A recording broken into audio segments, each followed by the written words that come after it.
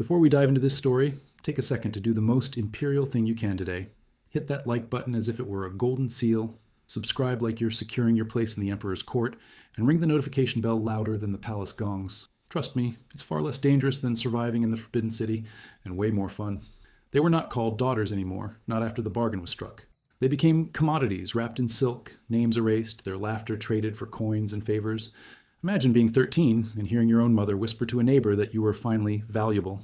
Valuable, not because of your dreams, but because the court would soon take you. It is a cruelty that settles heavy in the chest, a reality where girlhood was never allowed to blossom, only to be bartered away. The villagers might smile and say she was lucky, destined for luxury, but every step toward the palace gates was a step away from freedom, and every silk ribbon tied in her hair was another knot binding her to someone else's desires. The most unsettling part is how normal this felt to people of the time. Just as today some parents might push their children into endless piano lessons or beauty contests for status, back then the prize was a place in the imperial harem. You might laugh at the absurdity of comparing a modern talent show to a life sentence of servitude, but the pressure behind it isn't so different. People still measure worth by external approval, still sacrifice individuality at the altar of social climbing. The difference is that in the Forbidden City, the stakes were lethal. These girls, often barely teenagers, were scrubbed, polished, and paraded before men they had never spoken to. Their bodies were assessed with the same coldness as if one were inspecting porcelain vases. A single blemish on the skin could mean rejection. A slight squint of the eye could mean being sent back in disgrace. Imagine the terror of knowing your entire future depended on how well you smiled under candlelight, how gracefully you bowed, how convincingly you could hide your fear. And if you think job interviews today are brutal, picture one where the wrong answer might not just cost you employment, but could strip your family of its standing and condemn you to humiliation. Families who sold their daughters often told themselves stories to make the act more bearable. They said she would live among jewels, eat rare fruits, sleep on silk pillows. But what use is a velvet prison when the key is never in your own hand? The irony is that these comforts, meant to impress outsiders, were just camouflage for captivity. It's like decorating a cage with gold paint. The bird still cannot fly, no matter how dazzling the bars might look in the sun. Sometimes, I wonder if we, too, are decorating our cages today with our gadgets, our flashy lifestyles, convincing ourselves we are free while algorithms tell us what to buy, who to love, and even what to believe. Inside the palace, the transformation began immediately. A girl became property of the emperor, stripped of her family name, assigned a new identity that fit the hierarchy of the harem. She was taught to walk slower, to lower her eyes, to speak only when spoken to. It was not a life of learning or growth, but of unlearning everything that once made her human. Her favorite childhood game? Forgotten. Her spontaneous laughter? Disciplined out of her. Even her language changed. Words of longing for home were replaced by the rigid phrases of court etiquette. This was not just assimilation, it was annihilation of the self. The cruelty lies not only in what was done to these girls, but in how the system convinced everyone it was an honor. Villagers would boast that their daughter now lived among nobility, even while she wept herself to sleep in silken chambers. It is the same twisted pride we sometimes see today when people parade their suffering as success, working themselves sick to say they made it, or staying in toxic relationships because leaving would look like failure. The patterns of history echo louder than we want to admit. Those who entered the harem were not only prisoners of the emperor's whims, but also rivals trapped in the same cage. The palace was a labyrinth where beauty was both shield and sword, and where any moment of weakness could be turned into an opportunity for another. For a young girl who once played barefoot in dusty courtyards, this sudden reality was terrifying. And yet, many had to learn quickly to smile through it, because tears had no value here. They say diamonds are made under pressure, but in the court, pressure only crushed, rarely polished. Think about how fragile adolescence is even now. Teenagers worry about fitting in at school, about acne, about whether they sound strange in a conversation. Now multiply that by 1,000 and add the looming threat of exile or poison if you fail to impress the most powerful man in the kingdom. It's almost darkly comedic. Puberty was already torture enough, but in the Forbidden City it was state-sanctioned. While your average adolescent today hides pimples with concealer, those girls prayed their skin would not betray them to death. And yet, despite all this, there was still hope in their hearts, because humans cling to hope even when reason advises against it. Some believed they would be the one to win the emperor's favor, that their charm would grant them influence and perhaps even love. Hope, in this case, was both a survival mechanism and a cruel joke, a flickering candle in a palace where the wind never stopped blowing. Every night, they rehearsed smiles in the mirror, telling themselves tomorrow might be the day fortune shifted. Tomorrow, the emperor might notice them. Tomorrow, maybe they would matter. But tomorrow rarely came. And when it did, it often carried more weight than any of them could bear. The palace walls did not only imprison bodies, they rearranged entire destinies. Once a girl crossed through the gates, the marketplace of her youth and the warmth of her family became distant memories, replaced by corridors where whispers carried further than footsteps. It was here, in this maze of crimson halls and golden doors, that the ritual of being chosen unfolded, a performance staged night after night with the emperor as the sole audience. You might imagine a royal banquet or a festive ceremony, but the truth was far colder. It was a silent parade of girls who could not speak unless spoken to, who had to keep their eyes lowered even as their futures were decided in an instant.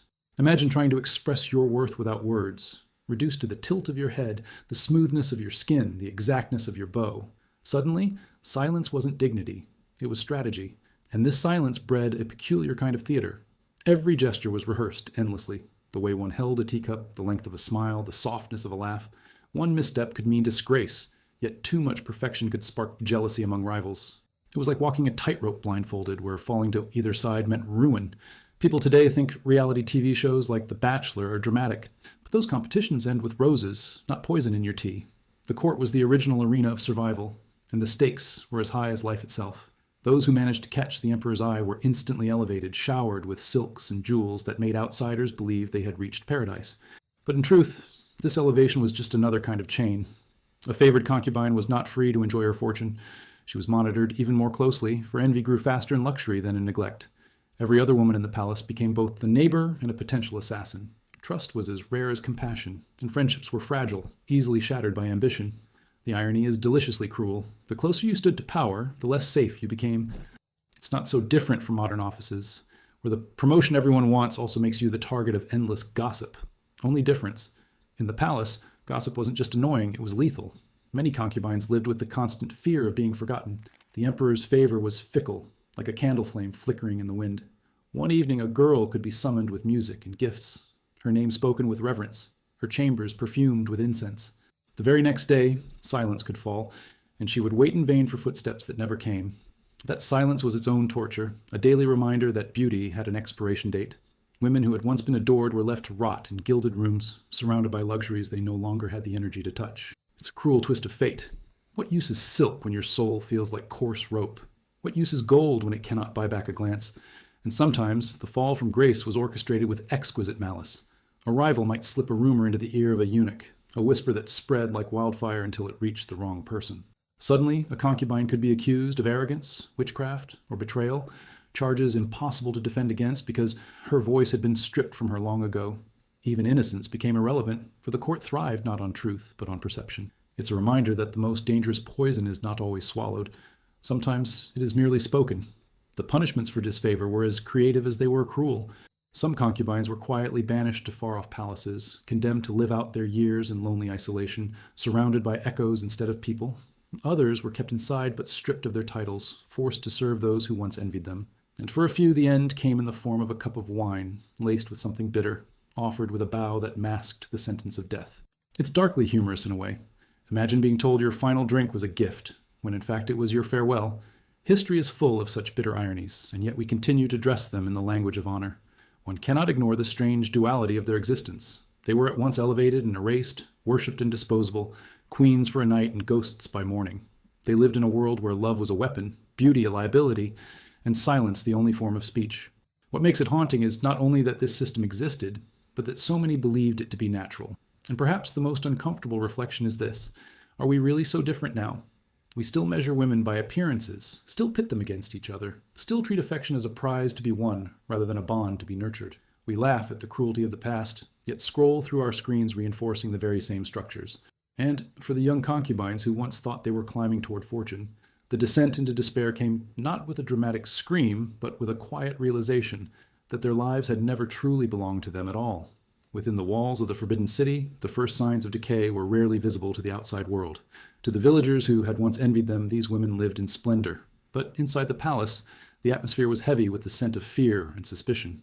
The concubines learned quickly that survival was less about beauty and more about navigating a battlefield where weapons were invisible but deadly. One glance too long, one word too soft, one mistaken posture, and you could awaken the fury of a rival or the cold indifference of the emperor.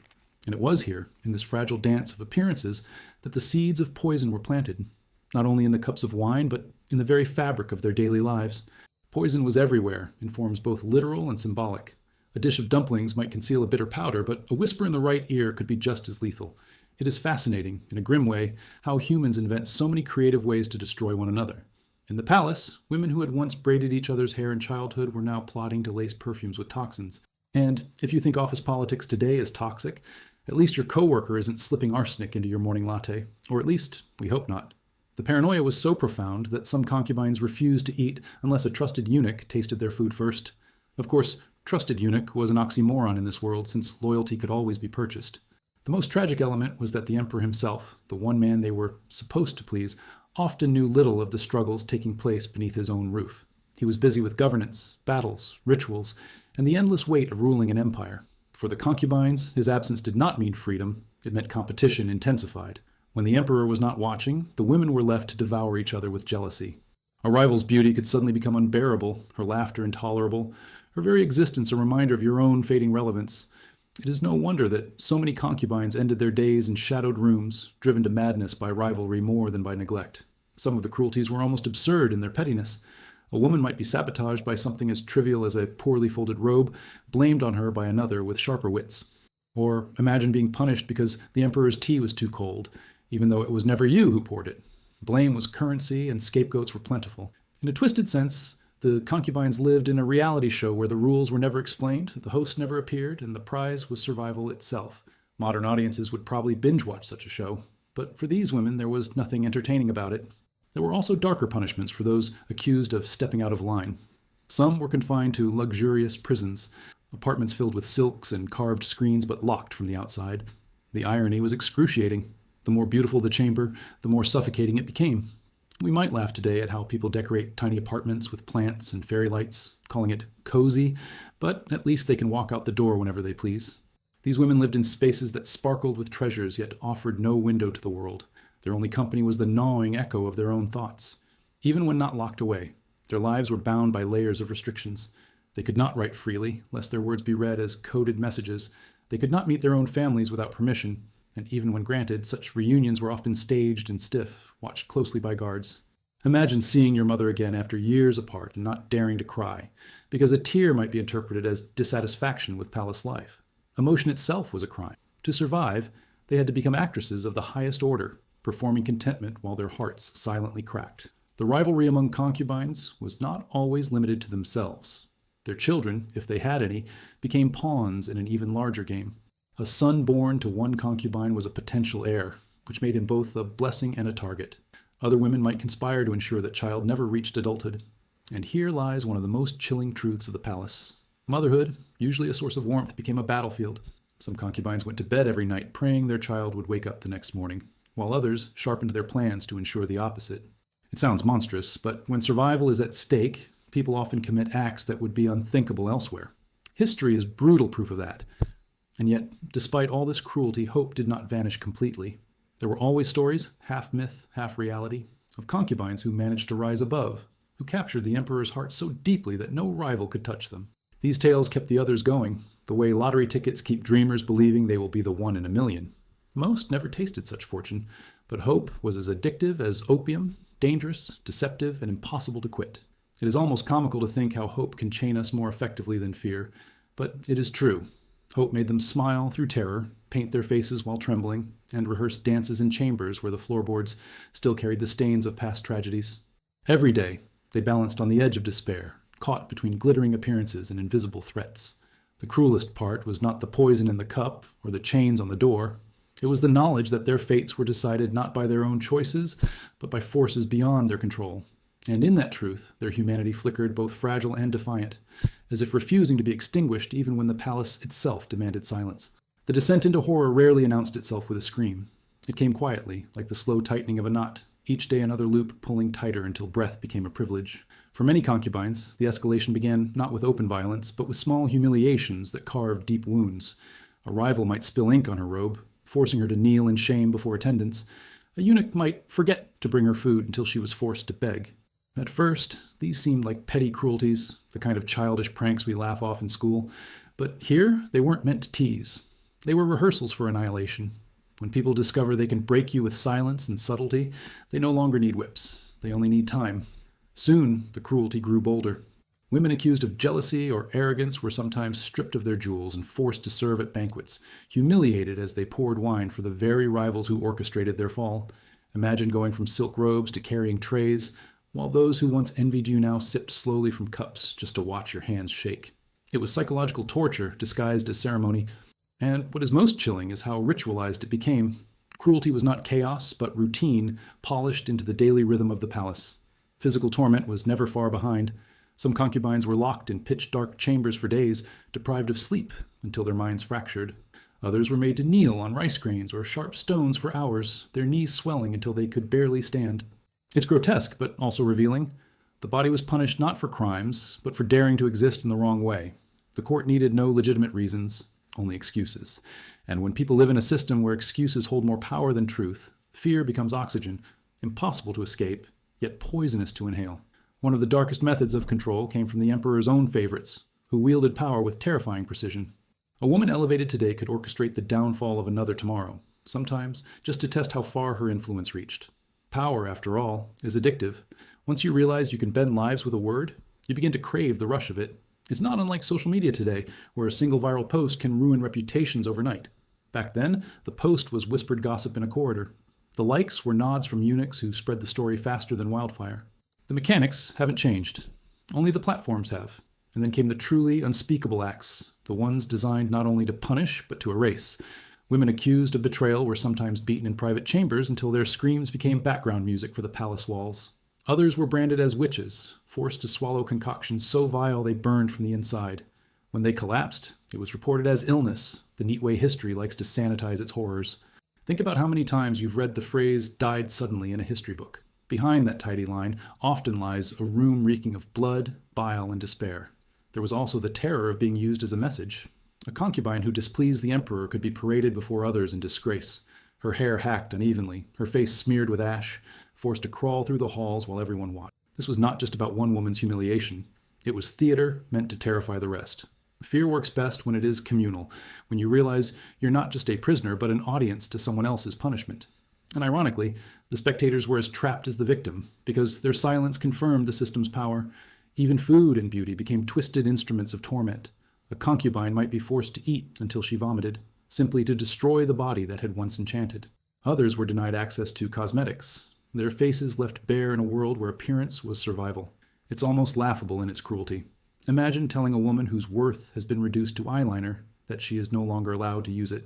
Stripped of powder and rouge, her face became both weapon and wound, a daily reminder that beauty, once currency, could also become a curse. And yet, amid this cruelty, the most terrifying weapon was isolation. To be cut off from human contact, to spend weeks without a voice addressing you by name, could drive even the strongest minds to collapse. People underestimate how much sanity depends on others seeing you. When no one says your name, it feels as if you no longer exist. In a strange way, this mirrors modern loneliness, surrounded by thousands online, yet aching for one real gaze. The palace perfected that torture centuries ago, proving that the absence of recognition can be deadlier than chains. Some concubines, desperate to survive, turned to superstition. They wore talismans under their robes, whispered prayers to ancestors, burned incense in secret corners of the palace. Hope became a ritual as rigid as the cruelty they endured. And though outsiders might dismiss it as primitive, who among us hasn't clung to something irrational when trapped in despair? Whether it's lucky socks before an exam or checking the horoscope before a date, belief often carries us when reason cannot. These women had little else but faith, fragile though it was to convince themselves they were still more than pawns. But faith alone could not protect them when the cruelty escalated beyond survival into spectacle. For some, death was no longer a possibility but a promise, hanging in the air like incense smoke, heavy and suffocating. And the greatest cruelty of all was that no one ever knew who would be next. There were moments when despair felt so thick it clung to the skin like damp silk, moments when the women believed there was no escape from the machinery of cruelty that kept the palace turning. And yet, history has always shown that even in the most suffocating of cages, someone eventually finds a crack in the walls. The turning point for some concubines was not grand rebellion, but small, almost invisible acts of defiance. A secret glance exchanged with a servant, a hidden letter smuggled to a relative, a prayer whispered too loudly in the dark, tiny gestures that carried the weight of survival. It is almost comical how revolutions often begin, not with thunder, but with whispers, like a leaking faucet that no one notices until the entire floor is flooded. One story told in the corridors spoke of a concubine who, tired of poison lurking in her food, began feeding every dish first to the palace cats. What began as self-preservation became legend. Whenever the emperor's household noticed cats mysteriously multiplying near her chambers, rumors spread that she had charmed the animals, that even fate itself bent to her will. In truth, she was simply clever, relying on the oldest survival tactic known to humankind, testing danger on someone else first. You might laugh, but isn't that what we do today with technology? We wait for the first users to crash and burn before updating our phones. Her trick was not only practical, but symbolic. It proved that survival could be carved from wit as much as from beauty. For others, the crack of liberation came when someone outside dared to look in. A eunuch weary of cruelty, a sympathetic servant, a visiting official disgusted by what he saw. These figures occasionally became lifelines. Their presence was proof that not every soul in the palace was corrupted. And while many kept silent, some took risks, whispering warnings, smuggling remedies, or carrying messages beyond the walls. It is strange to think how a single act of kindness, one that might seem small to us, could ripple like thunder in a place where compassion was outlawed. Kindness, in that environment, became rebellion itself. Yet the most profound moments of liberation often came when concubines themselves began to reclaim their voices. Sometimes it was through poetry, carved secretly into screens or whispered into the ears of trusted handmaidens. Words, fragile as they seemed, had the power to outlive their tormentors. Archaeologists centuries later would discover scraps of verses that hinted at their suffering and resilience. To write was to exist, and to exist was to defy erasure. Even today, when someone leaves a message scribbled on a bathroom wall or typed anonymously online, it carries the same essence, the refusal to disappear without leaving a trace. There were rare, extraordinary occasions when a concubine's suffering reached the ear of someone with true influence. A prince sympathetic to her pain, a visiting dignitary who questioned the emperor's judgment, or even the emperor himself in a rare moment of humanity. Sometimes these encounters shifted fate, granting the woman release from punishment or even a position of unexpected authority. Such stories became myth within the palace, fueling the fragile hope of others. Hope, again, became both chain and weapon, binding them to the dream of tomorrow while keeping them alive today. It is remarkable how hope behaves like a parasite and a medicine at once, draining and sustaining, killing and saving. But liberation did not always mean freedom in the literal sense. For many, it came in the form of emotional release, the day they realized fear no longer controlled them. One concubine, stripped of titles and jewels, found strange joy in being invisible. No longer summoned, no longer envied, she began to sing again, quietly at first, then louder. What was the worst they could do to her now? Her laughter echoed in halls that once swallowed sound. Freedom, in that moment, was not escape from the palace, but escape from its grip on her spirit. And isn't that what we all search for? To stop measuring life by the rules others impose, and instead define it on our own terms? Of course, some did escape in the literal sense. Though rare, there are accounts of women who disguised themselves as servants, who bribed guards with jewels sewn into hems, who vanished into the outside world like shadows dissolving at dawn. The irony is that outside the palace, life was harsh and uncertain, yet still preferable to the suffocating luxury of captivity. It makes one wonder, how many modern prisons do we accept because they are cushioned with comfort? Our jobs, our screens, our routines, all padded cages we convince ourselves are freedom. The concubine's choices remind us that sometimes true freedom begins the moment we choose discomfort over gilded confinement. The stories of those who survived and reclaimed their dignity became legends, whispered from one generation to another, sometimes distorted, sometimes embellished, but always carrying the seed of truth. They remind us that cruelty, no matter how absolute it seems, always plants the seed of its own undoing. A system built on silence eventually crumbles the moment someone dares to speak. And while not every concubine lived to see her liberation, their collective suffering carved lessons into history that outlived emperors, dynasties, and the palaces themselves. In the end, the most haunting image is not of their deaths, but of their persistence. Women who endured cages of silk and chains of gold, yet still found ways to resist. Their voices may have been hushed, their stories nearly erased, but the echoes remain, reminding us that survival itself can be a form of rebellion. And rebellion, no matter how small, always carries the promise of change lingering just beyond the next step. The palace had always been a place where endings felt inevitable, but the way they unfolded was rarely predictable. Death came not as a single blow, but as a performance, carefully staged, rehearsed, and concealed under layers of etiquette. Concubines, who had once been celebrated like goddesses, often vanished without ceremony, their names erased from records, their faces remembered only in gossip, whispered by trembling servants. What is chilling is not just the fact of their deaths, but the way the system transformed them into shadows. The silence around their endings was as deliberate as the cruelty that marked their lives. Some were ordered to drink a final cup of wine, dark and fragrant, offered with ritual bows and soft words. On the surface, it looked almost merciful, a dignified farewell. But in truth, It was simply another form of execution, poison disguised as courtesy. Imagine being told your life would end as a toast. It is grotesque and almost comical in its irony, the same way we sometimes celebrate retirements today with cheap cake in plastic boxes, as if sugar can disguise the bitterness of years lost. Ritual, in both cases, smooths the edges of pain but cannot erase it. Others were not granted such rituals. They were strangled quietly in their chambers, their bodies hidden before sunrise, their deaths reported as illness. The official records, neat and bloodless, transformed violent endings into clinical footnotes. It's remarkable how history loves tidy explanations. Natural causes is often code for something far darker. And isn't it strange that we still do this today? We soften truths with euphemisms, saying passed away instead of died, let go instead of fired.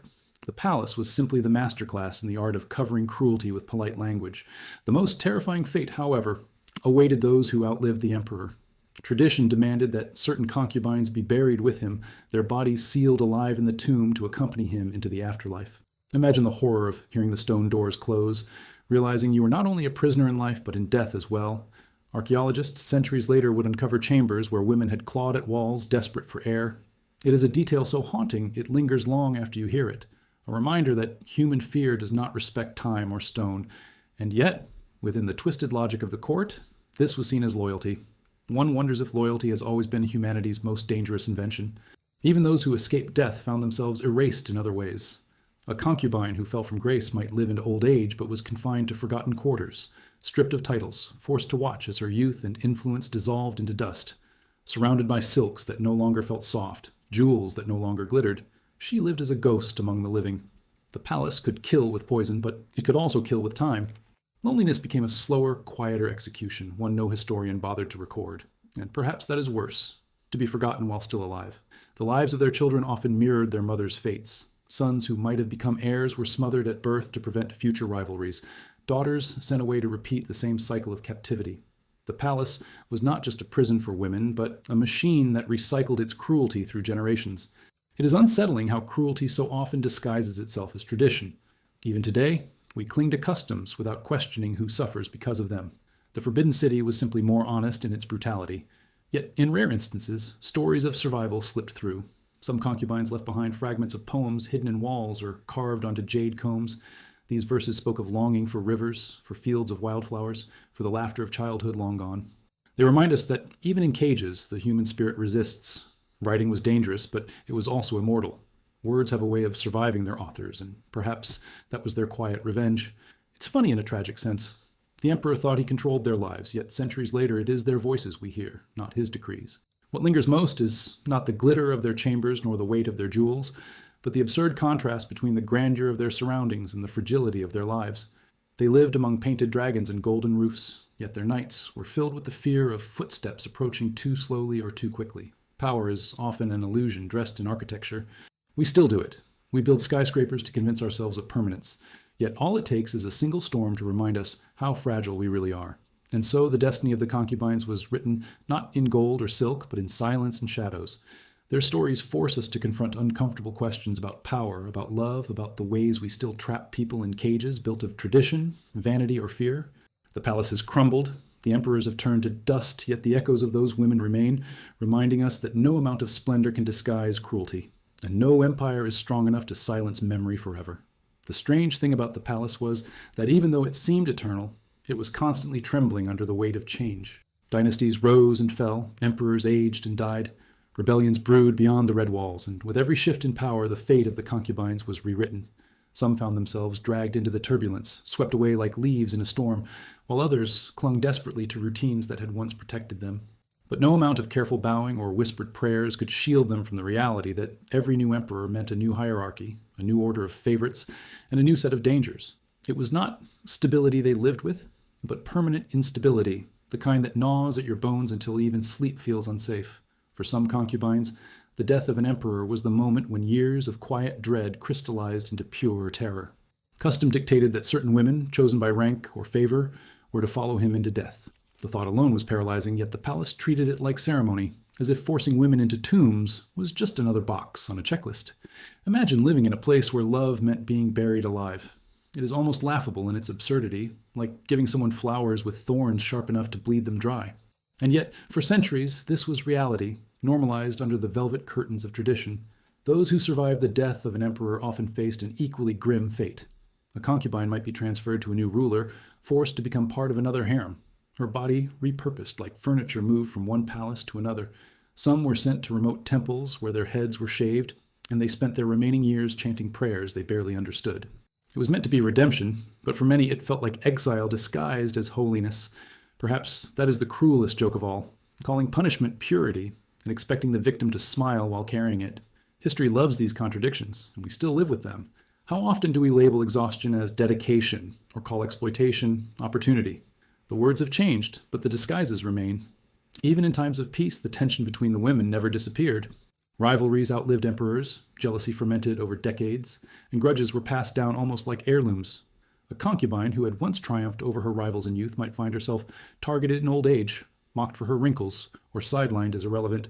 The palace was a place where aging was itself a crime, and beauty was a currency that expired quickly. There is something painfully familiar in that. How many of us still live in societies where a woman's worth is measured by the smoothness of her skin or the shine of her hair? The court was simply more honest in turning those prejudices into punishments. What made the environment even more surreal was the constant performance of luxury. Concubines who were on the brink of madness were still expected to wear embroidered robes, still expected to smile at feasts, still expected to bow gracefully as if they were untouched by suffering. The contradiction was maddening. It was like forcing someone to drown while complimenting the elegance of their swimming. This performance of happiness created a theater so convincing that outsiders genuinely believed these women lived in paradise. The truth, however, was that paradise with bars is still a prison. Stories of escape, though rare, always traveled far beyond the palace walls. One tale spoke of a concubine who disguised herself as a musician during a festival and slipped out in the confusion, vanishing into the crowds of the capital. Whether the story was real or not didn't matter. It was retold because it gave others something to cling to. Hope often survives better in rumor than in fact. Even today, we share stories of people quitting their jobs to live on beaches or walking away from toxic marriages overnight, and we retell them not because they happen often, but because they remind us that escape is possible.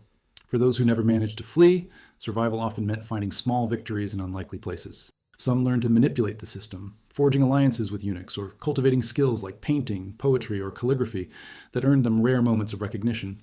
These acts of creation were not just hobbies, they were lifelines. To write a poem was to say, I exist. To paint a flower was to remind the world that beauty could bloom even in captivity.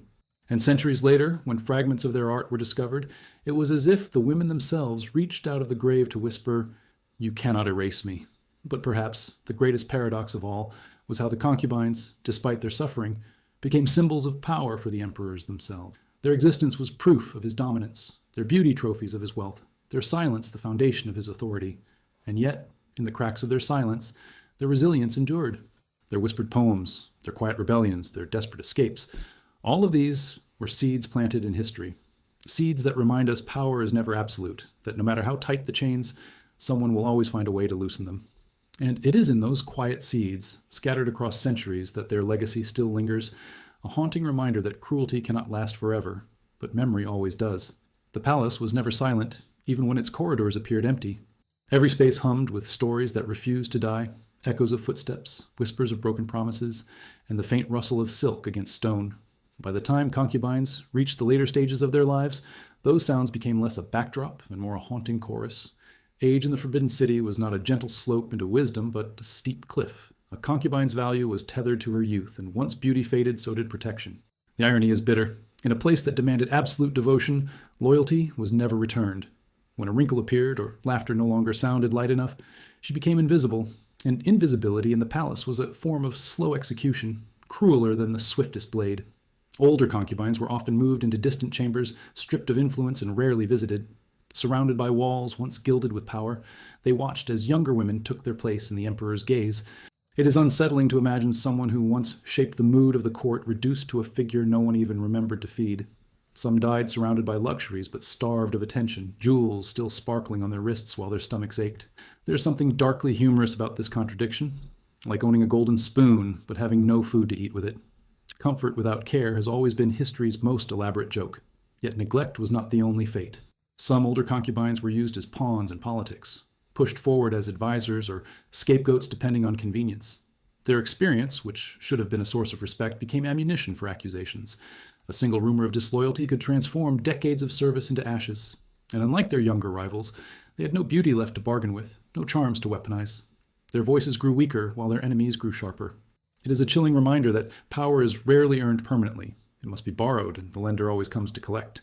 But even in decline, resilience often took surprising forms.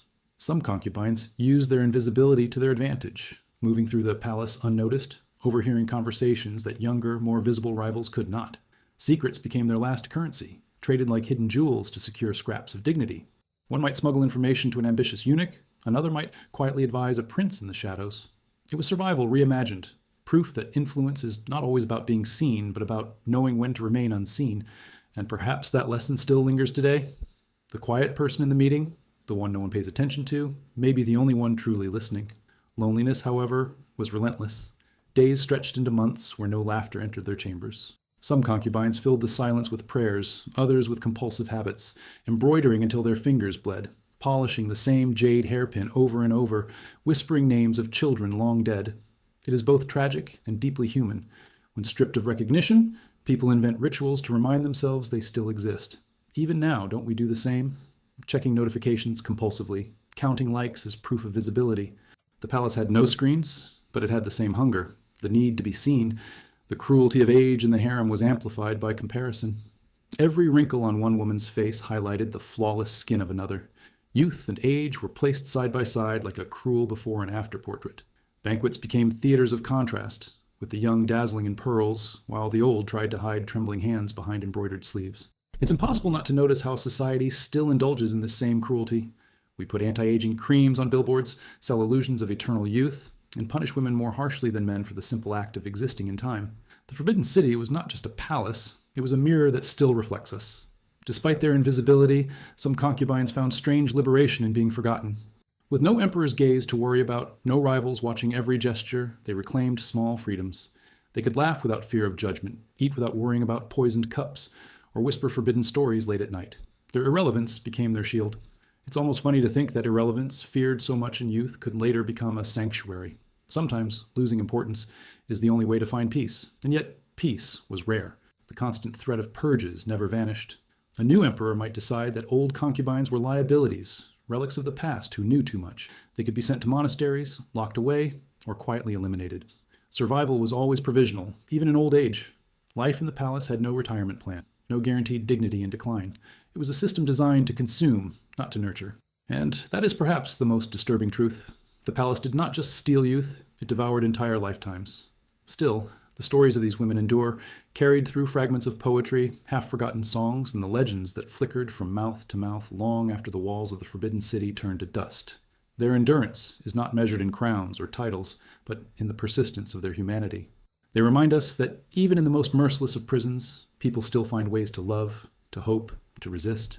Their shadows stretch far beyond their lifetimes, reaching us even now, asking us to look closely at our own gilded cages. And when we do, the unsettling realization is this: perhaps the concubines never truly vanished at all, because the systems that created them are still alive, reshaped and repainted, waiting to claim new prisoners under different names. There were moments in the palace when fear itself became an uninvited guest at every meal. The concubines lived in constant suspense, never certain whether the cup of wine before them was a symbol of honor or a silent death sentence. Poison became a language, subtle and precise, a way of removing rivals without leaving a visible wound. The women knew this too well, and their paranoia turned ordinary routines into rituals of survival. Some refused to eat until a eunuch tasted their food. Others sprinkled crumbs to the floor for stray cats to nibble first. Imagine living in a world where even dinner required a strategy. It almost makes our obsession with gluten-free or organic diets seem comical. At least modern food fads don't come with the threat of arsenic. But food was not the only weapon. Perfume, powder, and ointments were laced with toxins, transforming objects of beauty into silent assassins. A touch of rouge might blister the skin. A dab of oil might burn the lungs. Every gesture, every scent became suspect. To survive, concubines had to live like detectives, reading invisible clues in every detail. It's unsettling, but also fascinating. The palace was less a home and more a crime scene that never closed. What we now binge watch in crime documentaries, they lived in real time, without the luxury of pausing the episode. Jealousy drove much of this invisible warfare. If a woman received more attention from the emperor, her rivals plotted to erase her advantage. A compliment could be more dangerous than an insult because it marked her as a target. The irony is sharp. The very thing they were trained to crave, the the emperor's affection, often became the reason for their downfall. It's like finally getting the promotion at work, only to realize it comes with 20 new enemies and no vacation time. Victory in the palace was rarely a prize. It was a curse dressed in silk. Rumors were poison too, though harder to trace. A whisper carried by a eunuch, a story murmured during a feast, could destroy reputations faster than any toxin. Accusations of arrogance, witchcraft, or betrayal often required no proof. Once spoken, the words clung like stains no amount of bowing or begging could wash away. Words, after all, have always been more lethal than blades. We still see this truth unfold in modern life.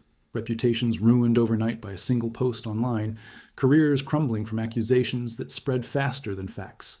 The palace simply perfected the art of cancel culture centuries before hashtags existed.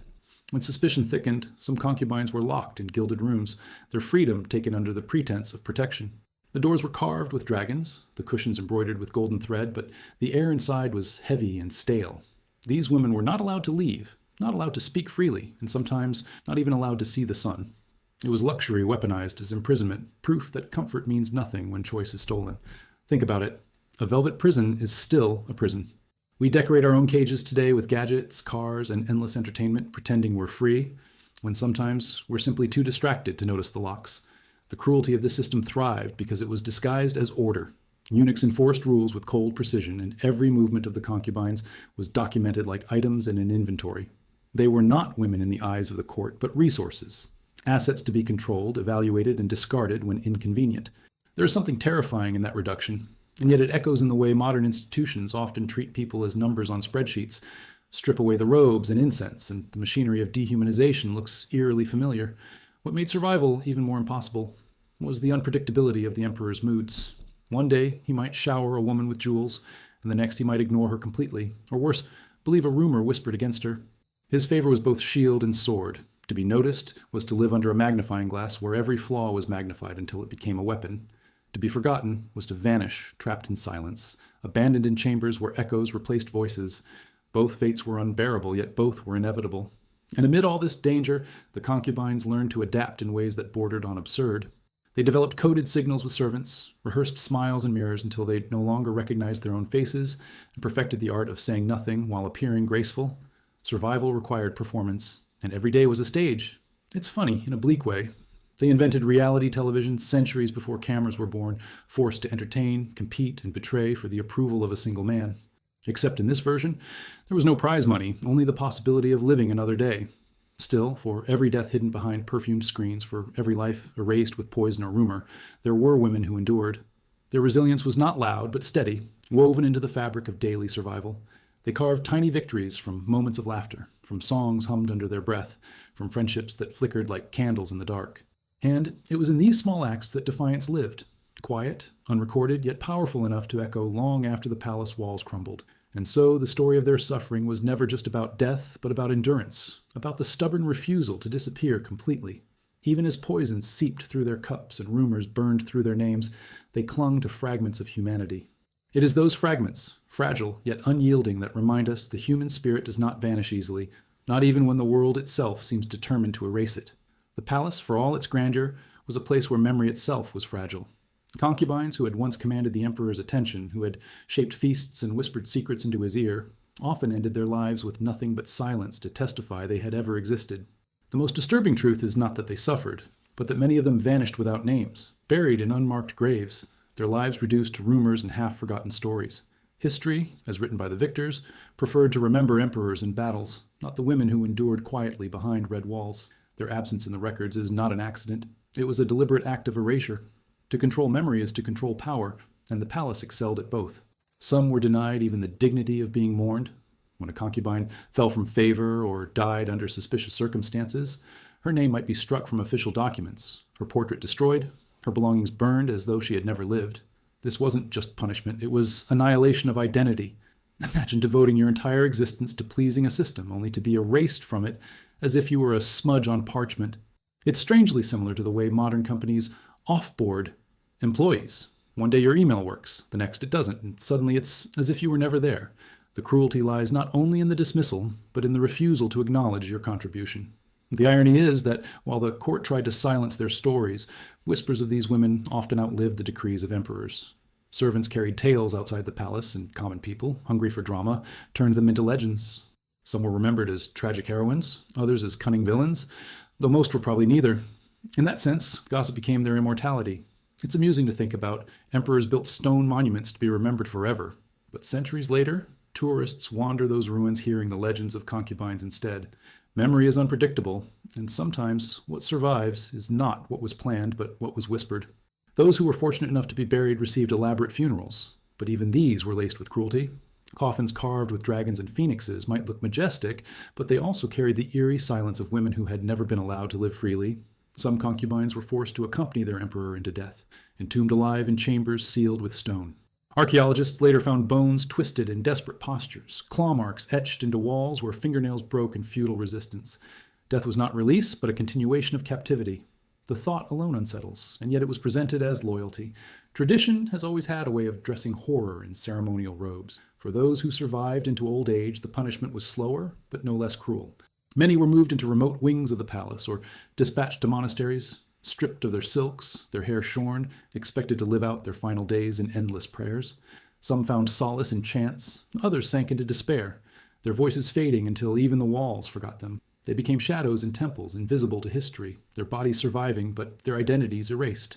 And isn't it strange how we still practice softer versions of this exile?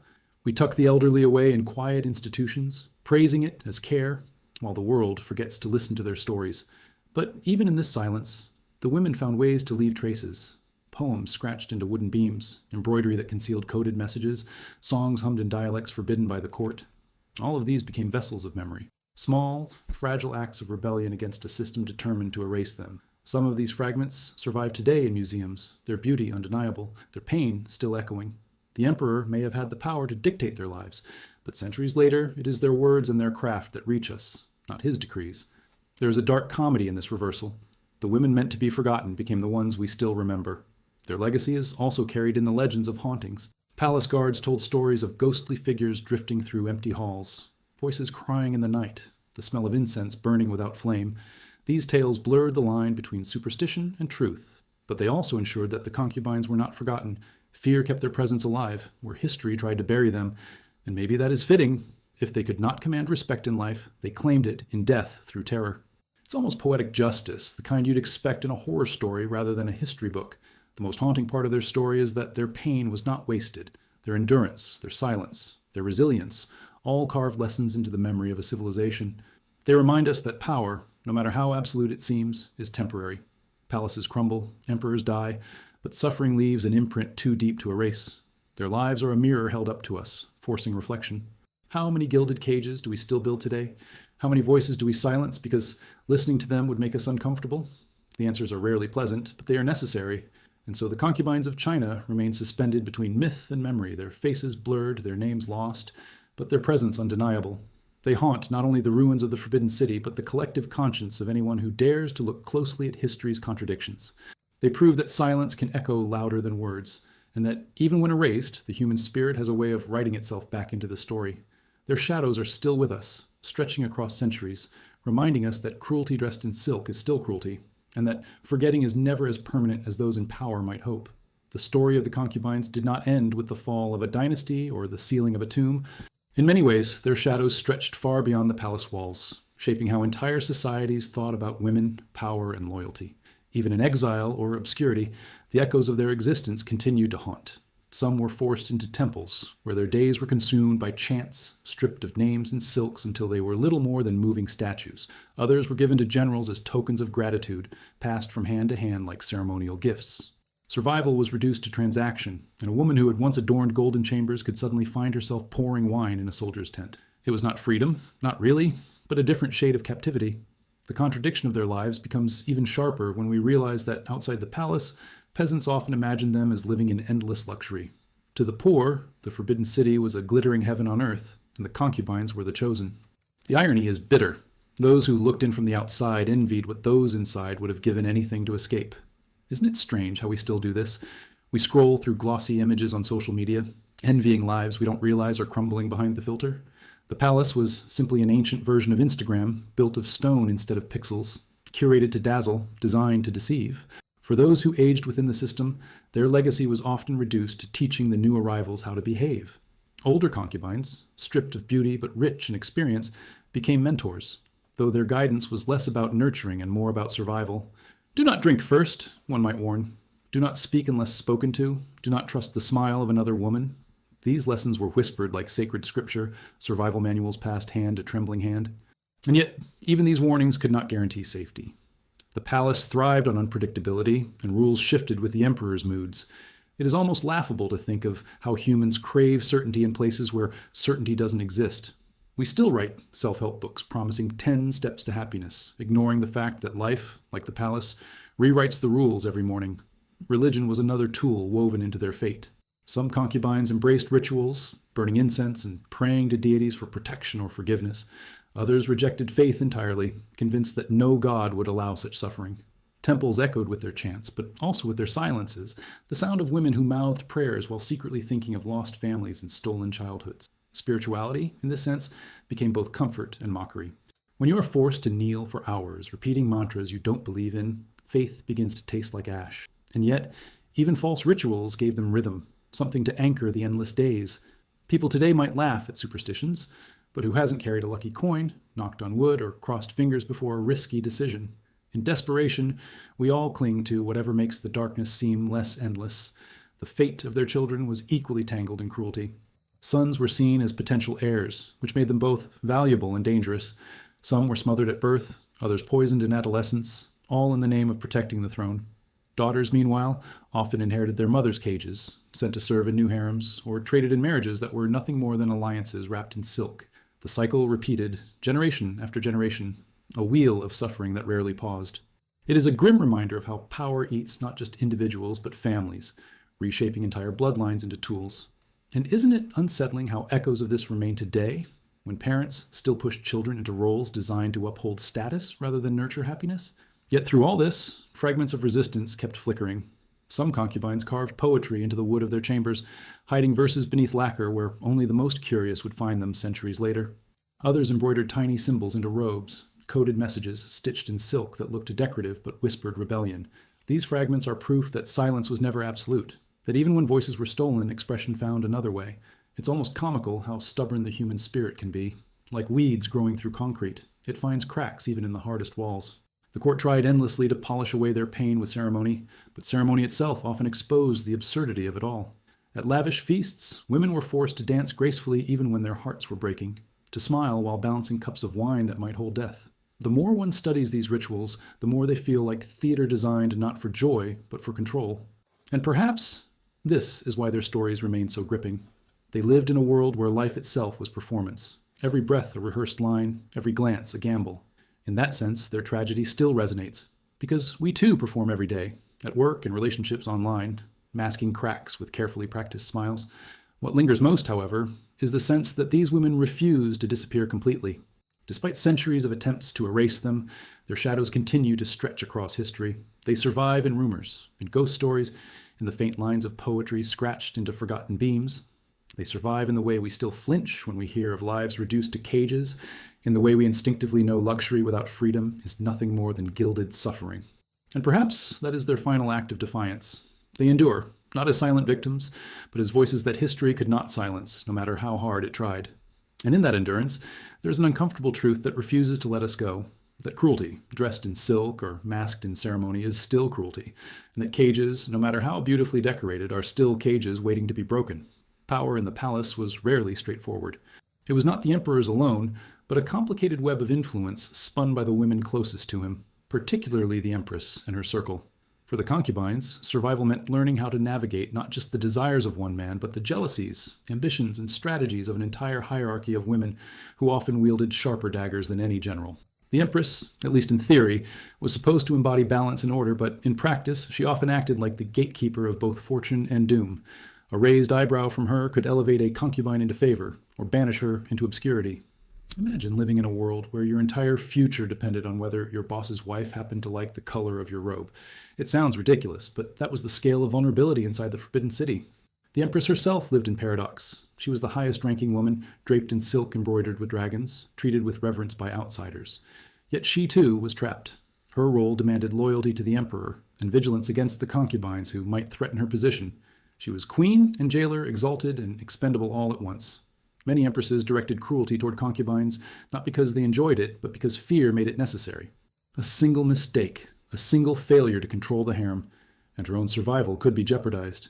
It's almost comical in a dark way. The woman with the most power in the palace still had to sleep with one eye open, constantly calculating which smile hid a knife. For the concubines, alliances with the empress could be both salvation and trap.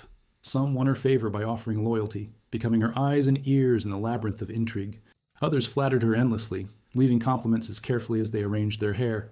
But any misstep could turn favor into fury. There are stories of concubines who thought themselves safe under an empress's wing, only to be discarded the moment their usefulness expired. Loyalty in the palace was transactional, as fragile as porcelain, and just as easily shattered. The lesson is unsettling yet familiar. Power built on fear is never truly stable, whether in a palace or in an office boardroom. Beyond the empress, the concubines also had to contend with each other. Rivalries were not occasional sparks, but constant flames. Every look, every gesture was interpreted as challenge or threat. Banquets became silent battlefields, where the placement of a seat or the length of applause for a performance could shift the entire balance of favor. Sometimes the battles were so absurd they border on comic. One record describes two women competing over whose hairpin was more beautiful, a petty quarrel that escalated into accusations of witchcraft. In an environment so tightly wound, even jewelry could become a weapon. If you've ever seen colleagues argue over who deserves the corner office, you'll recognize the same desperate pettiness. Only in the palace, the penalty for losing wasn't awkward small talk at lunch, but exile or worse. The eunuchs added yet another layer of complexity. They controlled access to the emperor. They carried messages. They managed daily life in the harem. To win the favor of a eunuch was often more valuable than catching the emperor's eye, because a eunuch could sabotage or smooth the path to attention. Concubines slipped them gifts, whispered bribes, even entrusted them with secrets. But eunuchs, too, were driven by survival, and loyalty could vanish the moment a better offer arrived. In many ways, they were the palace's original spin doctors, shaping narratives, planting rumors, deciding who was seen and who was invisible. It is no wonder some concubines feared the eunuchs more than the emperor himself.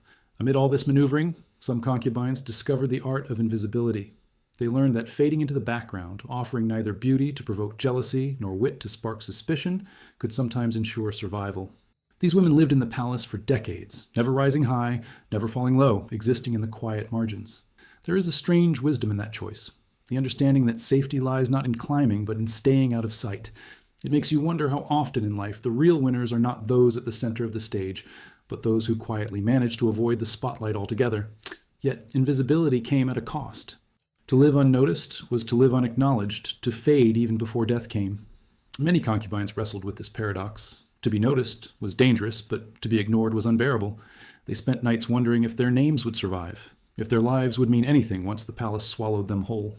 That haunting dilemma, the choice between danger and anonymity, is one we still wrestle with today. Do we crave recognition even when it hurts us? Or do we protect ourselves by disappearing into the background? In the end, the palace thrived on these contradictions, on a system that kept every woman half hopeful and half terrified. It was not just a prison of walls, but a prison of mirrors, reflecting each woman's ambitions back at her, until she no longer knew if her choices were her own or forced by the expectations of others.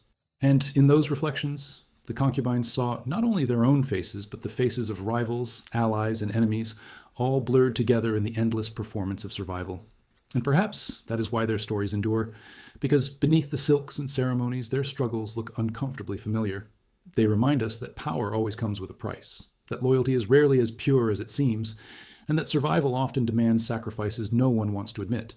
Their lives, twisted and tragic as they were, remain a mirror we hesitate to look into, because we might just see more of ourselves staring back than we would like to believe. Life in the Forbidden City was never just about surviving the Emperor's moods or the schemes of rivals. It was also about performance, the endless demand to be graceful, artistic, and endlessly entertaining. The concubines were not only companions, but living ornaments, expected to sing, dance, play instruments, and compose poetry that flattered the emperor and soothed the court. Their worth was measured not by who they truly were, but by how flawlessly they could perform. In a sense, they lived in the world's most dangerous talent show, where a missed note or clumsy gesture didn't just mean losing applause, it could mean losing your life. And if you've ever frozen up during karaoke, imagine how much worse it feels when the judge is an emperor who decides your fate.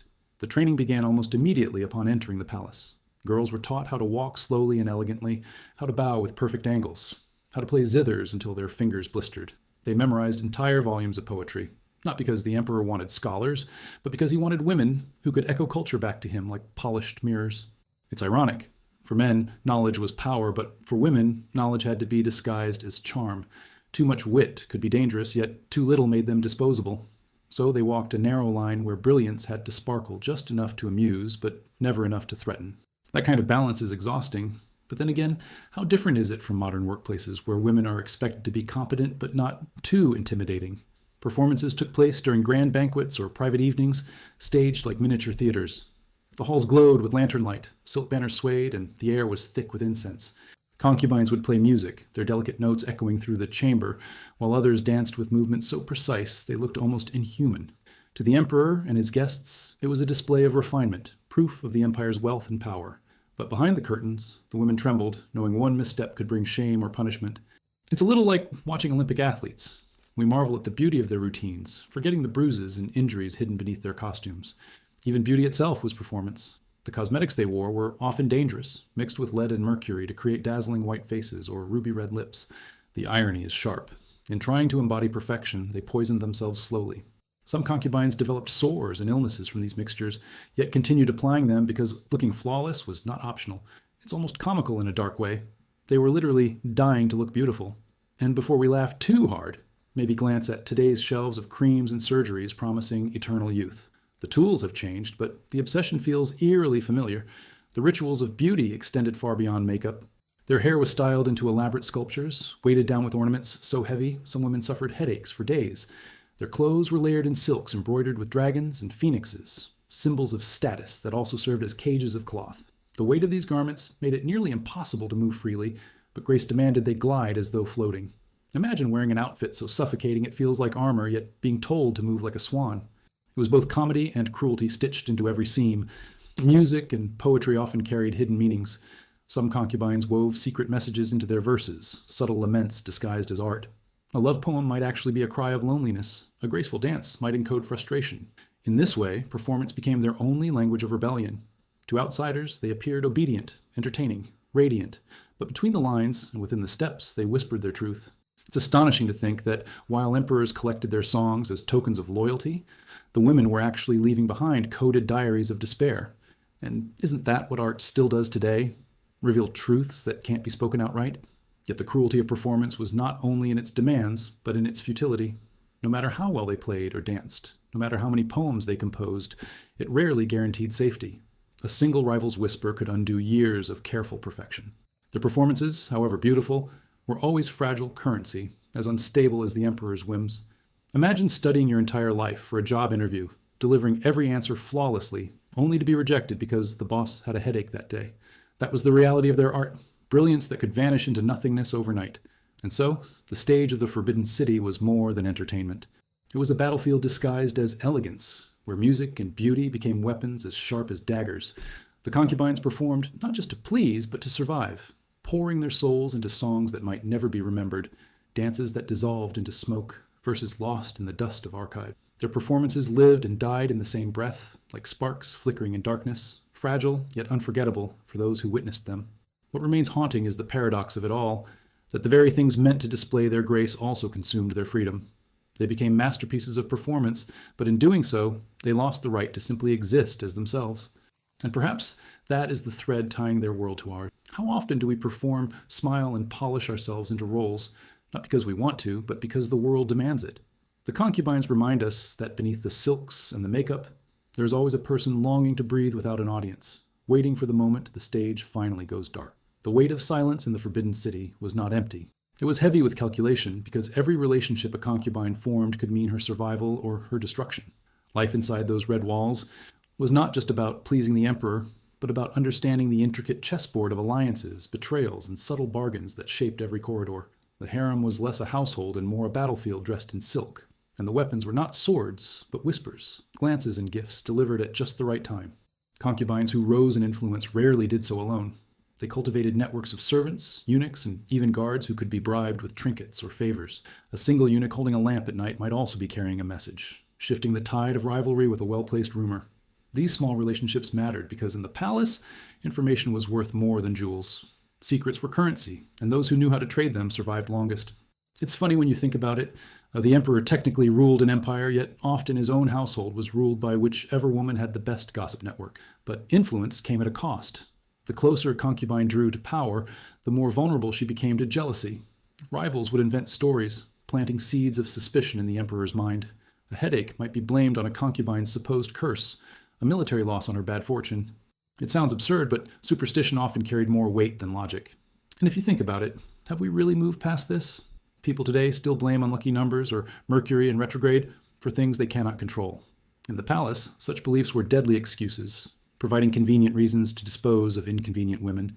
The empress herself was often at the center of these dynamics, both guardian and executioner of the concubines beneath her. Her role was not just to embody dignity, but to maintain order through fear. If she saw a concubine growing too influential, she might orchestrate her downfall, not always with open punishment, but with elegant cruelty. Perhaps the woman would be reassigned to distant quarters, her servants taken away, her meals delayed until hunger became humiliation. The empress did not need to raise her voice. She could unmake a life simply by allowing neglect to do the work for her. It was authority sharpened into silence.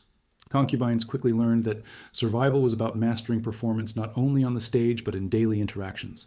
A smile could not be too bright, lest it provoke suspicion. A gift could not be too lavish, or it would be seen as bribery. Every action was calibrated, every gesture rehearsed, until even friendship became exhausting. Imagine trying to have a conversation where every word might be interpreted as loyalty or treachery. It's almost comic to think of how exhausting palace small talk must have been. Even asking, "How are you?" could sound like a trap. And yet, despite the hostility, fragile bonds sometimes formed. Women who shared the same fears occasionally leaned on one another, whispering secrets late at night, promising loyalty in a world where trust was nearly impossible. These alliances were fragile, like paper lanterns glowing in the wind, beautiful, hopeful, and always at risk of burning out. When betrayal inevitably came, it was not always because of malice, but because survival demanded it. Choosing oneself over another was the only way to live another day. It is unsettling, but it also forces us to reflect. How many of our own friendships bend under the weight of fear or ambition? The emperor, meanwhile, was not immune to manipulation. Concubines who understood his vanity often crafted their strategies around it. They praised his calligraphy, laughed at his jokes, listened as if his every word was a pearl of wisdom. It wasn't love, it was survival disguised as adoration. In a sense, the emperor himself became a prisoner of performance, never knowing if the affection he received was genuine or rehearsed. That irony is striking. The man who held ultimate power in the empire could not even trust the smiles in his own chambers. Stories tell of women who rose from obscurity to wield enormous influence, their voices shaping imperial decisions, steering politics through the subtle art of persuasion. Some used beauty, others intelligence, but all understood that their window of power was short. They had to seize it while it lasted, and when they fell, as they almost always did, their stories were buried under layers of ritual, their names often erased to protect the illusion of order. Power in the harem was like fire, brilliant when it burned, but it always left ashes behind. What remains haunting is how these dynamics echo far beyond the palace walls. The concubines remind us that human beings, when trapped in systems of control, will always find ways to manipulate, adapt, and survive. Whether through gossip, alliances, or calculated charm, they carved spaces of influence even when every door was locked against them. And perhaps that is why their stories linger, because beneath the silks and ceremonies they lived out the rawest truths of ambition, fear, and the hunger to matter. And in the end, what kept them alive was not simply obedience or beauty, but the ruthless intelligence to read a room, to sense the shift of power in the smallest detail, and to act before it was too late. It is this vigilance, this ability to survive in a world designed to erase them, that makes their story not just tragedy, but testimony to the resilience of the human spirit. And that resilience, though quiet, still echoes louder than the footsteps that once paced the emperor's halls. The palace was not just a prison of walls and courtyards, it was also a prison of rituals, each ceremony another chain disguised as splendor. Every day unfolded according to a strict script, from the moment the concubines awoke to the hour the lanterns dimmed. They were expected to rise at dawn, bathe in water infused with herbs, and prepare themselves as if the emperor might appear at any moment. It was exhausting theater. Imagine living your life as though an audience could burst into your room at any second. No lounging in pajamas, no lazy mornings. Even sleep was rehearsed because servants might report if a concubine snored too loudly or tossed too restlessly. In such a world, even dreams felt surveilled.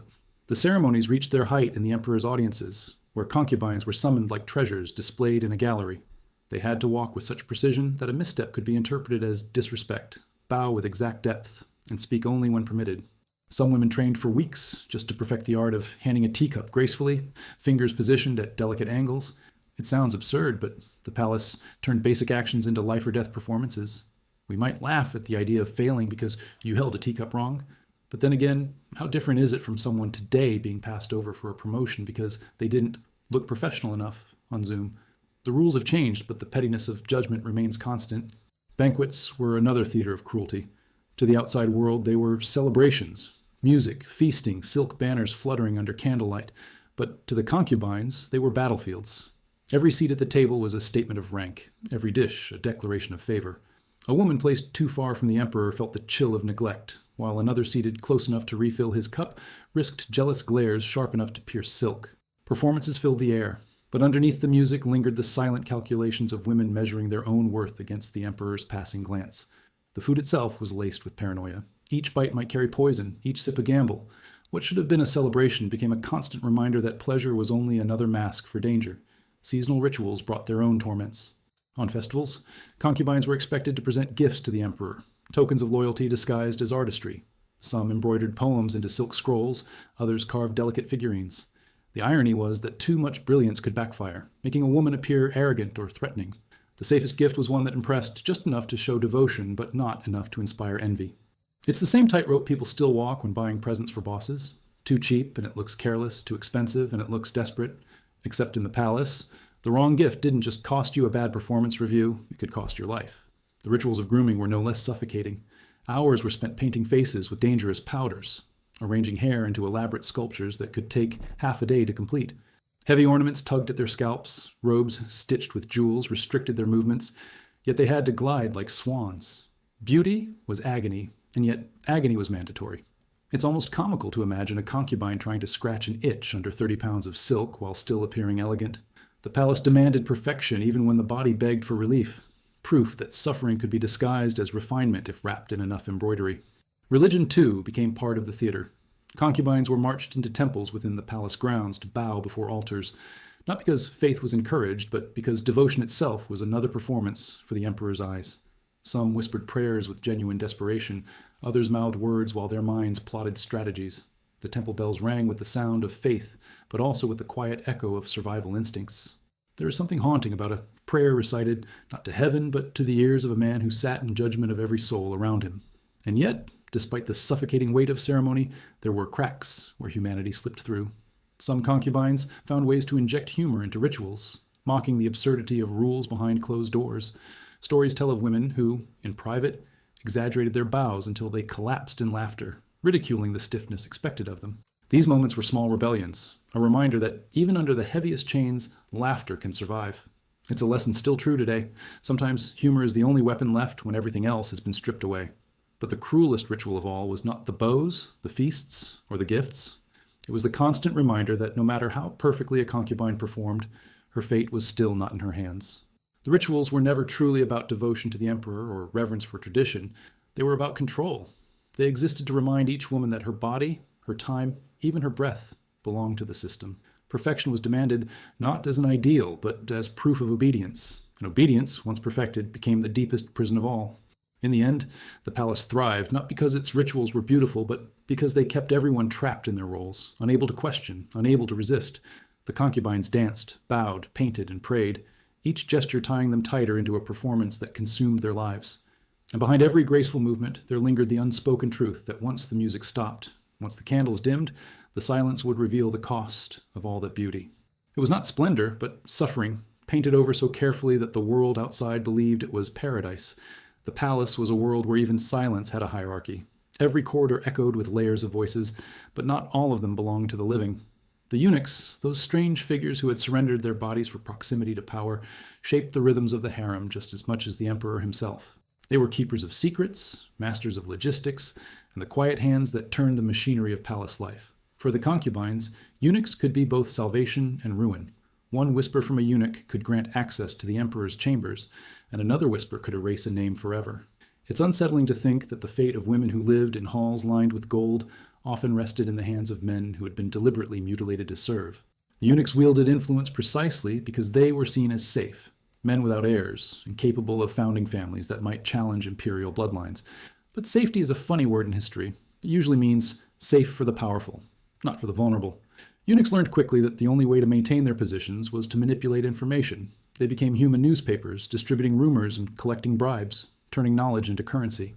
For the concubines, winning a eunuch's favor often mattered more than winning the emperor's heart. After all, the emperor's gaze was fleeting, but a eunuch's gossip could shape an entire month of survival. Imagine the anxiety of knowing your entire reputation depended on whether the palace's busiest gossip decided to like you that day. Many concubines tried to outwit this system by showering eunuchs with gifts: jade hairpins, silk robes, even bits of gold hidden in folds of fabric. Some succeeded, but others learned too late that generosity didn't guarantee loyalty. Eunuchs could be bought more than once, and whoever offered the better gift always won. Loyalty, in that sense, was less about trust and more about bidding wars. It's amusing in a grim way to realize that the palace wasn't so different from modern politics. Influence wasn't given to the righteous, but to whoever had the deepest pockets. The eunuchs weren't just servants, they were brokers in a black market of secrets. Beyond the eunuchs, the concubines also faced the invisible eyes of spies. Servants, guards, and even other concubines were encouraged to report suspicious behavior. A misplaced glance, a whispered prayer, or a letter written too carefully could all be twisted into accusations of treason. Suspicion was currency, and betrayal could be profitable. The court thrived by setting women against each other, ensuring that trust was a luxury few could afford. It was a masterclass in psychological warfare, centuries before the term even existed. And yet, people still do it. Workplaces filled with backstabbing, neighborhoods buzzing with gossip. The palace was simply the most extreme version of a game that never really ended. Even survival demanded performance. Concubines rehearsed their words as if every conversation was a trial. They practiced smiles and mirrors, trained their voices to sound sweet even when their hearts trembled, perfected bows until their backs ached. What they presented was not themselves, but a mask carefully sculpted for survival. Over time, the mask became so heavy that some forgot who they were beneath it. It's a truth that resonates uncomfortably even now. How many of us perform daily roles, disguising exhaustion with smiles, bending ourselves into shapes demanded by others? The palace just made those performances lethal. The emperor himself became a distant figure in this web, a man both omnipresent and strangely absent. For most concubines, he was less a husband than an unpredictable storm. His moods shifted without warning, his affections vanished overnight, and yet everything revolved around him. The irony is that while the emperor sat at the center of the palace, he was often the least accessible. To reach him, concubines had to maneuver through layers of eunuchs, rivalries, and ceremonies, as though approaching a god hidden behind curtains. He was both the source of their suffering and the prize they were forced to chase. But in chasing him, they often lost themselves. And when the emperor did summon a woman, it was less intimacy than ritual. Concubines were bathed, perfumed, dressed in specific robes, then carried on palanquins to his chambers, sometimes announced by officials who recorded every movement as if it were state business. Even intimacy became politics, another ledger to be balanced. These encounters were not about love, but about demonstrating power. And for the women, they were often terrifying auditions. The outcome could mean sudden elevation or sudden doom. Imagine a first date where one wrong gesture could decide the rest of your life. It sounds absurd, but for them, it was reality. The palace, in its endless schemes and performances, created a strange paradox. Everyone was both prisoner and warden. Eunuchs controlled concubines manipulated eunuchs, and the empress ruled over both, and the emperor drifted above them like an unreachable sun. Every relationship was a transaction, every smile a negotiation, every silence a strategy. And within that suffocating cycle, humanity flickered but never fully died. The concubines laughed in secret, whispered their frustrations, found brief comfort in shared glances, and sometimes even dared to dream of a life beyond the walls. Those dreams, fragile though they were, became the last rebellion. To dream of freedom while living in a cage is to refuse complete surrender. And that refusal is perhaps the most haunting detail of all. That even in a palace built to consume, women still clung to shards of themselves hidden behind masks, whispered through poetry, carried in silence. It was their way of saying, without words, that they were more than the roles imposed upon them, more than the whispers and rituals, more than the emperor's passing gaze. And that unspoken defiance kept their shadows alive, long after the golden roofs of the Forbidden City began to fade beneath the dust of centuries. In the heart of the Forbidden City, fear was never a scream. It was a whisper. Concubines understood that the greatest dangers were rarely loud. They arrived quietly, disguised as laughter at a banquet, or a servant's pause that lingered too long in the doorway. By the time suspicion reached a woman's ears, it had already taken root, spreading like ivy through the palace walls. What made it unbearable was how invisible the threats were. No one came with swords. Instead, danger came in folded notes, subtle gestures, or a bowl of soup that tasted just a little too bitter. Imagine trying to survive when even silence could kill you. It almost makes office gossip look merciful. At least in modern times, rumors rarely come with arsenic on the side. The concubines became experts in reading atmospheres. They could tell from the way a eunuch bowed whether the emperor's mood was stormy or calm. They measured safety in glances, like sailors reading the sky before a storm. Their survival was tied not to strength or courage, but to sensitivity so sharp it was exhausting.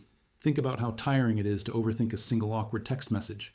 Now multiply that by 1,000, and imagine your entire life depended on correctly guessing what someone really meant. That was the art of survival in the harem. Emotional intelligence sharpened into a weapon. Yet, despite their vigilance, the unpredictability of life inside the palace created an almost surreal world. One night, a woman could be dressed in gold, her chambers filled with musicians, her name on everyone's lips. The next morning, she could be accused of arrogance or witchcraft, dragged away in silence. The same faces that praised her beauty yesterday would avoid her today, as though she had already turned into a ghost. What is fascinating is how quickly power evaporated, how favor could dissolve overnight. It's a sobering reminder that what feels permanent rarely is. Empires fall, fortunes vanish, jobs disappear. The concubines simply lived this truth compressed into terrifying speed. For those who endured, the paranoia often bled into absurd rituals. Some concubines refused to drink tea unless it was poured by their most trusted maid.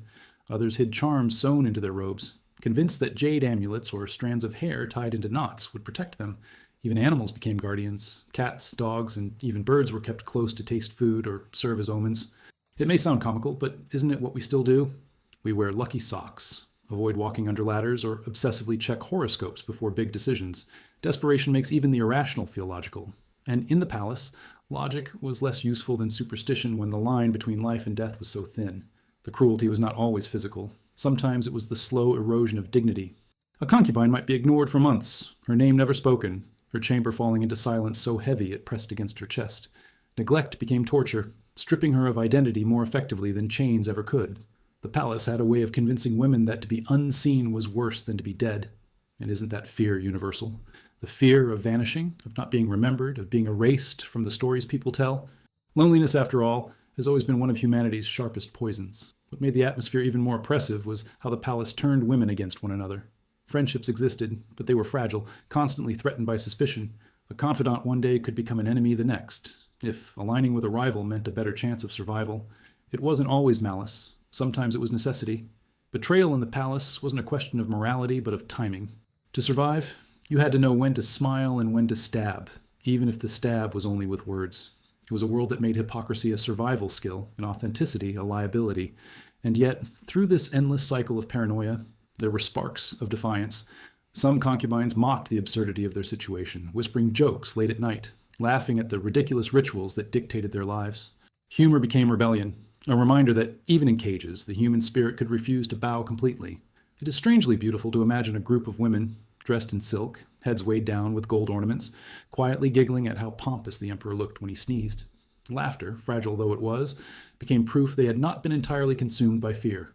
The palace, for all its grandeur, thrived on invisibility. Its cruelty was not just in what it did, but in how it made suffering vanish behind painted walls and embroidered curtains. Outsiders saw only elegance, the shimmering robes, the graceful dances, the magnificent banquets. They never saw the trembling hands, the sleepless nights, the endless rehearsals of survival. The concubines were both spectacle and secret, forced to play roles that hid their truths. And perhaps that is why their stories still echo. Because behind every performance of perfection, there's always a hidden fracture, a crack through which the truth eventually escapes. And when the truth did escape, it carried with it the weight of centuries, reminding us that cruelty thrives not because it is loud, but because it is disguised as order. The Forbidden City was less a palace than a theater of fear, where every gesture was staged and every silence was scripted. And in that theater, the concubines were both actresses and prisoners, living lives so fragile they could shatter at the sound of a single whisper. The palace was built on the illusion that beauty and order could conceal suffering. But beneath the surface, there were fractures that widened with every passing season. Concubines were not only victims of rivalry and suspicion, they were also instruments in the grand machinery of politics. Every glance from the emperor, every invitation to share wine was not just personal, it was political theater. Behind closed doors, women became the currency of alliances, their presence a symbol of power negotiated between clans. A concubine's smile at the emperor could send ripples through the empire, shifting the balance between families that had spent decades maneuvering for influence. It's strange to think of a gesture so small carrying the weight of armies, but in the Forbidden City, subtleties were sharper than swords. Families outside the palace often celebrated when one of their daughters entered the harem, as if her beauty had secured their lineage a permanent stake in power. Yet the truth was darker. These women were pawns, sent into a battlefield disguised as luxury, their lives spent securing prestige for men who rarely thought about them once the palace doors shut. Some concubines understood this game early and turned it into their own weapon, leveraging their positions to feed information back to their families. Others became trapped, forgotten by both court and kin, left to fade in chambers where their only company was silence. The paradox is unsettling. The very act meant to strengthen a family could just as easily erase its daughters from memory. And yet, politics inside the palace was never limited to the emperor and the clans. Princes, ministers, and even visiting dignitaries played roles in this web of influence. Concubines were sometimes instructed to charm foreign guests, their smiles becoming part of diplomatic strategies. A misplaced word or poorly timed expression could affect treaties, sparking suspicion or resentment. In that sense, they were unofficial diplomats, though never acknowledged as such. It's almost comic to picture the emperor discussing trade with one hand, while a concubine's carefully rehearsed glance was carrying just as much weight in the negotiation. History tends to remember the generals and the ink on treaties, but the unspoken influence of these women lingered in ways no archive could record. But within this machinery, cracks of vulnerability often broke through. Concubines sometimes bore sons, and with them came both opportunity and danger. A son meant potential power, but it also meant potential execution, depending on how the tides of succession turned. Some mothers hid their joy, pretending indifference, to protect their children from rivals. Others watched helplessly as infants were taken away, raised not by their mothers, but by servants loyal to the throne. It is hard to imagine the ache of carrying a child only to have him become both your pride and your greatest risk. And yet, this cruel paradox was routine. It's as if motherhood itself was rewritten as strategy, stripped of tenderness and loaded with peril. The daughters of concubines were rarely spared either. Many were sent into arranged marriages that bound them to noble houses or neighboring kingdoms, their fates determined not by love but by convenience. Some were even placed into other harems, repeating the cycle that had consumed their mothers. The palace, in that sense, was less a single cage and more a factory of cages, exporting women into lives just as suffocating as the one inside its walls. And still, outsiders envied them, convinced that silk and jewels meant happiness. Isn't it remarkable how easily people believe that wealth guarantees freedom? As if gold chains are somehow lighter than iron ones. The intersection of politics and survival bred strange alliances. Some concubines learned to ally with princes, quietly guiding their ambitions, shaping their rise or fall. Others attached themselves to powerful eunuchs who controlled the flow of information and gifts. Each alliance was dangerous, for a shift in power could drag down everyone connected. To thrive, a concubine had to become a strategist, part diplomat, part gambler, part actress. And yet, even the cleverest often fell to forces beyond their control. A storm at the border, a rebellion in a distant province, or an emperor's sudden illness could erase years of careful maneuvering in a single night. Still, the most haunting truth is how invisible their influence often remained. They may have whispered words that altered history, offered advice that swayed decisions, or raised sons who carried dynasties forward. Yet their names were rarely recorded, their contributions dissolved into the anonymity of the harem. History loved emperors, tolerated ministers, and occasionally remembered generals, but women's voices were left in the shadows. It is ironic. The emperor could not rule without them, and yet they were written out of the story as though they had never existed. But fragments survive, scattered like seeds, poems hidden in silk sleeves, embroidery stitched with secret symbols, gossip that escaped the walls and settled into legend. These fragments reveal not just suffering, but sharp intelligence, resilience, and even humor. Some concubines mocked the emperor in riddles he never noticed, while others found ways to outwit rivals through clever performances. They were not just victims, they were survivors, players in a game no one expected them to win. And though most did not, their persistence leaves us with something more powerful than victory. The reminder that, even when silenced, human beings find ways to leave echoes. And perhaps that is the deepest lesson of all. That power is not always recorded, but it is always felt. The concubines may not have written laws or led armies, but their presence shaped the very heart of the empire. Their lives remind us that history is never just what is written on scrolls. It is also what lingers in whispers, what survives in shadows, what resists erasure even when the world insists on forgetting. And those whispers still reach us, centuries later, carrying stories of women who lived and schemed and dreamed beneath roofs of gold, their resilience more enduring than any dynasty. The later years of a concubine's life were rarely gentle. Time, which should have brought wisdom and respect, often delivered only invisibility. The palace that once demanded their beauty now treated their aging bodies as reminders of impermanence, shadows to be hidden behind silk screens. Wrinkles were not lines of survival, but marks of obsolescence. For women who had once been paraded like treasures, the sudden silence of being ignored cut deeper than poison. Imagine having been rehearsed your entire life to perform, only to discover that the stage lights had dimmed without warning. It wasn't just neglect, It was erasure disguised as routine. Some older concubines were relegated to distant quarters, their chambers stripped of attendants and finery. The walls that once echoed with musicians now held only the creak of wooden doors and the shuffle of forgotten footsteps. It is haunting to think that in a palace bursting with color and sound, whole lives dissolved into silence. Yet this neglect carried its own bitter irony.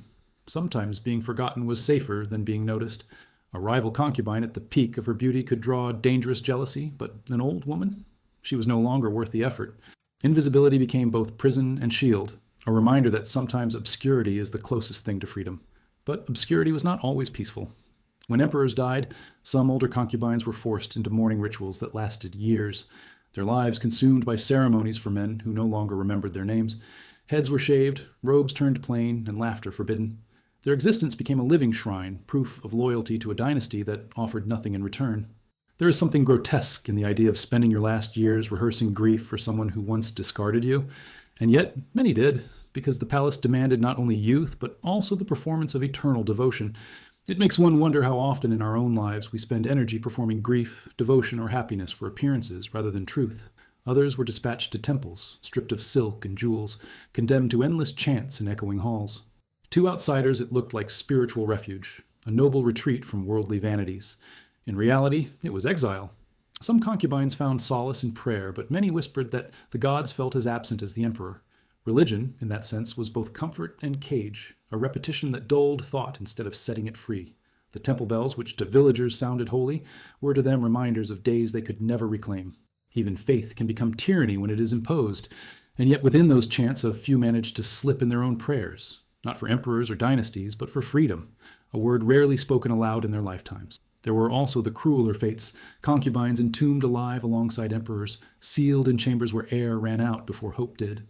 Archaeologists later discovered fingernail marks etched into stone, desperate evidence that loyalty was not willing but forced. The dynasty called it tradition. History reveals it as horror. What unsettles most is how normalized it became. No one questioned whether loyalty should cost a life, because ritual disguised cruelty so perfectly. And perhaps that is why rituals are so dangerous. They convince us that repetition equals truth, even when repetition is just another form of violence. Yet even in decline, some concubines clung to fragments of power. They became mentors to younger women, teaching them the subtle art of survival. These lessons were not delivered with affection, but with the sharpness of necessity. Never drink first, never trust the kindest smile, never think beauty will save you. In their words was the wisdom of scars, passed down like hidden maps. It's striking that even in their invisibility, they could still shape the future, their voices carrying quietly through generations of women who would face the same cages. And isn't that the paradox of suffering? It often survives longer as advice than as memory. In their solitude, many turned to art. Poems etched into wood, embroidery that concealed coded laments, songs hummed softly into the night. These creations were never meant for emperors or history books. They were meant for themselves, fragile anchors against the tide of erasure. Some of these fragments survive today, proof that even in silence, expression found a way to breathe. They remind us that the human spirit resists annihilation, not with grand gestures, but with small, stubborn sparks. It's almost comic to think that while emperors built monuments of stone, it was women's quiet poems stitched into fabric that endured more vividly in memory. And so, the later lives of concubines became a strange mix of invisibility, ritual, exile, and quiet rebellion. They faded from view, but they did not disappear. Their presence lingered in whispers, in art, in the cracks of history that refused to close. The palace may have consumed their youth, their beauty, their names, but it could not consume entirely the echoes of their defiance. Those echoes still reach us, reminding us that even in gilded cages, resilience takes root, and sometimes the faintest voice outlives the loudest crown. The Forbidden City was not only a prison of walls and rules, it was also a prison of memory. The fate of the concubines did not end with their last breath, but with how they were remembered, or deliberately forgotten. To live was to perform, but to die was to risk vanishing altogether. The court decided whose names would be inscribed in official scrolls, whose portraits would be painted, and whose existence would be erased as though they had never lived. It was not enough to control their lives. The palace sought to control their afterlives as well. Imagine having every step of your life dictated, only to discover that even your death would not belong to you. For the favored few, memory was preserved in lacquer and ink. Their portraits were painted with delicate brushstrokes, faces frozen forever in youth, their stories polished into legends of loyalty and beauty. But these portraits were not truth. They were propaganda. The emperor wanted history to remember him surrounded by flawless women, not fragile ones. Wrinkles, sorrows, and scars were edited out with brush and pigment. It's a little like today's obsession with Photoshop. The person in the portrait looks perfect, but the truth is buried under layers of illusion. And while the emperor's legacy glowed, the women themselves disappeared behind the mask of idealized beauty. Most concubines, however, never earned even a false portrait. Their names were struck from records, their rooms reassigned, their belongings burned. They were erased so efficiently that even their descendants might never know they existed. The palace had perfected the art of silence, as deadly as poison but harder to trace. What's haunting is how effective erasure can be. History books often celebrate the grand, forgetting the countless lives that gave shape to it. It is a chilling reminder that being forgotten can be more final than dying, and yet, ironically, their absence speaks louder now, because absence itself demands explanation. But while official records erased them, their stories survived in whispers. Servants carried tales beyond the palace, weaving them into legends. Some became ghost stories, tales of concubines who wandered the halls at night, their sorrowful cries echoing under the moonlight. Others were turned into parables, warnings about ambition, jealousy, or misplaced trust. It's fascinating how gossip, considered frivolous at the time, became the most enduring record of their lives. While emperors obsessed over stone monuments, it was rumors that slipped free of the palace gates and outlasted dynasties. Perhaps that's the ultimate comedy of history. The stories meant to be hidden are often the ones we remember most vividly. Even archaeology has unearthed fragments of their voices. In sealed boxes, archaeologists discovered combs etched with poems, scraps of silk embroidered with hidden verses, jade hairpins inscribed with names that never made it into official records. These were not grand declarations, but small acts of resistance, proof that the women refused to be erased entirely. To hold one of those objects today is to feel the pulse of someone who once lived, laughed, and suffered in silence. It is extraordinary to realize that while emperors sought permanence through marble and gold, it was the fragile objects of women, silk, wood, jade, that whispered louder across centuries. Some concubines even found ways to haunt memory deliberately. Tales spread of women who cursed the dynasty with their last breaths vowing revenge. When famines struck or rebellions broke out, common people claimed the concubines' spirits were punishing the empire. Superstition gave them the power history denied, transforming them from forgotten victims into figures of dread. It is strange but oddly fitting that women denied a voice in life were given one in death through fear. And if you think about it, don't we still do this? When someone powerless finally breaks free, we often label them dangerous rather than admitting we ignored them too long. What lingers most is not the palace walls, now silent and crumbling, but the echoes of those who lived inside them. Their lives remind us that history is not only the story of emperors and wars, but also of those who endured in silence, whose resilience left no monuments, but whose shadows remain. The concubines' stories invite us to question what kind of traces we leave behind, and whether being remembered truthfully is more important than being remembered at all. And perhaps the cruelest paradox of all is this: the very system that tried to erase them ensured their immortality. Their silence became noise, their absence became presence, their forgotten names became the stories that haunt us now.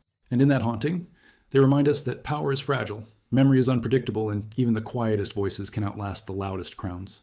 Life inside the Forbidden City was a spectacle of contradictions, and nowhere was this more evident than in the way concubines were forced to embody ideals of femininity that had little to do with reality.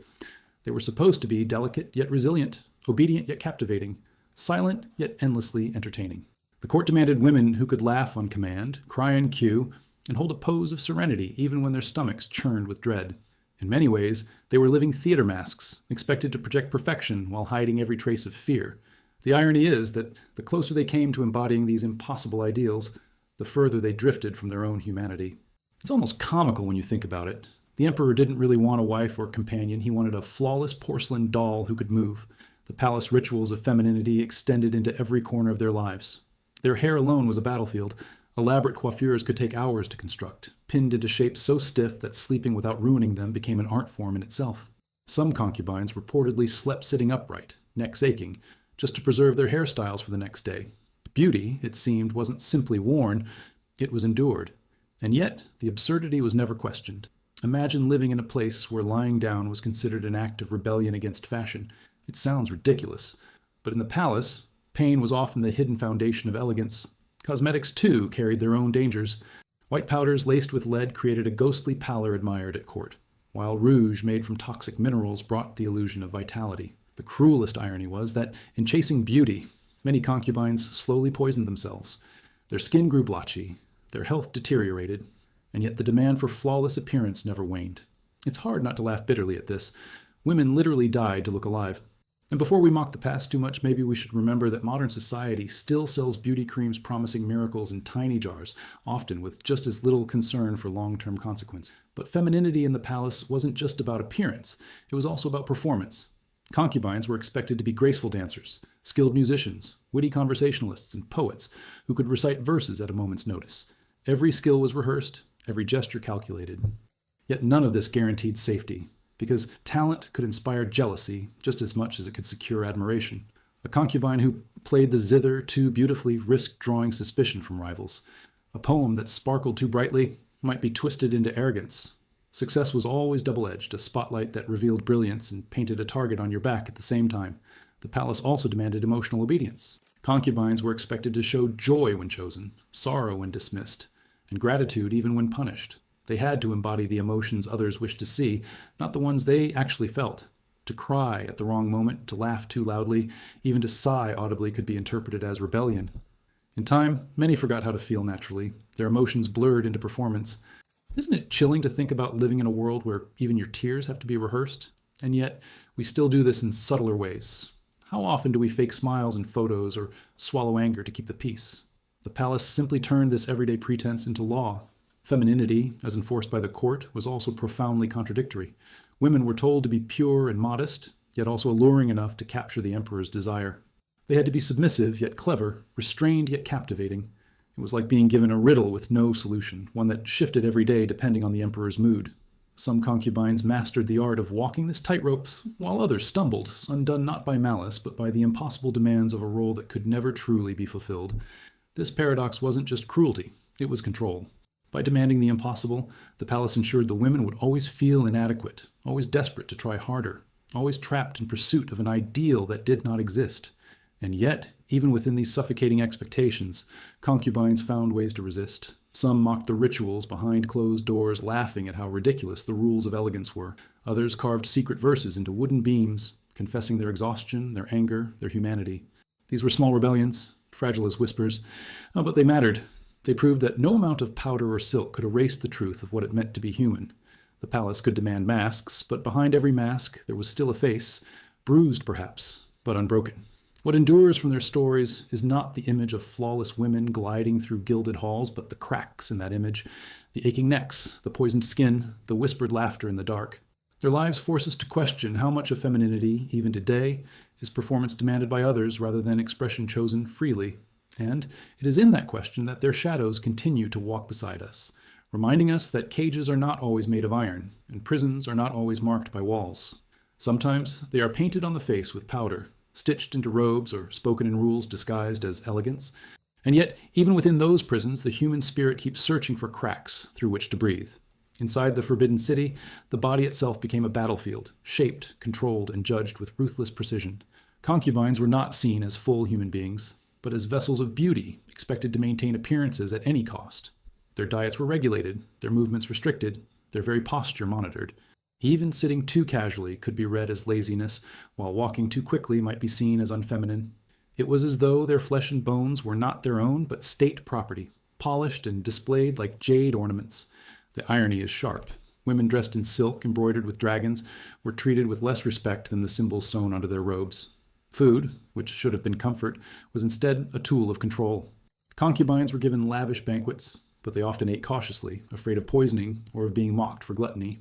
Some nibbled only at fruit or rice, not out of choice but fear. Others starved themselves to maintain delicate figures, convinced that thinness would please the emperor more than fullness.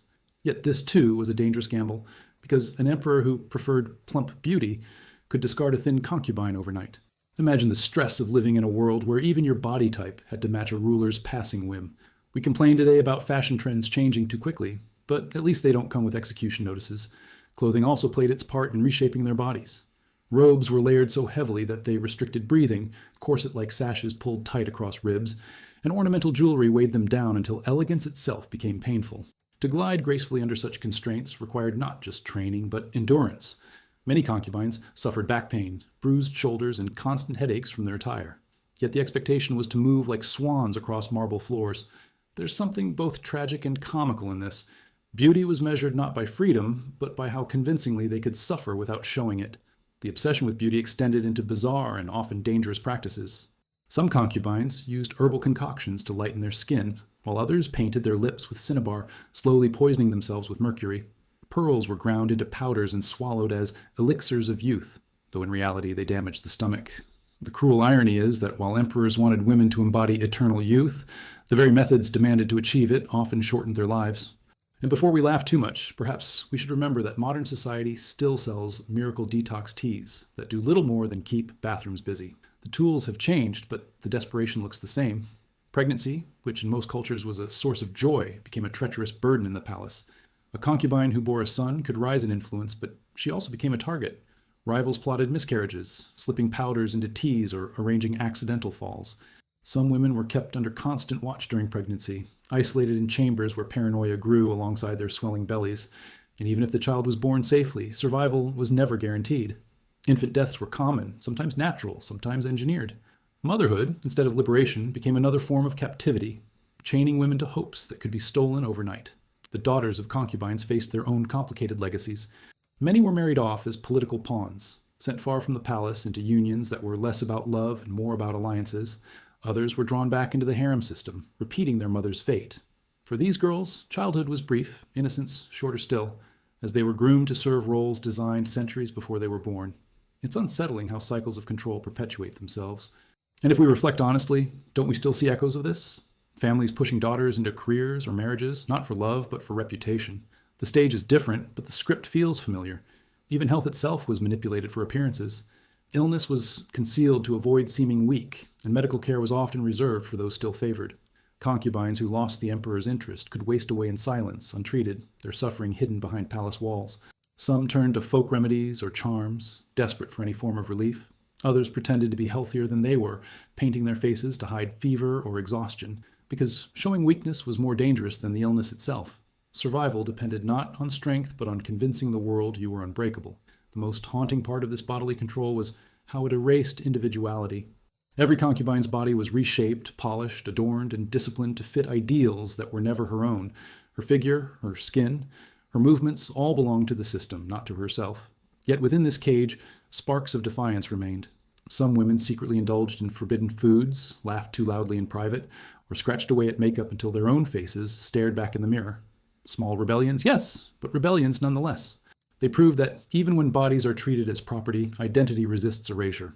And so the body, which should have been the most intimate possession, became the most public battlefield. Concubines carried their prisons not only in the walls around them, but in the weight of their own flesh, reshaped and controlled until it no longer felt like theirs. But within that prison, the human spirit found cracks, moments of humor, of longing, of stubborn refusal. And those cracks, fragile though they were, remind us that even when beauty is weaponized as a chain, there's always the quiet possibility of breaking free, not by escaping the palace, but by refusing, in small ways, to let the palace own the soul inside the body. The Forbidden City was a place where silence often screamed louder than words, and where rituals were not just ceremonies, but weapons. Every festival, every seasonal celebration, became another stage where concubines were displayed, judged, and measured against one another. To the outside world, these occasions appeared dazzling. Lanterns glowing like a second sun, banquets heavy with jade cups and lacquered dishes, the emperor seated like a living god at the center of it all. But for the women inside, these were not moments of joy. They were auditions, traps, and trials disguised as celebration. Imagine attending your own birthday party only to discover it was really a job interview where the wrong smile could cost you your life. During the Lunar New Year, concubines presented the emperor with gifts they had spent weeks preparing: a silk fan embroidered with poems, a jade carving polished until it glowed, or rare teas hidden in ornate boxes. But the rules of gift-giving were cruel. A gift too modest was seen as careless, while one too grand was branded as arrogance. It was like trying to hit the bullseye on a target that moved every day depending on the emperor's mood. Some women rehearsed for weeks, anxiously debating which token would please him most, only to find their choice dismissed with a wave of the hand. The palace turned generosity into a gamble, one in which the prize was survival. Feasts carried their own layers of tension. Dishes were chosen not only for flavor but for symbolism. Fish for abundance, dumplings for fortune, sweet rice cakes for unity.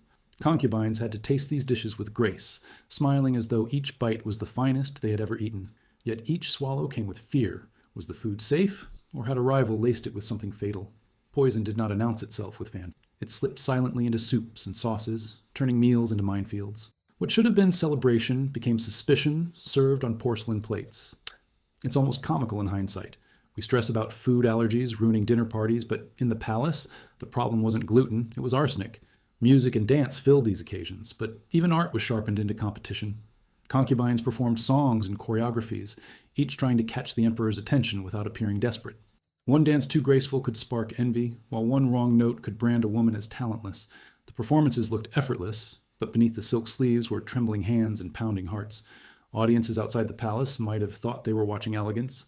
In truth, they were watching fear choreographed into beauty. It was survival dressed as entertainment. Seasonal rituals also demanded obedience and prayer. Concubines were led to temples within the palace grounds, their heads bowed, their hands clasped, as they prayed for the emperor's health and the empire's prosperity. To disobey or falter in these rituals was unthinkable. Faith, whether genuine or not, became another mask to wear. Some women prayed sincerely, whispering their hopes into incense smoke. Others mouthed the words mechanically, their minds far away, longing for families they might never see again. It's strange how rituals meant to connect people with heaven often became chains that bound them tighter to the earth. One of the most elaborate events was the Mid-Autumn Festival, where lanterns lit the courtyards in endless patterns, casting the palace in a surreal glow. Concubines presented mooncakes with intricate designs, symbols of unity that carried hidden messages depending on their patterns. A phoenix carved into the crust might be read as ambition, while a lotus suggested purity. Even desserts carried political weight.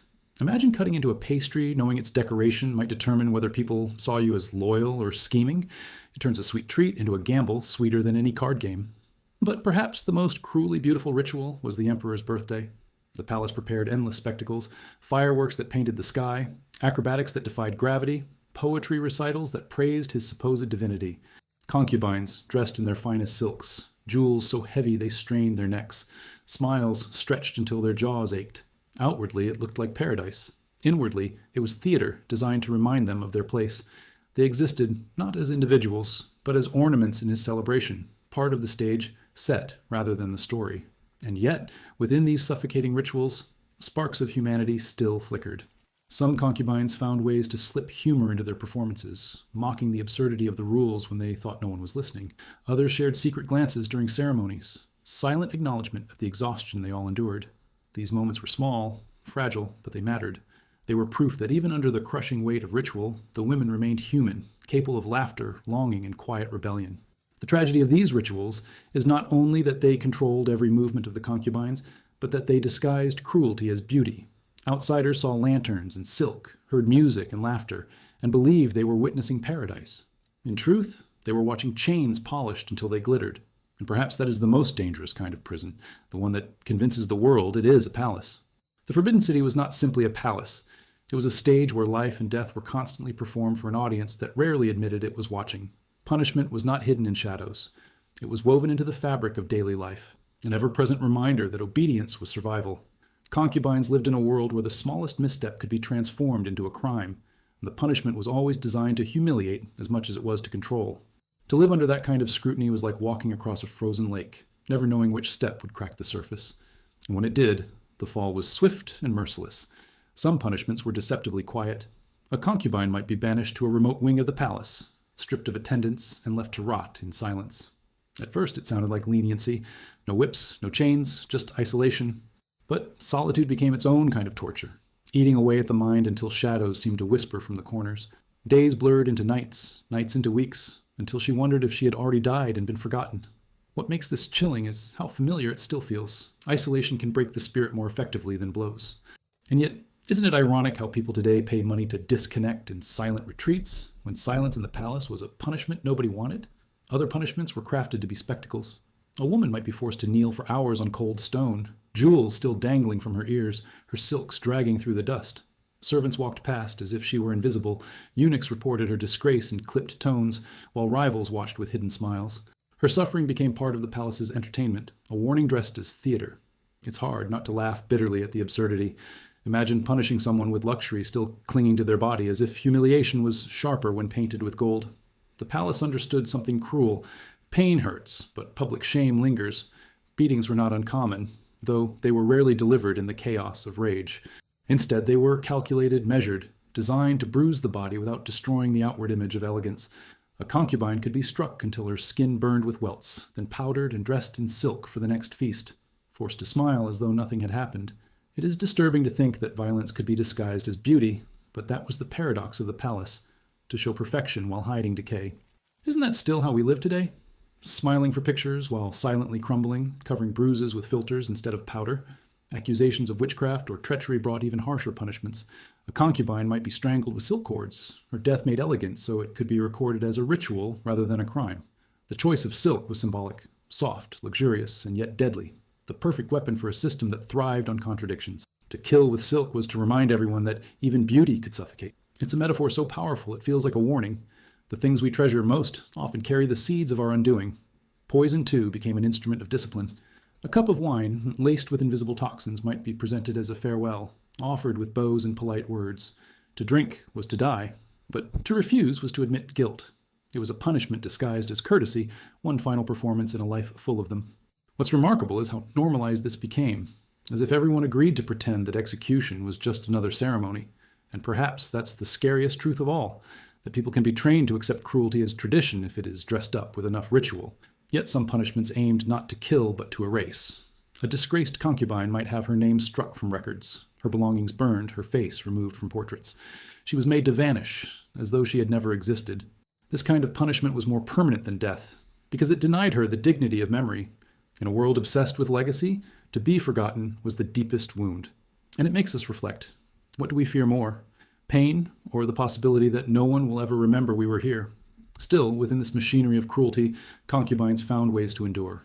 Some whispered jokes about their punishments, turning humiliation into stories that gave them strength. Others carved tiny marks into wooden beams or embroidered hidden symbols into their robes, leaving behind proof that they had lived, resisted, and refused to vanish completely. These were not grand rebellions, but small acts of defiance, sharp enough to cut through centuries. It's almost funny, in a grim way, how the palace tried so hard to erase them, only for their quiet rebellions to echo louder than the punishments meant to silence them. And that is perhaps the most haunting irony. The palace believed punishment was the final word, but history remembers the cracks. The bruises faded, the names were struck, but the echoes remained, reaching us centuries later. Their suffering, staged as lessons in obedience, became instead lessons in resilience. And it is in those whispers of defiance, stitched into silk and hidden in shadows, that we find the real story, not of submission, but of survival, disguised so well the emperor never realized he had lost control. The palace was not only a place of rituals, punishments, and fleeting glories, it was also a house of secrets, each chamber echoing with whispers that could never be spoken aloud in daylight. Concubines learned quickly that silence could protect them, but whispers could destroy them. The harem was less a sanctuary than a living archive of confessions, rumors, betrayals, and dreams too dangerous to be voiced openly. Every servant who walked through its corridors carried fragments of stories, and every fragment had the power to alter lives. What made it terrifying was that no one ever knew which whisper would grow into a storm. Some concubines built entire strategies around secrets. They bribed eunuchs to report on rival movements, slipped coins to servants for fragments of overheard conversations, and even created coded signals to share information without words. A subtle tug of a sleeve, a folded fan, a gesture of the eyes, all became part of a language invisible to outsiders. It was espionage woven into embroidery, diplomacy hidden in glances. Imagine living in a place where gossip was not casual entertainment, but the most valuable currency you could own. The palace didn't run on loyalty or trust. It ran on secrets traded like jade. But secrets had their own weight. To carry knowledge was to carry danger. A concubine who knew too much about imperial decisions or the empress's schemes might suddenly vanish, her disappearance explained with a vague phrase like ill health or family matters. Everyone understood what it meant, but no one dared to say it. There was something haunting about how easily a life could be silenced with polite language. And yet, isn't that still how we operate? We talk about downsizing instead of firing, restructuring instead of collapse. The palace simply perfected this art of polite cruelty centuries earlier. Even love, if it existed, became entangled in secrecy. There were whispers of forbidden affairs between concubines and guards, tales of letters hidden inside vases, of midnight rendezvous in shadowed gardens. Whether these stories were true or not didn't matter. The mere suspicion was enough to destroy a life. One servant's testimony could brand a woman disloyal, her body dragged away before she could defend herself. And yet, the very existence of such rumors proves something important. Even in cages, people still craved intimacy, still sought connection, still risked everything for a taste of humanity. It's almost comic in its desperation. Imagine risking your head just to pass a love note, only to have it discovered and misread as a grocery list. But in the palace, even a grocery list could be fatal. Some secrets were not about betrayal, but about survival. Concubines shared hidden remedies for fevers, secret recipes to restore skin ruined by toxic powders, or whispered prayers that had helped someone survive childbirth. These small acts of sharing turned secrecy into solidarity. Beneath the rivalry, there were moments of humanity where women clung to one another, recognizing that their fates were bound together no matter how the palace tried to pit them against each other. Those hidden exchanges were fragile threads of sisterhood in a web designed to tear them apart. And then there were the secrets no one dared to say aloud, the despair, the longing for freedom, the memories of families left behind. Some women carved their feelings into hidden corners of wooden beams, leaving behind verses that only future generations would discover. Others stitched coded messages into their embroidery, tiny details that looked decorative but held words of sorrow or hope. These were the confessions the palace could never erase because they were disguised as beauty. It is extraordinary to think that a flower sewn on silk could mean, "I am still alive," or "I have not forgotten who I am." Art became a secret diary, written in symbols the emperor would never care to notice. But the cruelest secret of all was how fragile the emperor himself often was. To the world outside, he was a figure of absolute authority, a man who commanded armies and shaped empires. To the concubines, he was often just a tired man, moody, paranoid, or distracted by his own fears of betrayal. Some saw him weep, others saw him rage, but no one could ever speak of it. The image of divinity had to remain untouched. The irony is delicious. The women forced to bow before him every day knew his humanity more intimately than anyone else, yet their knowledge was the most dangerous secret of all. In the end, the palace thrived not just on rituals or punishments, but on silence carefully maintained.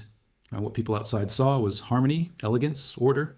What existed within was a tangle of secrets hidden in silk sleeves, buried in whispered poems, or carried away by servants too scared to speak.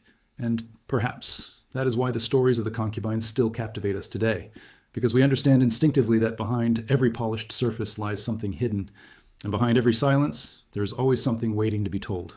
And so the palace was less a monument of stone and more a vault of untold stories, some erased, some whispered, some stitched into silk. Its walls were not only painted with dragons and phoenixes, but soaked with secrets that refused to die, secrets that remind us that truth, no matter how deeply buried, always finds a way to surface. The Forbidden City was not only a maze of walls and rituals, but also a machine designed to turn daily life into spectacle. Every sound, every gesture, every meal carried meaning beyond itself. For the concubines, existence was never ordinary. Even the most mundane activities became stages where loyalty, beauty, and obedience were tested. From the moment the morning drums echoed across the courtyards, life unfolded like a script, and every woman had to play her role perfectly or risk erasure.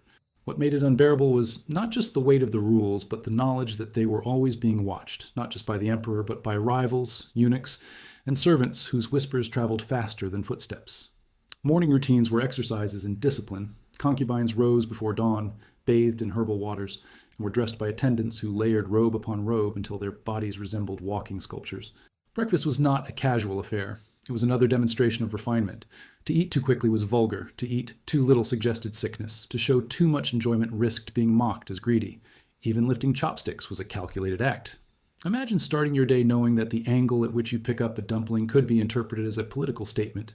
It sounds absurd, but in the palace, survival often hinged on absurdities. Gardens, which to outsiders looked like sanctuaries, were arenas of hidden rivalries. Concubines strolled among lotus ponds and peonies, their conversations seemingly innocent. But beneath the chatter, every word carried double meanings. Complimenting a rival's robe might actually be a veiled insult, while offering to share tea could be a test of trust.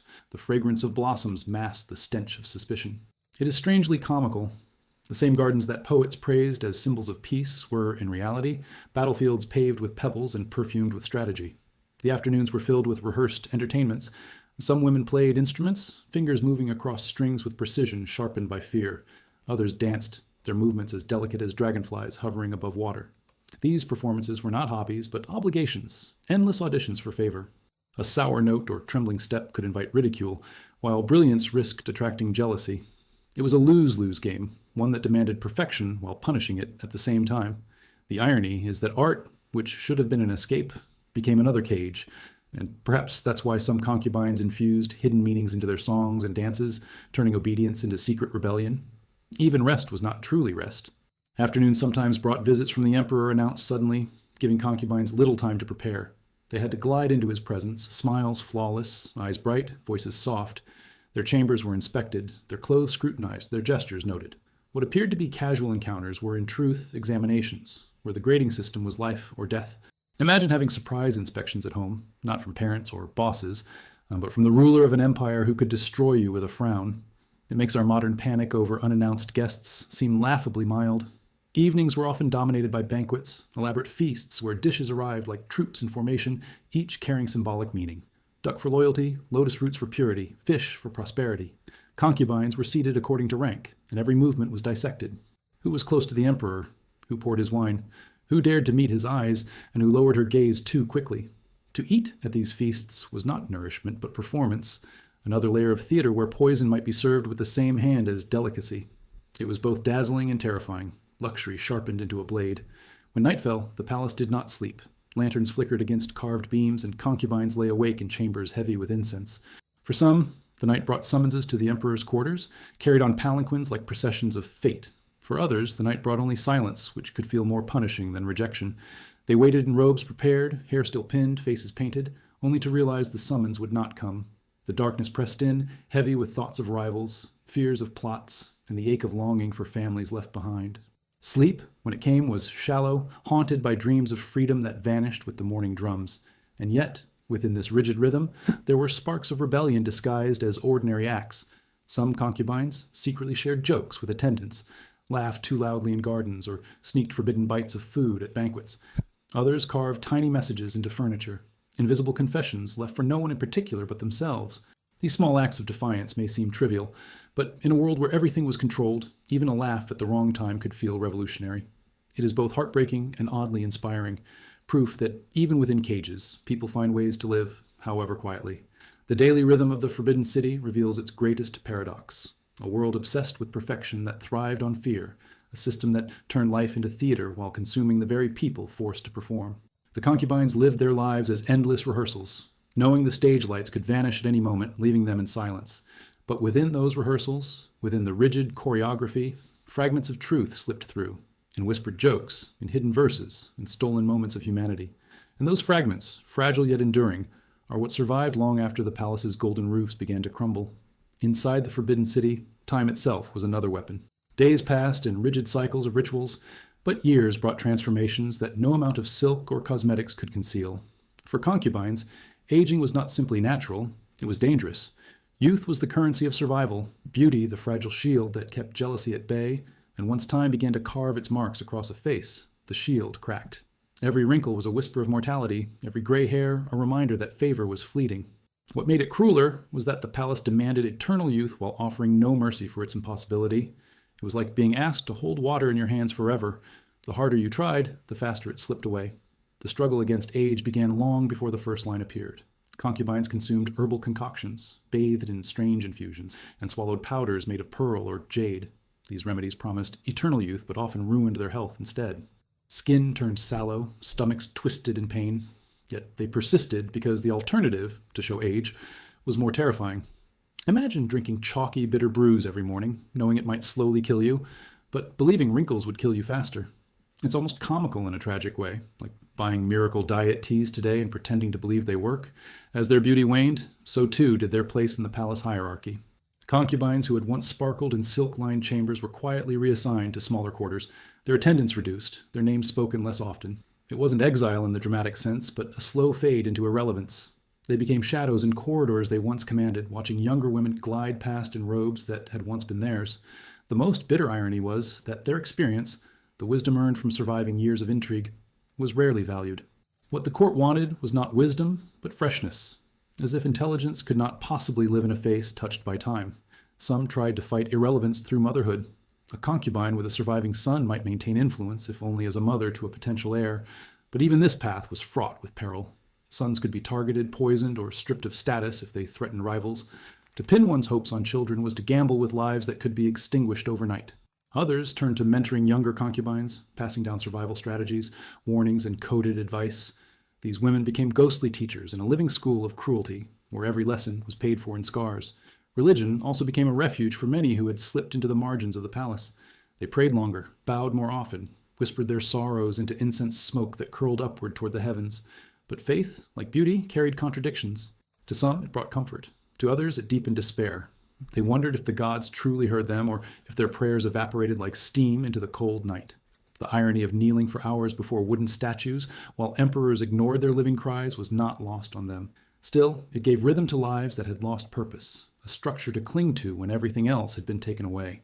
And yet, despite the inevitability of decline, some concubines found a strange kind of freedom in aging. No longer the focus of jealous rivals or the object of the emperor's shifting moods, they could exist with fewer eyes on them. This invisibility, once feared, sometimes became a shield. They laughed more freely, whispered sharper jokes, even indulged in forbidden foods without fear of judgment. The palace that once demanded perfection now overlooked them, and in that neglect, they carved out small spaces of humanity. It is darkly funny. Irrelevance, which they had dreaded all their lives, sometimes became their only form of liberation. But not all fates softened with time. Some concubines were sent to nunneries after the emperor's death, forced into lives of chanting and silence, stripped of their silks, their hair cut short. Others were buried alive with him, their loyalty sealed in stone tombs where no air or light could enter. These extremes were stark reminders that in the palace, age did not necessarily bring dignity. For many, it only magnified the cruelty of a system that valued women solely for their ability to please and produce. Their final years were less a reward for endurance than a prolonged punishment for having lived too long. Still, their voices linger. Through hidden poems, embroidered messages, or whispered legends carried outside the palace walls, their struggles became stories that outlived their erasure. They may have been forgotten in official scrolls, but their endurance left echoes that still haunt the ruins of the Forbidden City. Those echoes tell us something unsettling, that power built on youth and beauty is always unstable, always fleeting, always cruel. And yet, in the resilience of those women, in their laughter, their small rebellions, or their ability to survive even when time turned against them, there lies a defiance stronger than the emperor's decrees. In the end, the aging concubines remind us of the universal truth that beauty fades, but humanity endures. Their lives, so controlled and diminished by others, still found ways to resist, to remember, to matter. And perhaps that is their greatest legacy. Not the silk, not the ceremonies, not the fleeting glances of emperors, but the stubborn fact that even in cages, even as time stripped them of everything, they still found ways to remain unbroken. The Forbidden City did not simply trap the bodies of the concubines. It trapped their identities in layers of myth, rumor, and carefully crafted illusions. To the outside world, these women were painted as glamorous figures living in luxury, surrounded by jewels and silks. To officials and chroniclers, they were nameless pieces in the machinery of dynastic continuity. But behind the high red walls, their realities were much more fragile, contradictory, and cruel. Their lives became legends, not because they were remembered accurately, but because memory itself was distorted into stories meant to serve the empire. What makes this haunting is that the women who were most silenced in life became the loudest in rumor after death. Legends grew around the concubines, each story shaped less by truth than by what people wanted to believe. Some tales painted them as seductive enchantresses who lured emperors into ruin, the kind of narrative that made convenient scapegoats for dynasties in decline. Others cast them as tragic heroines, women who suffered nobly in silence, their pain transformed into morality lessons. Rarely were they remembered as simply human, caught between survival and despair. It's almost comical. The palace spent centuries trying to erase their individuality, only for storytellers to give them personalities larger than life, though often far removed from reality. Take, for example, the whispers of ghosts said to haunt the palace. Guards reported hearing footsteps in empty halls, cries echoing in gardens long after midnight, or the scent of incense drifting without fire. These tales were not just superstitions. They were the people's way of acknowledging the lives the empire tried to bury. Fear became memory, and memory became resistance. It's fascinating how a society that officially erased these women still couldn't stop telling their stories at night. In a sense, the concubines found a voice in the very place designed to silence them, through the imaginations of those who feared their return. Even outside the palace, traveling storytellers embroidered their tales into opera performances and ballads. Audiences wept for concubines betrayed by jealous rivals, or cursed the cruelty of emperors who discarded them. But just like modern gossip, these stories were embellished for effect. One woman's quiet despair could be transformed into a tale of dramatic suicide, her whispered poems turned into grand declarations of eternal love. History blurred into theater, and theater blurred into memory. Isn't it ironic that the very system that demanded concubines perform endlessly in life condemned them to perform again after death? This time on stage for audiences hungry for spectacle, archaeology, centuries later, began to peel back the layers of rumor with shards of reality. Tombs revealed skeletons buried alive alongside emperors, their bones twisted in positions of struggle. Hidden inscriptions showed poetry etched by women who had been erased from official records. Tiny combs carved with personal names resurfaced, names long vanished from scrolls. These fragments proved that the women were not merely myths, but real individuals with voices, desires, and fears. Yet even archaeology struggles with its own irony. The remains of these women now sit behind glass in museums, still gazed upon, still interpreted by others, still denied the privacy they never had in life. The duality of legend and truth raises unsettling questions. Which is worse, to be erased completely or to be remembered inaccurately? Many concubines might have preferred obscurity over the distorted roles history forced upon them. To be branded as a schemer, a temptress, or a tragic saint was still another prison, one built from words instead of walls. And isn't that something we still wrestle with today? Think of how often people are reduced to caricatures in headlines or social media, their complexity stripped away for the sake of a story that fits the public appetite. The palace may have fallen, but the machinery of simplification survives. Yet there is power in the fact that their stories still linger, however distorted. While emperors are remembered by dates of reign and battles fought, concubines are remembered through whispers, songs, and shadows. Their absence in official histories only makes their presence in cultural memory more magnetic. They are the ghosts that refuse to leave the stage, the silenced voices that echo longer than the proclamations of emperors. That irony cannot be ignored. The dynasty wanted obedience and oblivion, but what it created instead was legend. And so the legacy of the concubines exists in tension between truth and myth, silence and storytelling. They remain figures both erased and immortalized, simultaneously forgotten and unforgettable. Their lives remind us that history is never just what is written, but also what is whispered, sung, and feared.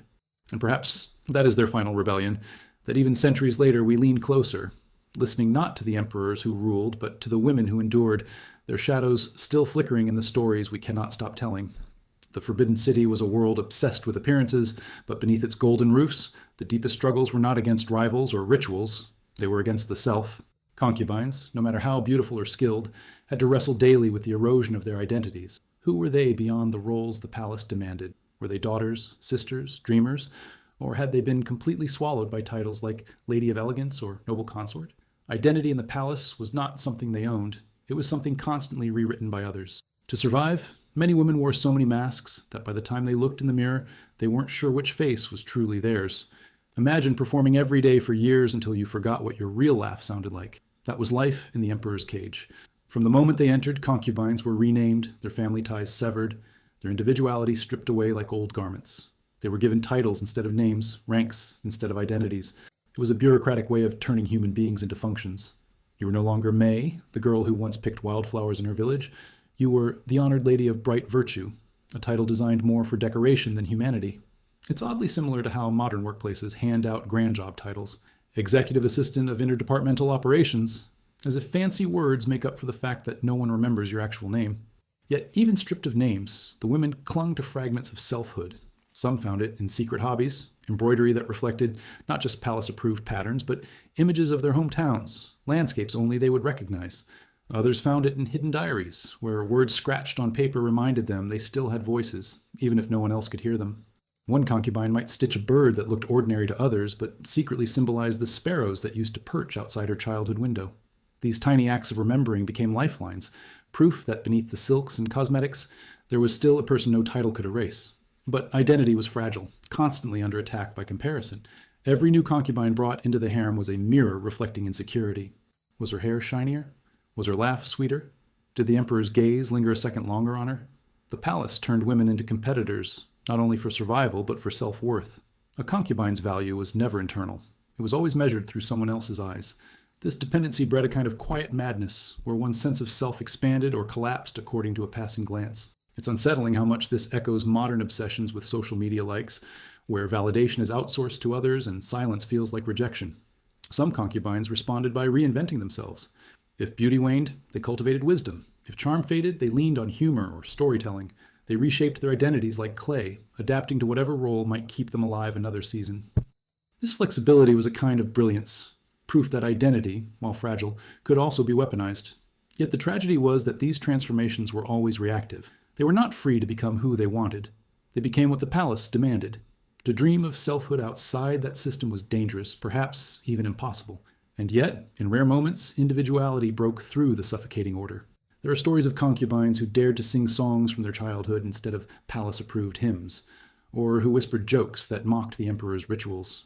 These moments of rebellion were small but electrifying, sparks of authenticity that reminded them they still existed beyond their roles. Think of it like laughing at an inappropriate moment during a funeral. Dangerous, but also undeniably human.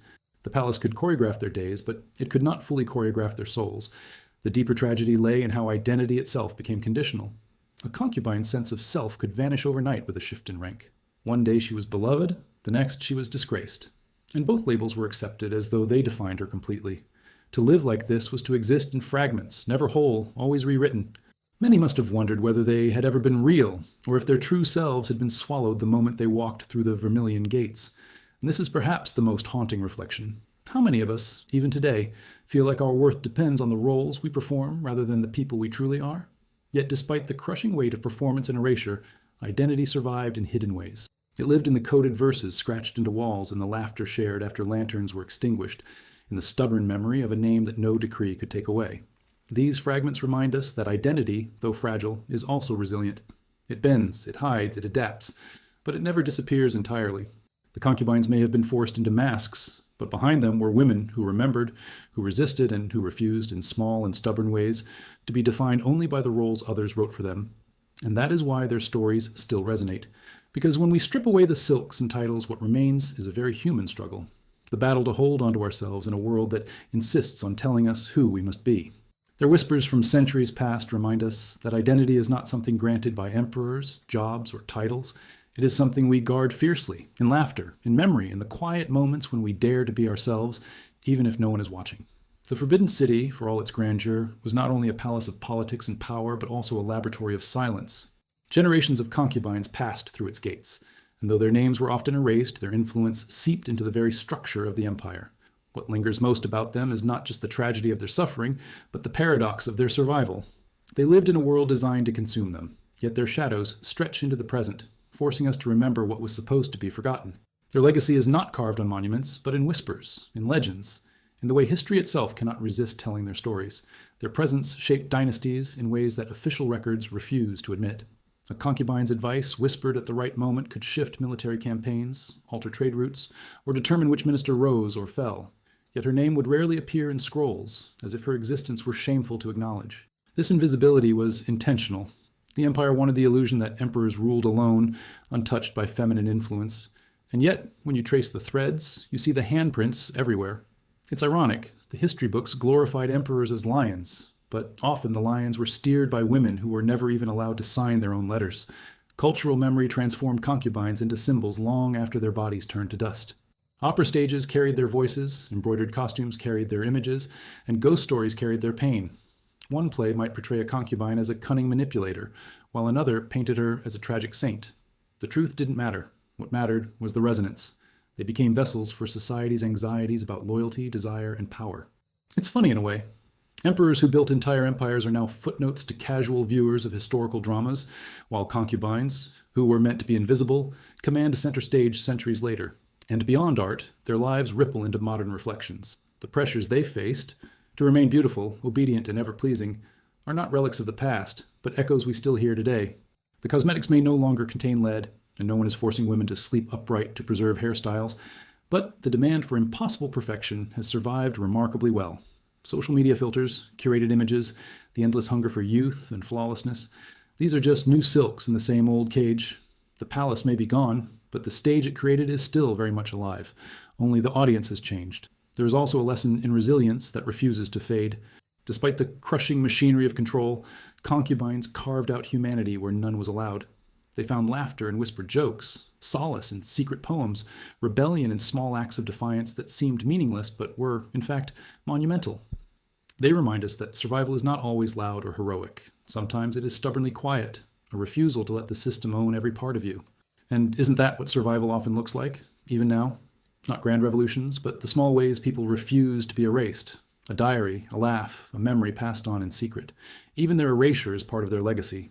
The fact that their names were struck from records makes us ask questions about history itself.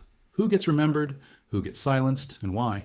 When we read about emperors and wars but only hear rumors about concubines, we are reminded that history is not truth but narrative, and often a biased one. Their absence is as powerful as their presence because it forces us to confront the silences that shape what we think we know. It's unsettling, but also liberating, to realize that history is not finished, that forgotten voices can still rise centuries later. And perhaps the strangest part of their legacy is how much they continue to fascinate. Tourists still walk through the Forbidden City, imagining the lives of women whose names were never written on plaques. Writers still recreate their voices, directors still stage their tragedies, Audiences still lean closer to hear what was once forbidden. They endure not because they were remembered faithfully, but because forgetting them was impossible. The palace may have tried to silence them, but silence has a way of echoing. And echoes, once released, are impossible to cage again. The concubines' legacy is therefore not a single story, but a constellation of contradictions. They were victims and survivors, erased and immortalized, silenced and unforgettable. They teach us that power often hides in unexpected places, that history is as much about the invisible as the visible, and that even in the most suffocating cages, human beings find ways to leave traces. And those traces, though faint, can outlast golden roofs and imperial decrees. In the end, their true legacy is not tragedy alone, but the stubborn fact that they are still here with us, in stories and whispers, in questions we still cannot stop asking. The Forbidden City was a place that demanded masks long before carnivals made them fashionable. Concubines learned quickly that survival depended not on truth, but on illusion. They had to smile when their hearts ached, flatter when their minds rebelled, and perform gratitude even when they were drowning in despair. The palace was less a home than a stage, where everyone was an actress rehearsing lines written by someone else.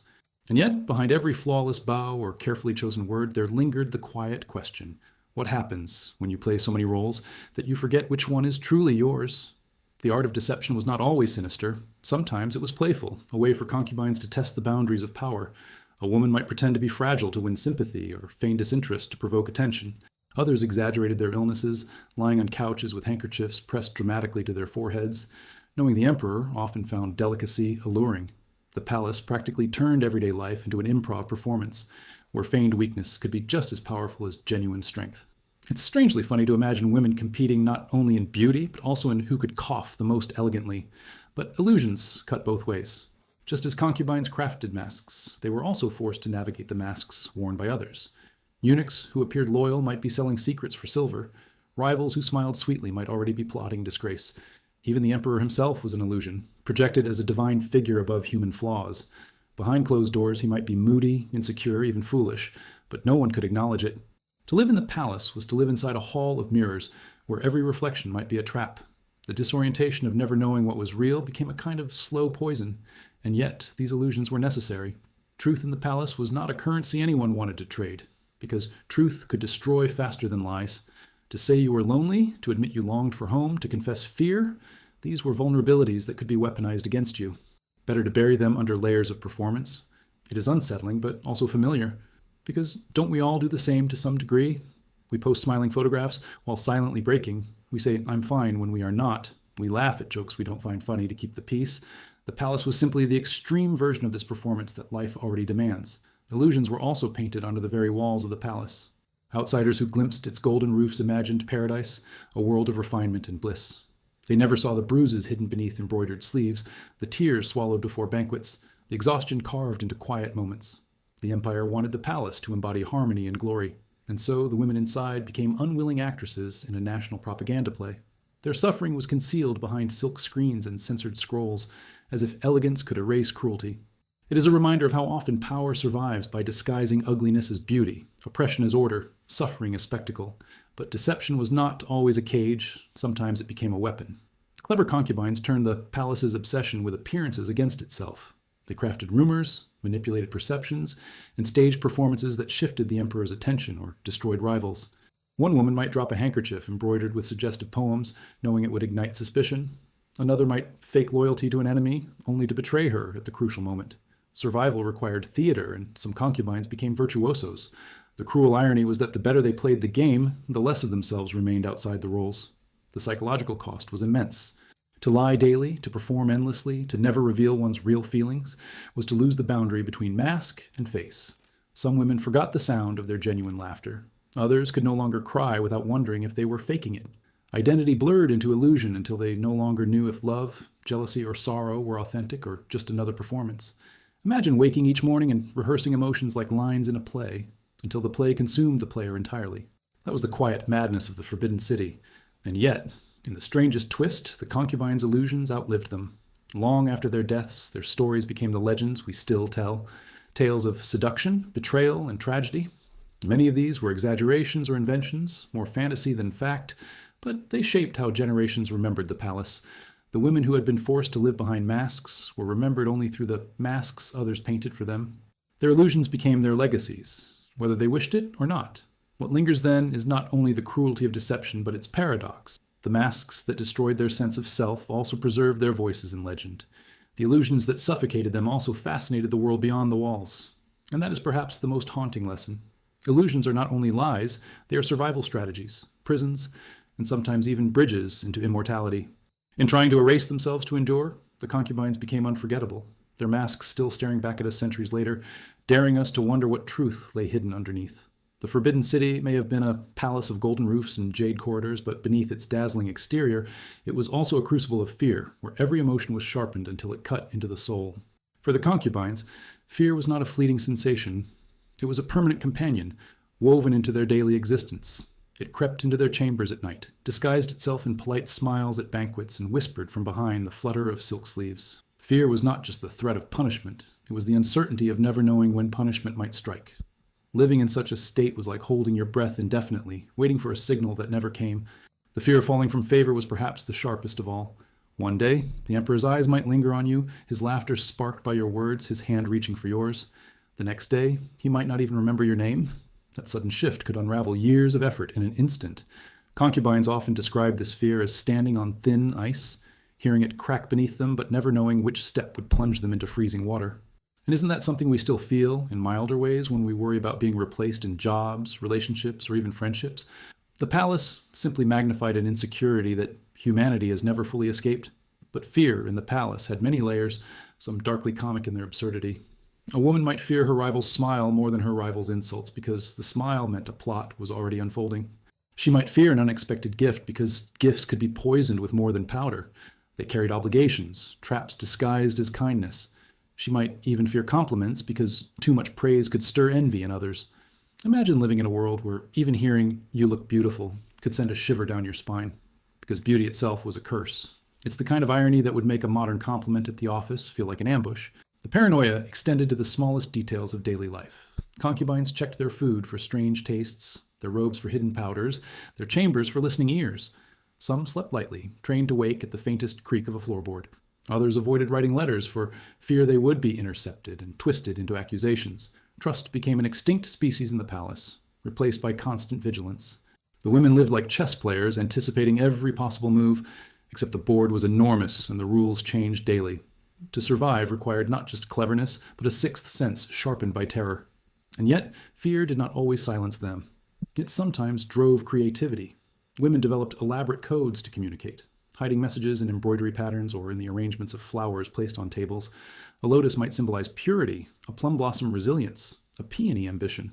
To outsiders, it looked like decoration. To insiders, it was a language of survival. It's oddly beautiful. Fear forced them to invent secret worlds, delicate systems of meaning that allowed them to speak when words were forbidden. In a way, fear became the mother of invention, but fear also shaped the body.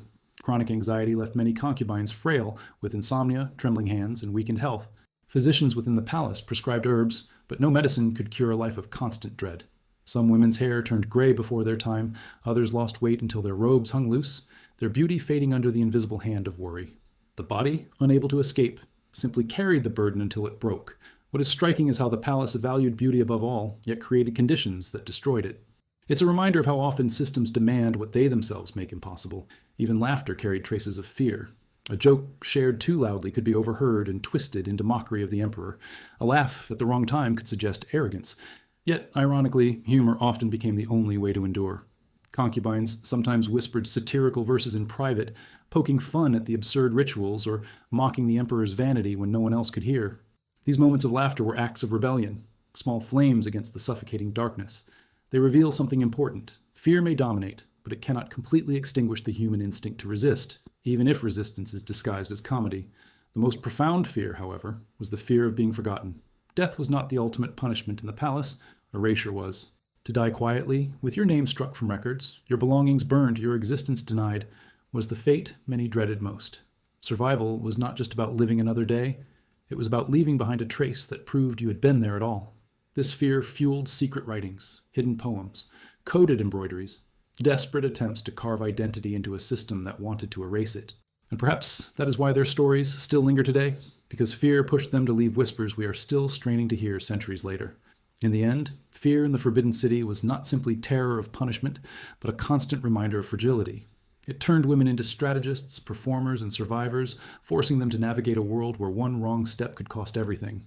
But it also left behind lessons that echo uncomfortably into the present, that power thrives on uncertainty, that beauty can be both a gift and a curse, and that even in the darkest cages, people will find ways, through humor, through art, through defiance, to keep their humanity alive.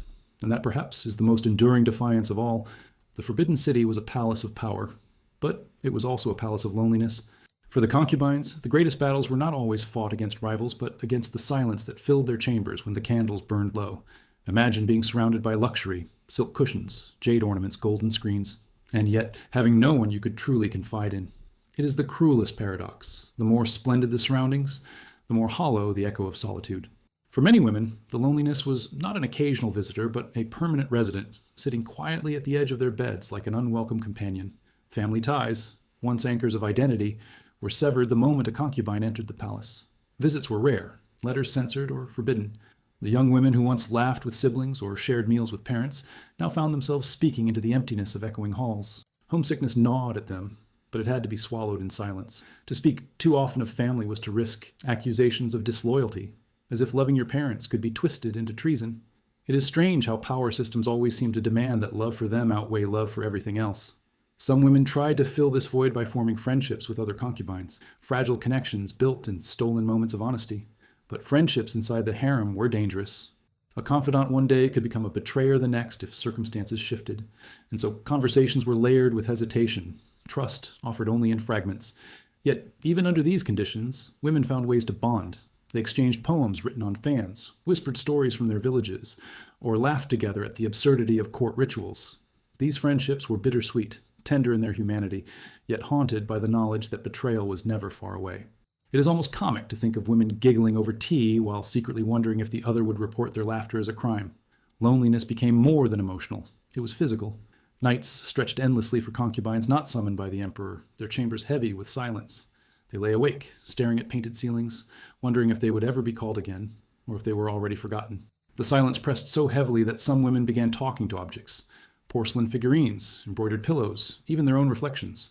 When no one listens, the need to speak does not vanish. It simply finds strange outlets.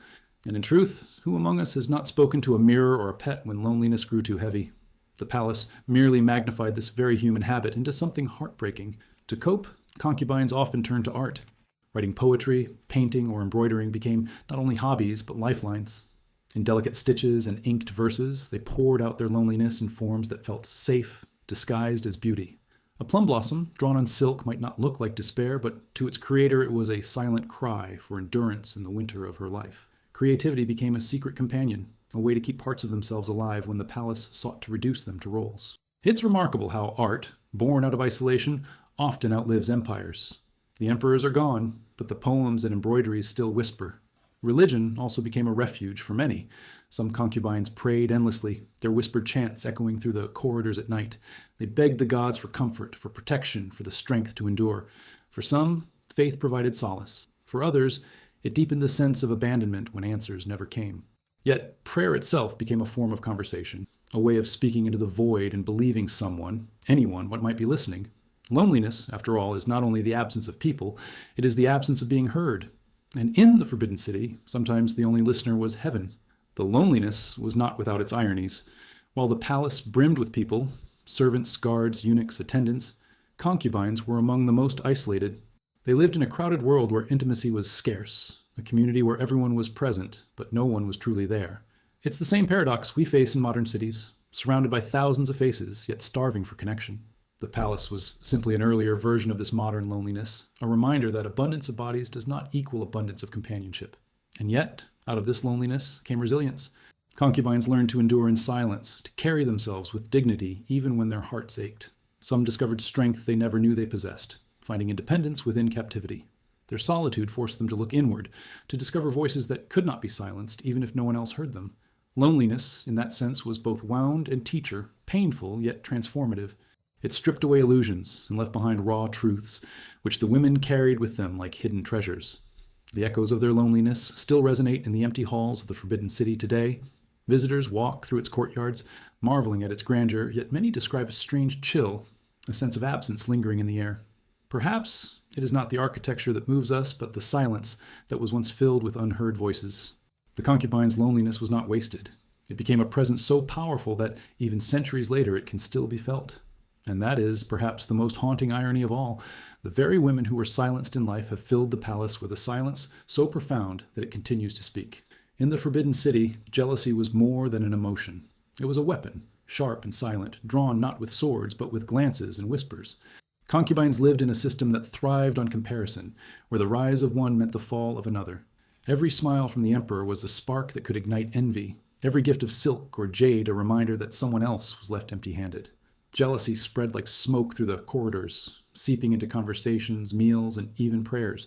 And unlike poison, which could kill only once, jealousy lingered, feeding itself until it consumed entire lives. The most dangerous part of jealousy was its invisibility. It rarely announced itself openly. Instead, it dressed itself in compliments and laughter that was just a little too sharp, in gifts that carried hidden barbs. A concubine might receive a robe embroidered with phoenixes, a symbol of nobility, only to realize it had been chosen deliberately to suggest arrogance. Even food could become an arena for jealousy. A rival might send a basket of fruit, not as a kindness, but as a reminder that she had access to orchards closer to the emperor's heart. In such a world, even generosity had to be inspected for venom. Rivalries, fueled by envy, often turned into elaborate games. Some women staged small humiliations, a forgotten hairpin placed where it would be noticed, a whispered rumor about impropriety, a carefully timed feint during a banquet to draw attention away from a rival's performance. Others weaponized silence, ignoring rivals so completely that the absence of acknowledgement itself became an insult. The harem was less a community of women and more a stage where envy wrote the script, and everyone was forced to play along. The palace didn't need to order competition. It had built an environment where jealousy was as natural as breathing. What makes jealousy so powerful is how it distorts perception. A concubine might wake at dawn convinced she had been betrayed, even if nothing had happened. A sideways glance, a misplaced word, a delay in being summoned, all could be interpreted as proof of conspiracy. And once the mind was caught in jealousy's grip, logic dissolved. Friends became enemies, allies became suspects, and every silence seemed loud with hidden meaning. It's almost comic when viewed from a distance, but for those living it, it was torment. It's the same dynamic that makes modern group chats dangerous. One person gets a reply slower than the rest, and suddenly everyone is plotting in secret. But jealousy was not only destructive, it was also strangely creative. Women who feared being overshadowed invented new ways to attract attention. They composed poems more delicate, embroidered robes more dazzling, learned dances more captivating.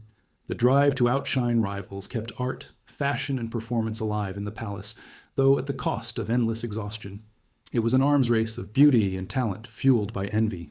The irony is that while jealousy corroded trust, it also produced brilliance. Out of competition came works of art that still dazzle today, even if their creators were long forgotten. And yet, jealousy was never fair. Some concubines, no matter how talented, could never eclipse the emperor's favorites. This imbalance created resentments that simmered beneath the surface, occasionally exploding in desperate acts. There are stories of women burning rivals' robes, of food poisoned not for power, but simply to remove a competitor, of alliances formed solely to isolate one woman until she broke under the pressure. These acts were extreme, but they grew out of the same soil, a world where women were pitted against each other in a zero-sum game. It is a cruel truth. When survival depends on being chosen, sisterhood is easily sacrificed. Yet, beneath the cruelty, there was also tragedy. Jealousy didn't only turn women against one another, it turned them against themselves. Many concubines wasted years obsessing over rivals, measuring their worth only by comparison. They forgot their own talents, their own dreams, because every thought revolved around who was rising and who was falling. In this sense, jealousy was the most effective prison of all. The walls of the palace confined their bodies, but envy confined their minds, chaining them to rivalries they could never win. Still, even in this atmosphere, some managed to rise above. A few women saw through the cycle, refusing to let envy dictate every choice. They cultivated patience, contentment, or even humor as shields against jealousy's poison. They laughed at the absurdity of competing for crumbs of attention in a palace overflowing with excess. This laughter, fragile but genuine, was itself an act of rebellion. To laugh at jealousy was to take away some of its power, to remind themselves that even in gilded cages, perspective mattered. And that may be the most haunting part of jealousy's story in the Forbidden City. It did not die with the women who suffered it. It lingers in the way we still measure ourselves against others, in the way envy shapes relationships, work, and identity. The palace was only a magnifying glass for a universal truth, that jealousy is as destructive as it is seductive, as ridiculous as it is dangerous. And perhaps the lesson is this: The moment we laugh at its absurdity, we begin to loosen its grip, even if only for a breath. Inside the Forbidden City, love was never what the poets promised. For the concubines, affection was not a gift freely given, but a commodity, measured in glances and weighed against the shifting tides of power. To be loved by the emperor was both blessing and curse, because favor brought privileges, but also drew daggers of jealousy sharper than any sword. Love here was not the gentle force sung in verses. It was strategy, performance, and gamble. Imagine trying to build intimacy with someone who could execute you for sneezing at the wrong moment. Romance suddenly loses a bit of its charm. Many concubines entered the palace carrying youthful dreams of fairy tale affection. They imagined the emperor as a gallant figure who might choose them for their wit or beauty, who might cherish them like the heroines in operas. Those illusions rarely lasted long. Once inside, they discovered that affection was rationed like rare spices, sprinkled on one woman today, another tomorrow, often for reasons no one could predict. One wrong word, one frown mistaken for arrogance, and what seemed like love could vanish overnight. It was affection with an expiration date, stamped invisibly on every smile, and yet love in the palace wasn't always false. There were moments when genuine connection slipped through the machinery of performance. Some concubines learned how to make the emperor laugh when no one else dared, or they shared small acts of kindness that pierced through his paranoia. These fragile bonds were rare, but they were real enough to give hope. Still, even sincere affection was fragile in a world where politics ruled the heart. The emperor might adore a woman today, but set her aside tomorrow if alliances demanded it. Love could survive in whispers, but politics shouted louder. What's remarkable is how often affection turned into rivalry. A concubine favored too often became a lightning rod for envy. Rivals accused her of manipulation, poisoning the emperor's ear, or indulging in witchcraft to secure his attention. Even genuine love was painted as corruption, proof that she had ensnared him unfairly. It is both tragic and oddly humorous. To be loved was considered suspicious, as if affection itself must have been a trick. Imagine being scolded not for failing to please your partner, but for succeeding too well. But love in the Forbidden City was not limited to the emperor. Some concubines found affection in unexpected places, with attendants, with other women, or even in fleeting glances with guards. These were the most dangerous kinds of love, for discovery meant death, but the hunger for intimacy was too strong to suppress. The risk of losing everything seemed worth it for a moment of tenderness, a reminder that they were human before they were titles. These forbidden loves became legends, whispered as ghost stories, proof that even in cages, the heart refused to be silenced. Motherhood also complicated the meaning of love. For concubines who bore children, affection became tangled with ambition and fear.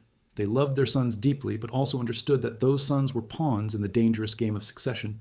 To love too openly was to draw enemies. To hide love was to suffocate under silence. Daughters, too, carried weight, often sent into marriages that served alliances rather than happiness.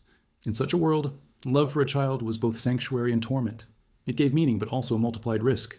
It is a reminder that even the purest forms of love can become weapons when filtered through power. And yet, despite the suffocating rules, concubines clung to love in small, stubborn ways. They saved keepsakes, a hairpin gifted in passing, a poem scribbled on silk, a shared glance during a banquet. These fragments of affection became lifelines, proof that not everything inside the palace was hollow. They remind us that even in the harshest conditions, the human heart searches for warmth, no matter how fragile. Sometimes, the smallest gestures carried more weight than the grandest displays of power. The irony of it all is that the emperors themselves often misunderstood love. Surrounded by women, they mistook possession for affection, obedience for devotion. They were adored, but rarely truly known. The concubines, who saw them in unguarded moments, knew their weaknesses, their fears, their pettiness. Perhaps real love existed more often on the women's side, hidden in the spaces where masks slipped and laughter escaped. Perhaps the emperors, despite all their power, were lonelier than the women who longed for their favor. In the end, love in the Forbidden City was a paradox. It was real yet fragile, forbidden yet irresistible, cherished yet condemned. It brought hope and heartbreak in equal measure, shaping lives as much as punishments and politics did. The concubines' pursuit of love, whether from the emperor, their children, or forbidden bonds, reminds us that even in cages of gold, the heart insists on beating its own rhythm. And that rhythm, fragile yet unyielding, still echoes through the palace's silent halls, daring us to remember that love, however distorted, always finds a way to leave its mark. The Forbidden City did not survive on rituals and punishments alone. It thrived on an endless river of gossip, rumor, and speculation. For the concubines, words were more dangerous than weapons, and silence was rarely safe. A single whisper could lift a woman from obscurity to power, or hurl her from privilege into disgrace. In this palace, truth mattered less than perception, and perception could be shaped by nothing more than a few strategically chosen sentences. It was a place where tongues, not swords, drew the deepest blood. Servants carried much of this invisible traffic. Eunuchs and maids became the lifelines of information, slipping news between chambers under the guise of delivering food or arranging hair. They could turn into allies or executioners depending on how they chose to retell what they had overheard. A sigh mistaken for complaint, a glance misread as arrogance, a murmur during prayers, any detail could be magnified into scandal. It is almost comic to think that the fate of empires could hinge not on battles or decrees, but on whether someone sneezed at the wrong time in front of the wrong pair of ears. Rumors were not always born of malice. Sometimes they grew from boredom. The palace, despite its grandeur, was a world of repetition. The same ceremonies, the same courtyards, the same faces. With so little change, the smallest irregularity became fuel for endless speculation. A concubine choosing a robe of unusual color might inspire weeks of whispers. Why did she wear white? Was she mourning someone? Was she signaling ambition? Or perhaps she simply liked the way it looked. But in the palace, nothing was just because. Everything had to mean something, and so the women lived inside an endless puzzle of invented meanings. Some concubines weaponized gossip deliberately, turning it into a survival strategy. They learned how to plant rumors subtly, never speaking directly, but hinting just enough for others to carry the story forward. A careless phrase like, "She seems tired lately," could evolve into a full-blown accusation of illness, which in turn could be twisted into weakness, making a rival less desirable to the emperor. It was manipulation disguised as idle chatter, a performance of innocence that cloaked malice. It's fascinating, and disturbingly familiar, because isn't that still how modern rumors work? Someone says, "I heard she's not doing well," and suddenly half the office has her scheduled for resignation. But gossip was not only destructive, at times it was the only way for concubines to share solidarity. Whispers carried jokes, sympathy, and warnings. One woman might quietly alert another about a dangerous dish, or share which servants could be trusted. These exchanges built fragile bonds, proof that gossip could be both knife and lifeline. It's a paradox worth reflecting on. The same whispers that destroyed reputations could also save lives. In a palace designed to isolate, gossip created tiny threads of connection. The emperor himself was not immune to rumor. Stories about his moods or preferences traveled faster than he did. A frown at breakfast could become a tale of imperial rage by noon, shaping how concubines behaved long before he appeared again. His humanity was magnified and distorted until even his smallest habits became legends. One emperor's fondness for a certain dish might cause every concubine to request the same food, hoping to echo his taste. Another's dislike for a color might lead to an entire section of the wardrobe going unworn. It's strangely comical. The most powerful man in the empire became a prisoner of his own quirks, because everyone was watching, interpreting, exaggerating. The cruelty of gossip lay in how it outlived facts. A concubine might prove her innocence 100 times, but the stain of rumor clung to her forever. Once her name had been spoken in connection with betrayal, witchcraft, or arrogance, she was marked. The palace never forgot, even when it pretended to forgive. It's the same reason modern scandals survive long after they've been disproved. People love the drama of the story more than the dullness of the truth. And yet, despite its dangers, gossip was irresistible. Even those who feared it still participated, leaning in when whispers began, contributing their own fragments. There was something intoxicating about shaping narratives, about feeling, if only for a moment, that words could give them power in a world where so much was beyond their control. That craving for influence, for the thrill of being the first to know, made gossip impossible to eradicate. The Forbidden City, for all its silence and ceremony, was always buzzing beneath the surface with voices too quiet for history to record, but too loud to ever die. In the end, rumor was both the palace's poison and its heartbeat. It destroyed lives, but also kept the women alive in memory, their names surviving through tales that refused to fade. The emperors may have written decrees, but it was gossip that wrote the everyday reality of the harem. And perhaps that is the most unsettling truth, that power does not always lie in official histories, but in the whispers that slip through cracks, carried on breath, shaping destinies more effectively than armies or crowns. Inside the Forbidden City, survival was never a passive state. It was an art form, one practiced daily with a precision that bordered on the theatrical. Concubines did not endure by chance. They developed strategies so subtle, so layered, that their lives resembled elaborate games of strategy, where each move had to anticipate 10 countermoves in advance.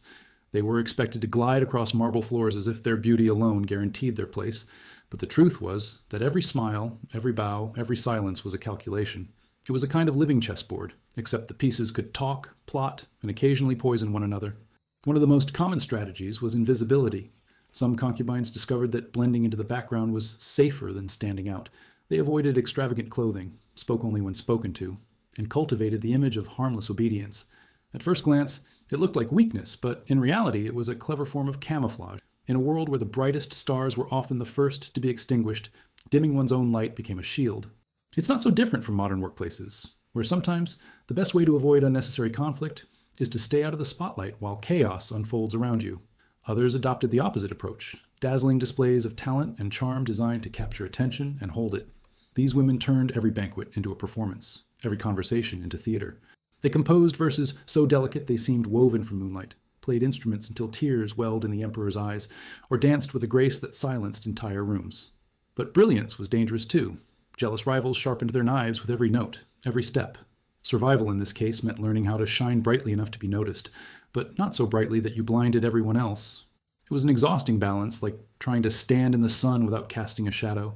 Alliances were another essential tool. Concubines sought out trusted eunuchs, sympathetic attendants, or even unlikely friendships with rivals when necessity demanded it. These alliances were fragile, easily broken, frequently betrayed, but they offered temporary stability. A well-placed servant might slip warnings of plots, while a carefully chosen friendship could deter an attack. Yet alliances came with their own dangers. To align too closely with one faction risked destruction if that faction fell. To align with no one risked isolation. It was like walking a tightrope strung over a pit of wolves, with no safety net but your own wits. Small rebellions also became survival strategies. A concubine might secretly indulge in foods she loved, even if forbidden, simply to remind herself she was still alive. Others wrote hidden poems, mocking the very system that held them captive, or laughed in private at the absurdity of rules designed to dictate even how they breathed. These gestures seemed tiny, but they were essential. They carved out pockets of humanity within the machinery of control. Sometimes survival was not about defeating the system, but about refusing to let it own every part of you. And isn't that still true today? Often our resistance is found not in revolutions, but in the small joys we claim as our own despite everything else. Adaptability was perhaps the greatest survival tactic of all. Concubines who lasted longest were those who learned to reinvent themselves with each change of season, each shift in imperial mood. When beauty began to fade, they became counselors. When youth slipped away, they became storytellers, entertaining with wisdom and wit. They discovered that survival required not just one skill, but the ability to reshape their entire identity at will. It's both inspiring and tragic, because it shows resilience, but also the impossibility of ever truly being oneself. To live meant to perform, and to perform meant to survive. But even with all these strategies, survival was never guaranteed. A single rumor, a single jealous glance, a single mistake could undo years of careful calculation. What makes the concubines' endurance so extraordinary is that they managed to survive at all in such a treacherous environment. They turned fragility into armor, silence into language, fear into fuel. They remind us that survival is not always about strength in the traditional sense, but about cleverness, flexibility, and the ability to find humanity, even when humanity is being stripped away. The palace may have demanded perfection, obedience, and silence, but the concubines' survival strategies tell another story. One of resilience disguised as elegance, of rebellion disguised as ritual, of life carved into the cracks of a golden prison. Their endurance reveals a truth that outlasts dynasties, that to be human is to adapt, to resist quietly, and to find ways to endure even when every force around you insists you cannot. And that, more than crowns or decrees, is the real power that lingers in the shadows of the Forbidden City. The Forbidden City was a world built on silence, but it was never truly quiet. Beneath the ritual drums and the chanting of ceremonies, there was another kind of sound. The unspoken language of glances, gestures, and codes that concubines developed to navigate their dangerous environment. Words could be twisted into evidence, overheard by servants, or deliberately misreported by rivals. So the women of the harem learned to communicate without speaking, crafting entire conversations out of subtleties, invisible to anyone who wasn't trained to notice. In a place where truth could cost you your life, secrecy became the most important form of survival. This secret language took many forms. A fan held open signaled curiosity, while a fan closed sharply meant displeasure. A glance toward a lantern could imply agreement, while fingers lightly brushing a sleeve might carry warning. To the untrained eye, these were meaningless gestures. To the concubines, they were sentences woven in silence. Imagine trying to gossip about someone while sipping tea, never speaking a word, but conveying everything through how hard you tapped the porcelain cup. It sounds like theater, but in the palace, it was often the only safe way to speak. Writing itself became a dangerous but powerful tool. Concubines slipped coded notes between embroidery folds or carved messages into the bamboo covers of books. Poems were especially clever. A verse might appear to praise the moon's beauty, but secretly criticize the emperor's neglect. Or a line about flowers might allude to the rivalry between consorts. Anyone reading casually would see art. Those who understood the code saw confession, rebellion, or even warnings. The palace essentially turned literature into espionage, proving that words don't need to shout to be sharp. The eunuchs often became unwilling intermediaries of secrecy. Bribed with coins or favors, they carried notes or relayed whispers.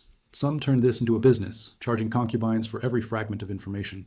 Others betrayed secrets deliberately, feeding misinformation to stir rivalries. This constant flow of hidden communication turned the palace into something like a living newspaper. Except the headlines were whispered, the stories were lies half the time, and the consequences of a misquote could be lethal. It was gossip elevated to the level of political science. But secrecy wasn't always about strategy. Sometimes it was about preserving humanity in a place designed to erase it. Women wrote diaries they never expected anyone to read, hiding them beneath floorboards or inside cushions. These diaries weren't always filled with politics. They contained simple things: memories of home, descriptions of meals they missed, small jokes about court rituals. To leave such private confessions was an act of defiance, a refusal to let the palace own their inner worlds. Centuries later, fragments of these writings have been discovered, and their quiet intimacy is almost more powerful than the grandest edicts carved in stone. Secrecy also wove itself into the architecture. The Forbidden City had hidden corridors, back entrances, and courtyards rarely visited by outsiders. Concubines learned to use these spaces for clandestine meetings, secret exchanges, or stolen moments of freedom. Imagine walking down a passage lined with dragons carved in stone, knowing that each step carried both danger and liberation. These hidden corners became sanctuaries, not because they erased fear, but because they offered a few breaths without eyes watching. Even stone walls, it seems, can become co-conspirators when silence demands it. Of course, secrecy was never perfect. A coded gesture could be misread, a note intercepted, a meeting overheard. And once suspicion arose, secrecy itself became evidence of guilt.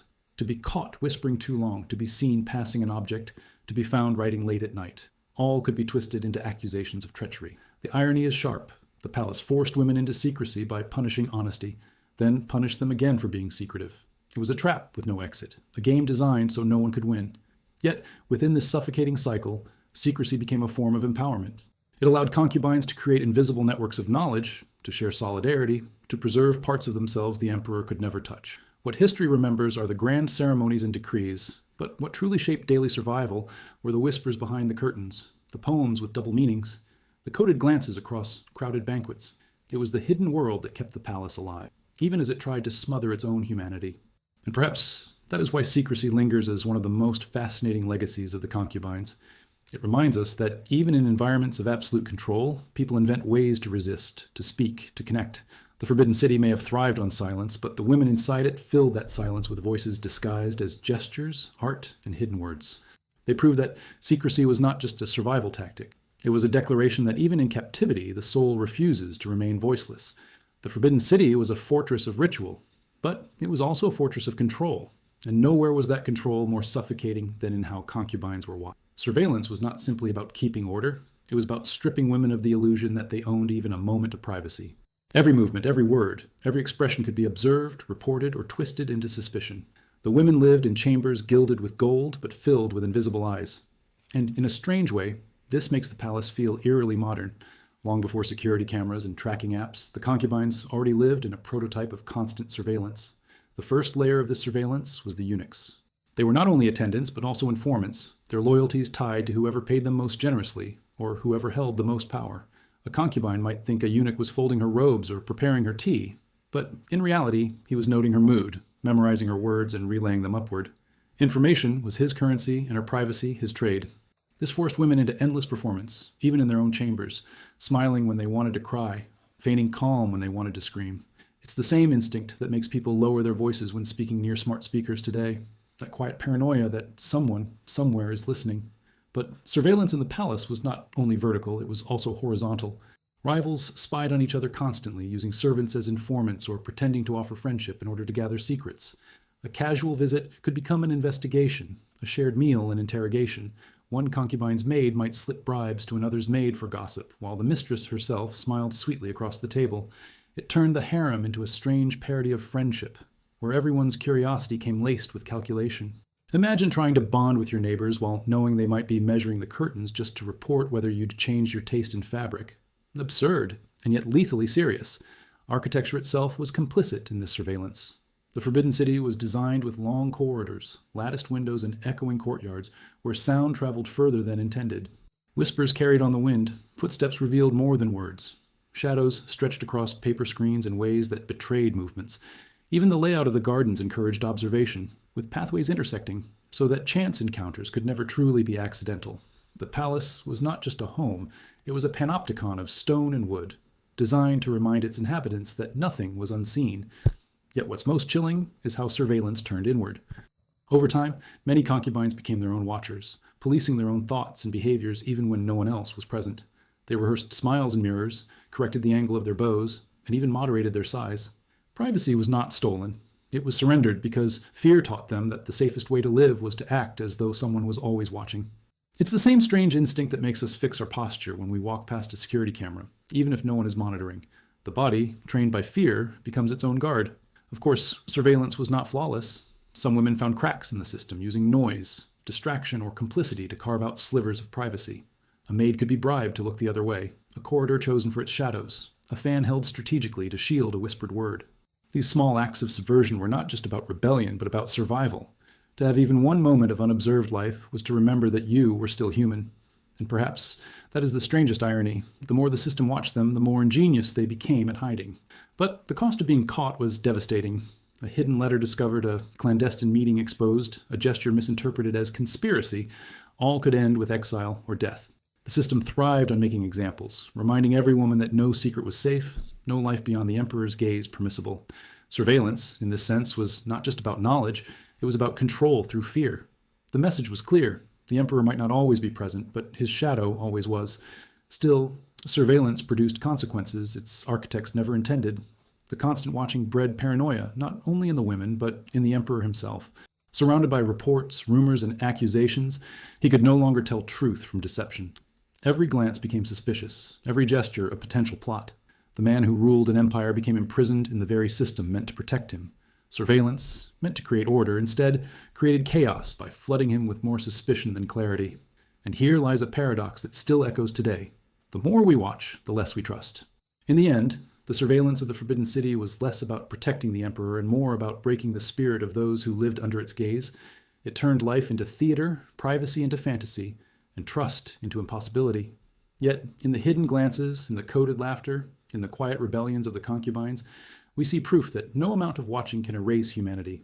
Even under the emperor's shadow, they found ways to remain unseen, if only for a fleeting moment. And perhaps that was the most dangerous act of all. To exist beyond the watchful eyes of power, even briefly, was to reclaim a fragment of freedom the palace swore they would never have. In the Forbidden City, wealth was not merely displayed. It was weaponized. For the concubines, jewels, silks, and palaces were not signs of comfort but measures of worth, each item reminding them of how precarious their place truly was. A hairpin encrusted with pearls was never just decoration, it was a marker of favor, a public declaration that one woman was chosen over another. Luxury was a language, and to be fluent in it was to survive. Yet the irony was sharp. While the world outside envied their splendor, the women inside often saw it as a gilded chain heavy enough to crush the very necks it adorned. The extravagance began with clothing. Concubines wore robes dyed in colors so rare that only emperors could afford the pigments. Threads of gold were woven into patterns that shimmered like sunlight, and the weight of jewels on their hairpieces sometimes made their heads ache. Beauty was agony hidden beneath embroidery. And here lies a strange humor. The very outfits meant to project elegance were often so uncomfortable that women could hardly breathe. Imagine being expected to look graceful while your headdress is so heavy it feels like carrying a birdcage on your skull. The palace demanded perfection, but perfection often came with a stiff neck and a pounding headache. Banquets were another display of excess. Tables groaned under the weight of dishes made from ingredients hauled across mountains or imported from distant seas. Shark fin, bird's nest soup, exotic fruits. Foods meant less to nourish than to dazzle. Concubines were expected to eat with poise, tasting delicacies that sometimes turned their stomachs, all while smiling as though every bite was bliss. To outsiders, it seemed like indulgence. To the women trapped inside, it was theater. A meal was not a meal, but another act in a performance where overeating looked greedy and undereating looked ungrateful. Even chewing became a political act, which might explain why some preferred to swallow quickly, as though trying to escape the burden of flavor itself. Jewels carried their own double edge. A concubine gifted with jade bangles or gold ornaments was envied, but such gifts also painted a target on her back. Rivals whispered, eunuchs reported, and enemies sharpened their plots against the woman suddenly elevated by wealth. A bracelet could be both crown and curse, a reminder that every rise in fortune brought new dangers.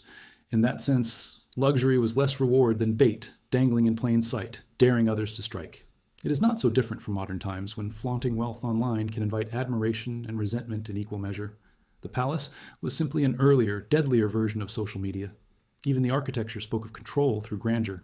The chambers of favored concubines glittered with lacquered furniture and painted screens, while those fallen from grace were left in smaller, plainer rooms. Wealth was never private. It was designed to be seen, to remind everyone of the hierarchy carved into every courtyard. To walk through the palace was to move through a map of power, where walls themselves whispered who was rising and who was fading. Luxury was not comfort, but constant reminder, like wearing your ranking embroidered on your sleeve for all to read. The paradox of wealth was that it never truly belonged to the women. Every robe, every jewel, every carved piece of furniture was technically imperial property. At a moment's notice, it could all be stripped away. A concubine could go to sleep in silk and wake in plain linen, her treasures redistributed to another. Ownership was an illusion, just like freedom. This made wealth both intoxicating and bitter. To live surrounded by opulence but never able to call it your own. It was like being forced to admire treasures in a museum you could never leave, knowing the guards watched your every move. And yet, some concubines managed to twist wealth into their advantage. They learned how to display their luxury modestly, presenting themselves as humble even while draped in jewels. Others used extravagance to assert dominance, arriving at banquets in robes so dazzling they blinded rivals into silence. A few even hid secret messages in their embroidery or engraved them into jewelry, transforming wealth into a vessel of defiance. It's proof that even chains, when polished enough, can sometimes be turned into mirrors that reflect back power.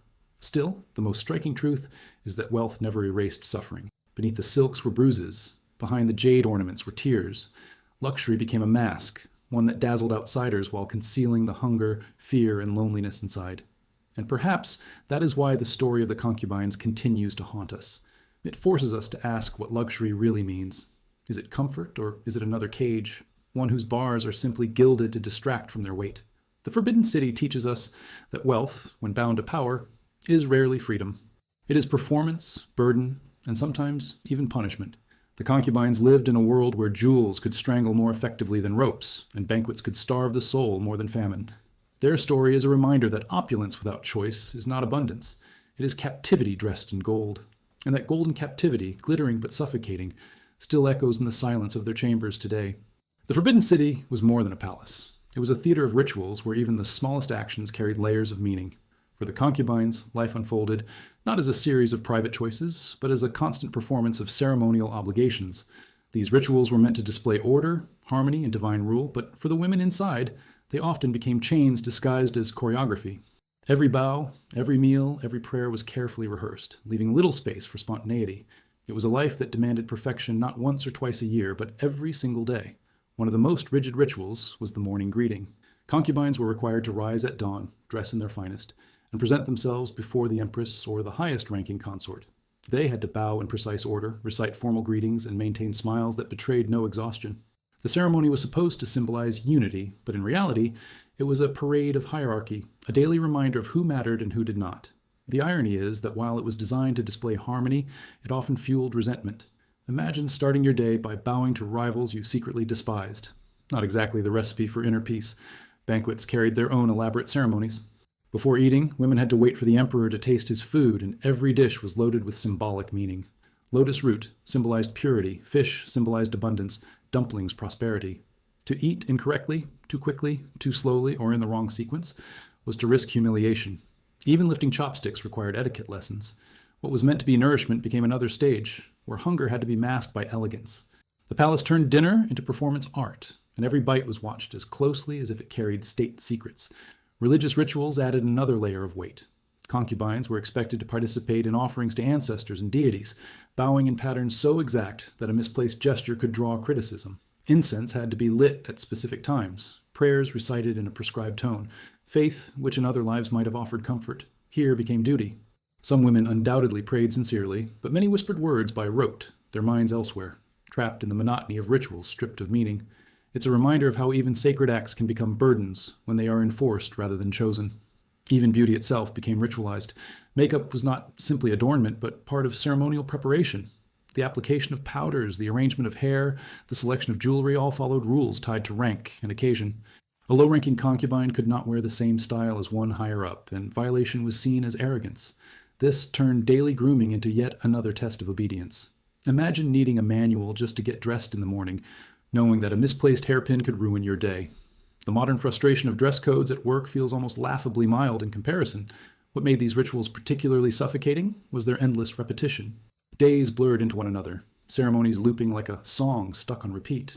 For outsiders, the Forbidden City looked like a masterpiece of order. For the women inside, it was a life drained of spontaneity, where even laughter had to be measured. Rituals designed to display imperial harmony instead bred quiet despair, teaching concubines that their worth lay in flawless execution of routines that left no room for individuality. Yet within this rigid structure, some concubines found ways to carve out moments of rebellion. They bowed a little less deeply than required, lingered a moment too long over food, or whispered jokes behind fans during ceremonies. These tiny acts might seem trivial, but in a world where everything was dictated, they became lifelines. Humor, even when whispered, was a rebellion against monotony. It was their way of saying, I may be trapped, but I'm still alive. And sometimes one suppressed giggle during a prayer carried more freedom than 1,000 bows could erase. The tragedy of the rituals was that they pretended to create meaning while erasing individuality. The palace claimed to embody heaven on earth, but for many concubines, it was more like a stage where the play never ended. They moved through scripts they hadn't written, forced to act roles that consumed their lives. And yet, in their small rebellions, in the hidden laughter and the whispered defiance, they showed that even the heaviest rituals could not fully extinguish the human spirit. The rituals of the Forbidden City remind us of a paradox that still lingers today. Structure can bring comfort, but when it becomes suffocating, it crushes the very life it was meant to preserve. The concubines lived this truth daily, walking in circles of ceremony that promised harmony but delivered silence. And yet, their resilience within those circles, their quiet acts of resistance, ensured that even the most rigid rituals could not erase their humanity. In the Forbidden City, punishment was not always loud or dramatic. Often it was subtle, designed to humiliate slowly and erode dignity piece by piece. The emperor and his court had perfected an arsenal of punishments that struck not only the body but the spirit, reminding concubines that power could reach them anywhere, in ways both visible and invisible. What made these punishments terrifying was not just their cruelty, but their unpredictability. A concubine could be radiant at a banquet one night, and by morning find herself stripped of attendance, silks, and status. The fall was always sudden, like being pushed from a stage in the middle of a performance you thought you were starring in. Some punishments were physical. Whippings, beatings with bamboo rods, or forced kneeling on rough ground for hours under the sun were used to discipline women accused of insolence or jealousy. Kneeling might sound mild, but imagine pressing your knees against jagged stones until they bled, while attendants watched to ensure you did not falter. The pain was not only physical, but public, a spectacle meant to strip pride as efficiently as flesh. And yet, sometimes concubines endured in silence, their faces set in defiance, as if daring their punishers to acknowledge that pain did not erase them. That quiet endurance was perhaps more rebellious than any words could have been. Other punishments attacked comfort rather than flesh. A woman might be confined to a bare chamber with no attendants, stripped of her jewels, forced to live on plain rice and water while listening to the laughter of banquets she was barred from attending. This isolation was torture by absence. Absence of warmth, absence of companionship, absence of recognition. For concubines who had been accustomed to luxury, the loss of silk pillows and scented baths was a kind of exile within the palace walls. What made it worse was that they were still close enough to hear the sounds of life continuing without them. Exclusion became sharper than whips because it whispered that they were already forgotten. Sometimes punishments were theatrical, meant to turn one concubine's shame into entertainment for the others. A woman might be dressed in rags and paraded through courtyards, her humiliation serving as warning. Others were ordered to perform menial tasks like scrubbing floors or serving those of lower rank. These reversals of hierarchy were not only degrading, but also destabilizing, reminding every woman that rank was fragile, nothing more than a costume that could be ripped away at any moment. Imagine a CEO suddenly forced to fetch coffee for interns, with the entire company watching. The cruelty lies not just in the act, but in the laughter it provokes. There were punishments disguised as kindness. Sometimes a concubine was rewarded with a posting to distant quarters of the palace, away from the emperor's sight. On the surface, it looked like a gift of space and tranquility, but in truth, it was slow erasure. These women faded into obscurity, their names forgotten, their influence dissolved. It was exile without leaving the walls, a reminder that invisibility could be worse than death. Strangely enough, some modern parallels exist. Think of being left out of group messages or ignored in meetings. The palace simply turned passive aggressiveness into policy. Poison was the most final punishment, delivered in cups of wine or bowls of food. Death by poison carried a twisted elegance, offering the illusion of dignity while ensuring silence forever. Some women were given silk cords, ordered to hang themselves quietly to preserve appearances. These methods were brutal in their softness, designed to erase scandal while removing the unwanted. History remembers these deaths as whispers, footnotes, or legends, but within the palace they were sharp reminders that affection could curdle into fatal rejection in a heartbeat. Yet, what may have been the cruelest punishment of all was psychological. To be ignored, to be unseen, to wither away in chambers filled with silence while younger rivals thrived. This was punishment stretched over years. It carried no bruises, no scars, but it hollowed out the soul. Women who once dazzled the court found themselves pacing empty rooms, clinging to fading memories of laughter and favor. Some grew bitter, others sank into despair, and a few learned to laugh at the absurdity of it all. Humor, even in the face of decay, was perhaps their last weapon, a way of saying, "You can strip me of jewels, but not of my irony." The punishments of the Forbidden City reveal more than cruelty. They expose the system's obsession with control. Every method, from bamboo rods to forced silence, was designed not only to hurt, but to remind concubines that their lives were never their own. Yet within that cruelty, the women's endurance speaks louder. They found ways to resist, whether through stoic silence, hidden humor, or stubborn survival. Their story forces us to ask, is punishment ever truly effective when the punished find ways to keep their humanity alive? The palace tried to erase them, but the echoes of their defiance still linger in its haunted corridors, refusing to vanish. Inside the Forbidden City, power was not only about titles or ceremonies, it was also about the children concubines bore. To give birth to a son was to create a bridge to survival, perhaps even to immortality, since sons could inherit thrones and secure their mother's influence for decades. But that hope came wrapped in danger, because motherhood inside the palace was never just tender lullabies and warm embraces. It was politics, strategy, and sometimes heartbreak so profound that it could not even be spoken aloud. Pregnancy itself was perilous. Concubines carried not only the weight of life within them, but also the burden of scrutiny. Rivals watched their every step. Attendants whispered about cravings and moods. Eunuchs reported to higher ranks about their health. A stumble on a staircase might look accidental, but often it was sabotage. Food brought by servants could be laced with herbs that ended pregnancies quietly, without leaving traces. Even perfumes or powders could be dangerous, since rivals sometimes commissioned concoctions designed to harm the unborn.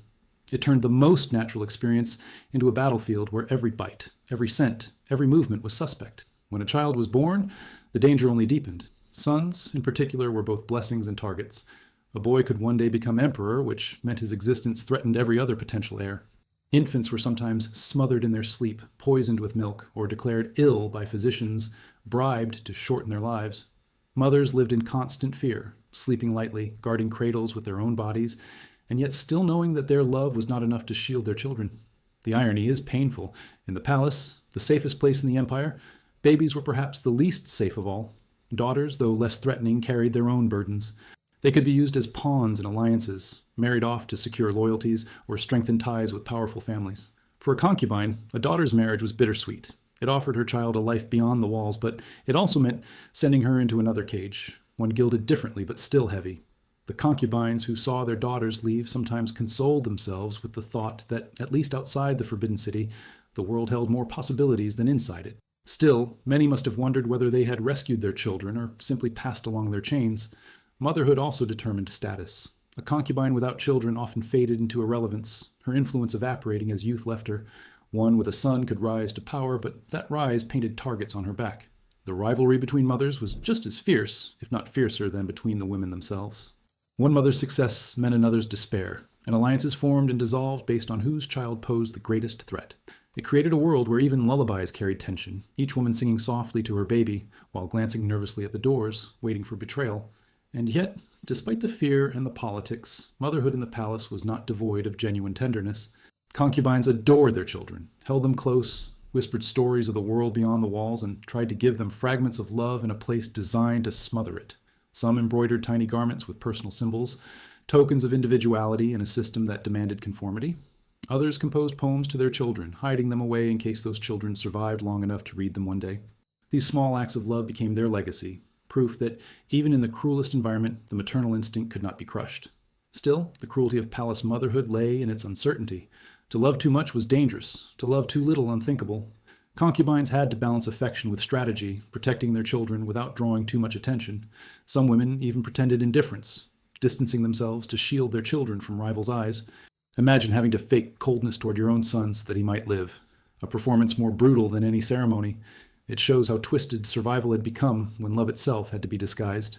The The children who did survive grew up under the same watchful eyes that haunted their mothers. They were taught to bow, to recite, to suppress emotions before they had even learned to read. For mothers, watching their sons transform into princes or their daughters into pawns must have been both a source of pride and sorrow. They gave life only to see that life swallowed by the same machinery that had consumed them. The cycle repeated itself, as if the Forbidden City was less a palace than a devouring beast, feeding on generations without pause. And yet, despite it all, the mothers of the palace left behind echoes of defiance. Through their children, through their secret tokens, through the very act of nurturing life in a place obsessed with control, they resisted. They remind us that even in the most suffocating cages, love insists on surviving, and that persistence, fragile, vulnerable, but unyielding, may be the clearest proof that humanity cannot be erased, not by poison, not by politics, not even by the golden walls of the Forbidden City.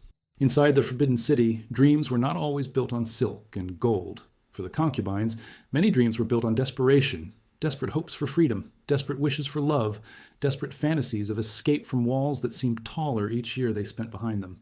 To outsiders, these women were thought to have achieved the highest honor a woman could hope for, chosen to live at the center of empire, surrounded by luxury. But when nights grew quiet and courtyards darkened, their dreams revealed something different, something raw. They dreamt not of thrones, but of fields, not of crowns, but of familiar voices, not of power, but of simple choices. Freedom was the most elusive dream of all.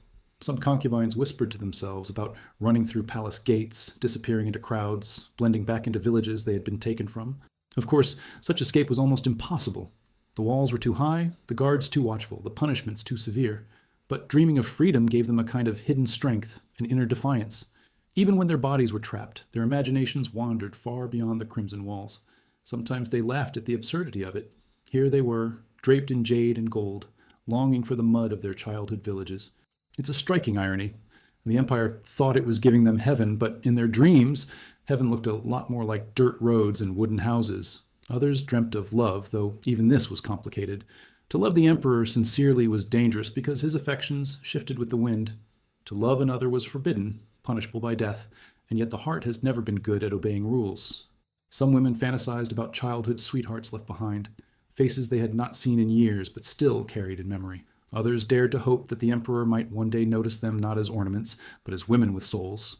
It was a gamble most knew they would lose, but to dream of love was still sweeter than resigning to loveless survival. Even unfulfilled, these dreams softened the weight of endless ceremonies. Dreams also took shape in ambition. Some concubines prayed to rise higher in rank, to see their sons inherit power, to outlast rivals through cunning. Ambition was a fire that both burned and warmed. It gave them reason to endure humiliations, to bow when they wanted to curse, to smile when they wanted to scream. Yet ambition also came with nightmares, dusting the fear that every step higher on the ladder placed them closer to a fall. Still, many chose to climb because, in the palace, to remain still was to vanish. The dream of power, fragile though it was, could make a woman endure suffering that might otherwise break her. But not all dreams were grand. Some were heartbreakingly ordinary. A concubine might dream of eating food seasoned the way her mother cooked it, instead of the elaborate dishes of the palace. She might dream of walking barefoot on grass, something forbidden inside the meticulously designed courtyards. She might dream of hearing her name spoken with affection rather than her title uttered with formality.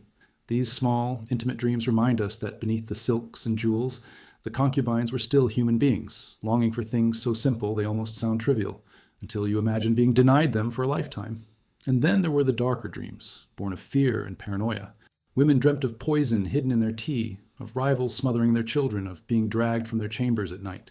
Some woke sweating, their hearts racing, unsure if what they had seen was only imagination or a warning from their subconscious. In a world where survival depended on suspicion, even sleep was not safe. It is a cruel thought that the only escape they had, dreams, could also betray them with visions as terrifying as waking life. Yet, despite the cruelty, dreams gave them resilience. Even when they knew their fantasies would never come true, the act of dreaming itself became resistance. To imagine freedom was to remind themselves they still had minds unclaimed by the palace. To dream of love was to affirm that their hearts still beat despite cages. To picture simple joys was to declare that they were more than pawns in political games.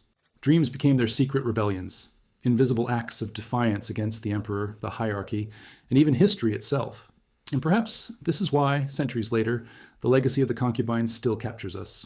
It is not just the tragedy of their gilded prisons that moves us, but the knowledge that even in the tightest grip of power, they still dared to dream. Their dreams, fragile, hidden, sometimes absurd, sometimes heartbreaking, prove that humanity cannot be erased, no matter how many walls are built, no matter how heavy the jewels, no matter how strict the rules. The Forbidden City tried to choreograph their lives, but it could not choreograph their dreams, and that silent refusal may have been the boldest rebellion of all. The Forbidden City was not only a world of power and politics, it was also a world where art became both survival and expression. For concubines, art was one of the few spaces where they could shape something of their own, even if they could never fully escape the gaze of the palace. Every brushstroke, every embroidered thread, every note of music was layered with meaning, sometimes sincere, sometimes strategic. To outsiders, their creation seemed like harmless beauty. To the women themselves, it was a lifeline, a way to leave behind whispers of their souls in a place determined to silence them. Painting was one of the most intimate forms of resistance. Concubines painted flowers, birds, and landscapes, but these were never just pretty images. A plum blossom could symbolize endurance through harsh winters, a pair of mandarin ducks' eternal loyalty, a lotus purity untouched by mud. Hidden in these delicate forms were confessions too dangerous to speak aloud. A painting of a solitary crane standing apart from the flock could be interpreted as loneliness, a reflection of isolation that the walls imposed. Imagine attendants admiring the lovely details of such a painting, without realizing they were gazing at a woman's veiled cry for freedom. Embroidery was another powerful outlet. Needle and thread gave concubines a way to write without words. Some stitched images from their childhood villages, mountains, rivers, trees, small reminders of a life they could never return to. Others embroidered patterns that looked decorative but carried coded meanings, like butterflies, symbolizing fleeting joy, or broken lines representing fractured trust. These pieces, meant to decorate robes or pillows, were acts of quiet defiance, telling stories that officials could not censor because they did not know how to read them. It's ironic. In a palace filled with scholars and scribes, the most rebellious literature was sewn into fabric. Music carried a different kind of power. Concubines trained in playing instruments like the gugchin or pipa often used music to shift emotions in court. A haunting melody could soften the emperor's mood, while a lively rhythm could win his attention. Yet music was not only for him. When played in private, it became therapy, a way to release grief or to remember joy. Some concubines were said to pour their sorrows into melodies so moving that even attendants wept quietly nearby. There's a certain comic irony in that too. Imagine trying to conceal tears at a song when you're technically supposed to be a servant and not an audience. But music made everyone human, even briefly, even inside cages. Poetry may have been the most dangerous and the most lasting form of art. Concubines wrote verses that appeared to praise the emperor or the beauty of the palace. But hidden between the lines were laments about lost families, fading youth, or fear of betrayal. Some poems were smuggled out, copied in secret, or later discovered centuries after their deaths. Others were destroyed as soon as they were written, burned to ash because the risk of discovery was too great. Still, the act of writing them mattered because even if the words did not survive, the defiance of putting them on paper, however briefly, kept their voices alive. Art also became competition. Concubines used their talents as weapons, performing for the emperor, dazzling him with skill to overshadow rivals. One might compose a poem on the spot, another paint with effortless elegance, another play a melody so delicate it seemed to come from the heavens. Art was not only self-expression but a battlefield, where beauty and skill determined survival. Yet the irony was that genuine expression often had to coexist with performance. Concubines were forced to ask themselves constantly, am I creating for my soul, or am I creating to be seen? Perhaps it was always both. Even architecture became part of their artistry. Some concubines decorated their quarters with arrangements that reflected personality, careful placements of vases, symbolic flower choices, calligraphy scrolls. These were small touches, but in a palace where uniformity was demanded, they became declarations of individuality. A chamber filled with orchids might whisper of elegance, while one filled with bamboo symbolized resilience. Visitors might think these were aesthetic choices. The women knew they were coded portraits of their inner selves. The beauty of their art is that it outlived them. Many of their paintings, embroideries, and poems survive today, displayed in museums or preserved in private collections. When we look at them now, we see more than skill. We see fragments of souls refusing to be erased. What makes it even more poignant is that their emperors, so powerful in their time, are often remembered only as names in textbooks, while the concubines' art still moves us centuries later. That is the ultimate irony. The women who were supposed to be invisible ended up leaving marks far more permanent than those who tried to control them. Art in the Forbidden City was never just decoration. It was memory, rebellion, therapy, and sometimes strategy. Through paint, thread, sound, and words, concubines carved out spaces of humanity in a world designed to strip them of it. And perhaps this is why their art resonates so deeply today, because it shows us that beauty is not a luxury, but a necessity. It is the stubborn proof that even in cages of gold, the human spirit insists on leaving traces. Fragile, yes, but enduring, like brushstrokes that refuse to fade. Life in the Forbidden City was not only shaped by walls and rules, but also by illness, which crept in quietly and lingered stubbornly. For the concubines, health was never just about the body, it was about survival. A strong, glowing appearance could mean continued favor, while signs of weakness could invite rivals to circle like vultures. Ironically, in a palace filled with silk, gold, and delicacies from across the empire, sickness was a constant shadow. The wealth of the court did little to protect women from the fragility of their own bodies or from the suspicion that illness itself might be a weapon. The medical practices of the time were both advanced and deeply superstitious. Court physicians prescribed herbal remedies, acupuncture, and dietary rules that were believed to balance the body's energies. Yet these treatments were often as dangerous as the illnesses they sought to cure. Some herbs acted like poisons in the wrong doses, and concubines frequently became test subjects for concoctions brewed in desperation. Imagine drinking a bitter tea meant to cool the blood, only to find yourself shivering for days, wondering whether you were being healed or quietly eliminated. Health in the palace always carried the question, is this medicine or is this a sentence? Illness also revealed the cruel logic of hierarchy. A favored concubine could summon the empire's best doctors, while others had to make do with inexperienced attendants or remedies whispered by servants. Some women faked illnesses to attract sympathy or to manipulate the emperor's attention, while others hid genuine sickness out of fear it would brand them as weak. A cough could be a weapon, a fever a scandal, and even the faintest sign of fragility became palace gossip. The irony is that while these women were supposed to embody perfection, their bodies constantly betrayed the truth that no amount of ritual can erase human vulnerability. Infection spread easily in such a confined world. The palace was vast, but it was also crowded, with thousands of people living within its walls. Seasonal fevers, stomach illnesses from poorly stored food, and outbreaks of contagious diseases moved swiftly through the ranks. When epidemics swept the empire, the concubines were not spared. In fact, their confinement sometimes made them more vulnerable, trapped in close quarters where illness could fester. Some survived by sheer luck, others vanished quietly, their names erased, their deaths explained as fate rather than failure. The system treated their lives as expendable, even when their presence had once been celebrated as a gift from heaven. But illness was not always accidental. Poisoning disguised as sickness was one of the palace's darkest secrets.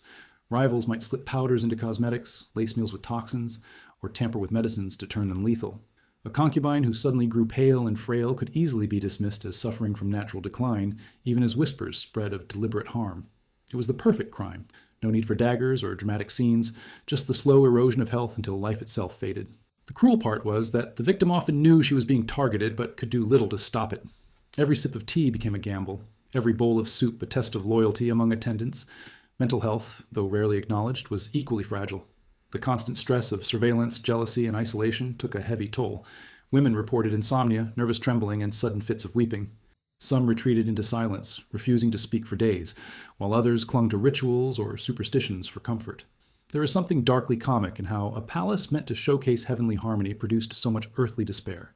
It reveals a truth that feels timeless. Luxury does not guarantee peace of mind, and gold cannot silence the weight of anxiety. Concubines sought their own remedies where official medicine failed. Some brewed teas from flowers grown secretly in courtyards, trusting the wisdom of their mothers more than imperial physicians. Others turned to prayer, offering incense for healing when all else seemed hopeless. A few even believed in charms or talismans, wearing jade pendants to ward off evil spirits thought to cause illness. These practices may seem quaint today, but they offered a sense of control in a world where women had almost none. When your life is dictated by others, even the act of boiling a personal remedy becomes an act of rebellion. The paradox of health in the Forbidden City is that it was both precious and expendable. Concubines were expected to maintain flawless beauty, yet their bodies were placed under constant strain from rules, stress, and suspicion. They were cared for with rare herbs one day and abandoned to loneliness the next. They lived in the most sophisticated palace on earth, yet feared every sip of water. Their suffering reminds us that health is never only about the body, it is about power, freedom, and dignity. And so the story of sickness within those golden walls lingers like a ghost. It teaches us that even in the heart of empire, where everything glittered with wealth, human bodies still broke, human minds still faltered, and human lives still slipped away quietly. The concubines' fragility was not their failure. It was their humanity shining through despite every effort to disguise it. And that humanity, fragile as it was, continues to echo more loudly than any emperor's decree. In the Forbidden City, time itself became a silent tormentor for the concubines. Days stretched endlessly, marked not by freedom or discovery, but by repetition, ceremony, and the endless waiting for something to change. The palace may have been filled with dazzling spectacles, but for those who lived within its walls, Life often moved at the pace of dripping water, steady, monotonous, and impossible to escape. And yet, this monotony was not merely dull. It became a weapon that eroded spirit and identity, a slow kind of punishment where nothing dramatic happened and yet everything inside a person unraveled. Morning routines were among the most suffocating cycles. Concubines rose at the same hour each day, bathed in the same ritualistic fashion, dressed in robes determined by rank, and performed greetings that followed scripts more rigid than any play. The routine was designed to display harmony, but harmony quickly hardened into boredom. Imagine waking each day to repeat the same words, the same bows, the same movements, not for weeks, but for decades. The palace might have looked like a stage for glory, but for the women, it often felt more like being trapped inside a play that never allowed improvisation. Waiting was perhaps the cruelest aspect of monotony. Concubines waited for the emperor's summons, which could come at any hour of the night. They waited for festivals, for banquets, for rare opportunities to be seen. They waited for letters that never came, for news of family they might never hear again, for children to survive into adulthood. Life became a calendar of anticipation, but anticipation without certainty is its own form of torture. Every night was filled with questions. Will he come to me? Will tomorrow be different? And more often than not, the answer was silence. The monotony was magnified by isolation. Even surrounded by attendants and rival concubines, many women found themselves profoundly alone. Conversations were guarded, friendships dangerous, and laughter rare. To pass the time, they embroidered endlessly, painted scrolls, or practiced music, but even these pursuits could become hollow when repeated too often. A song played for the 100th time no longer sounded like music. It sounded like a cage. Some women turned to counting tiles on the floor, memorizing patterns on their robes, or inventing small games to keep their minds sharp. It is strangely funny to think that in a palace, meant to showcase the height of human achievement, some of its most privileged women were quietly entertaining themselves by counting shadows. But monotony had another, subtler cruelty. It blurred the boundary between days, years, and even identities. A concubine might look in the mirror and realize she could not distinguish one season from the next, that her face had aged but her life had not moved forward. She might struggle to remember the details of her childhood, as if the palace had replaced her memories with its own endless routine. Time did not pass in the Forbidden City the way it does elsewhere. It pooled, stagnant, like water trapped behind a dam. And in that stillness, individuality often drowned. Some concubines resisted by creating rituals of their own, trying to impose meaning where none existed. They might celebrate the first plum blossom of spring with secret joy, or treat a single letter from home as a sacred relic. Others turned monotony into meditation, finding strange peace in the predictability of it all. To surrender to routine was sometimes the only way to survive it. This is perhaps the most ironic lesson. The same monotony that destroyed some gave others a strange sense of control. Repetition became both prison and refuge, depending on how one chose to endure it. And yet, monotony was never harmless. Beneath the silence, it cultivated paranoia. With so little happening, every small shift became magnified. A longer glance from the emperor, a missing servant, a new robe on arrival. These minor changes felt monumental, feeding endless speculation. The lack of real events turned imagination into both entertainment and torment. The women lived inside their own minds as much as inside the palace, spinning scenarios that were sometimes absurd, sometimes terrifying. In the end, monotony did not only bore them, it unsettled them, forcing their thoughts to twist in directions they could not control.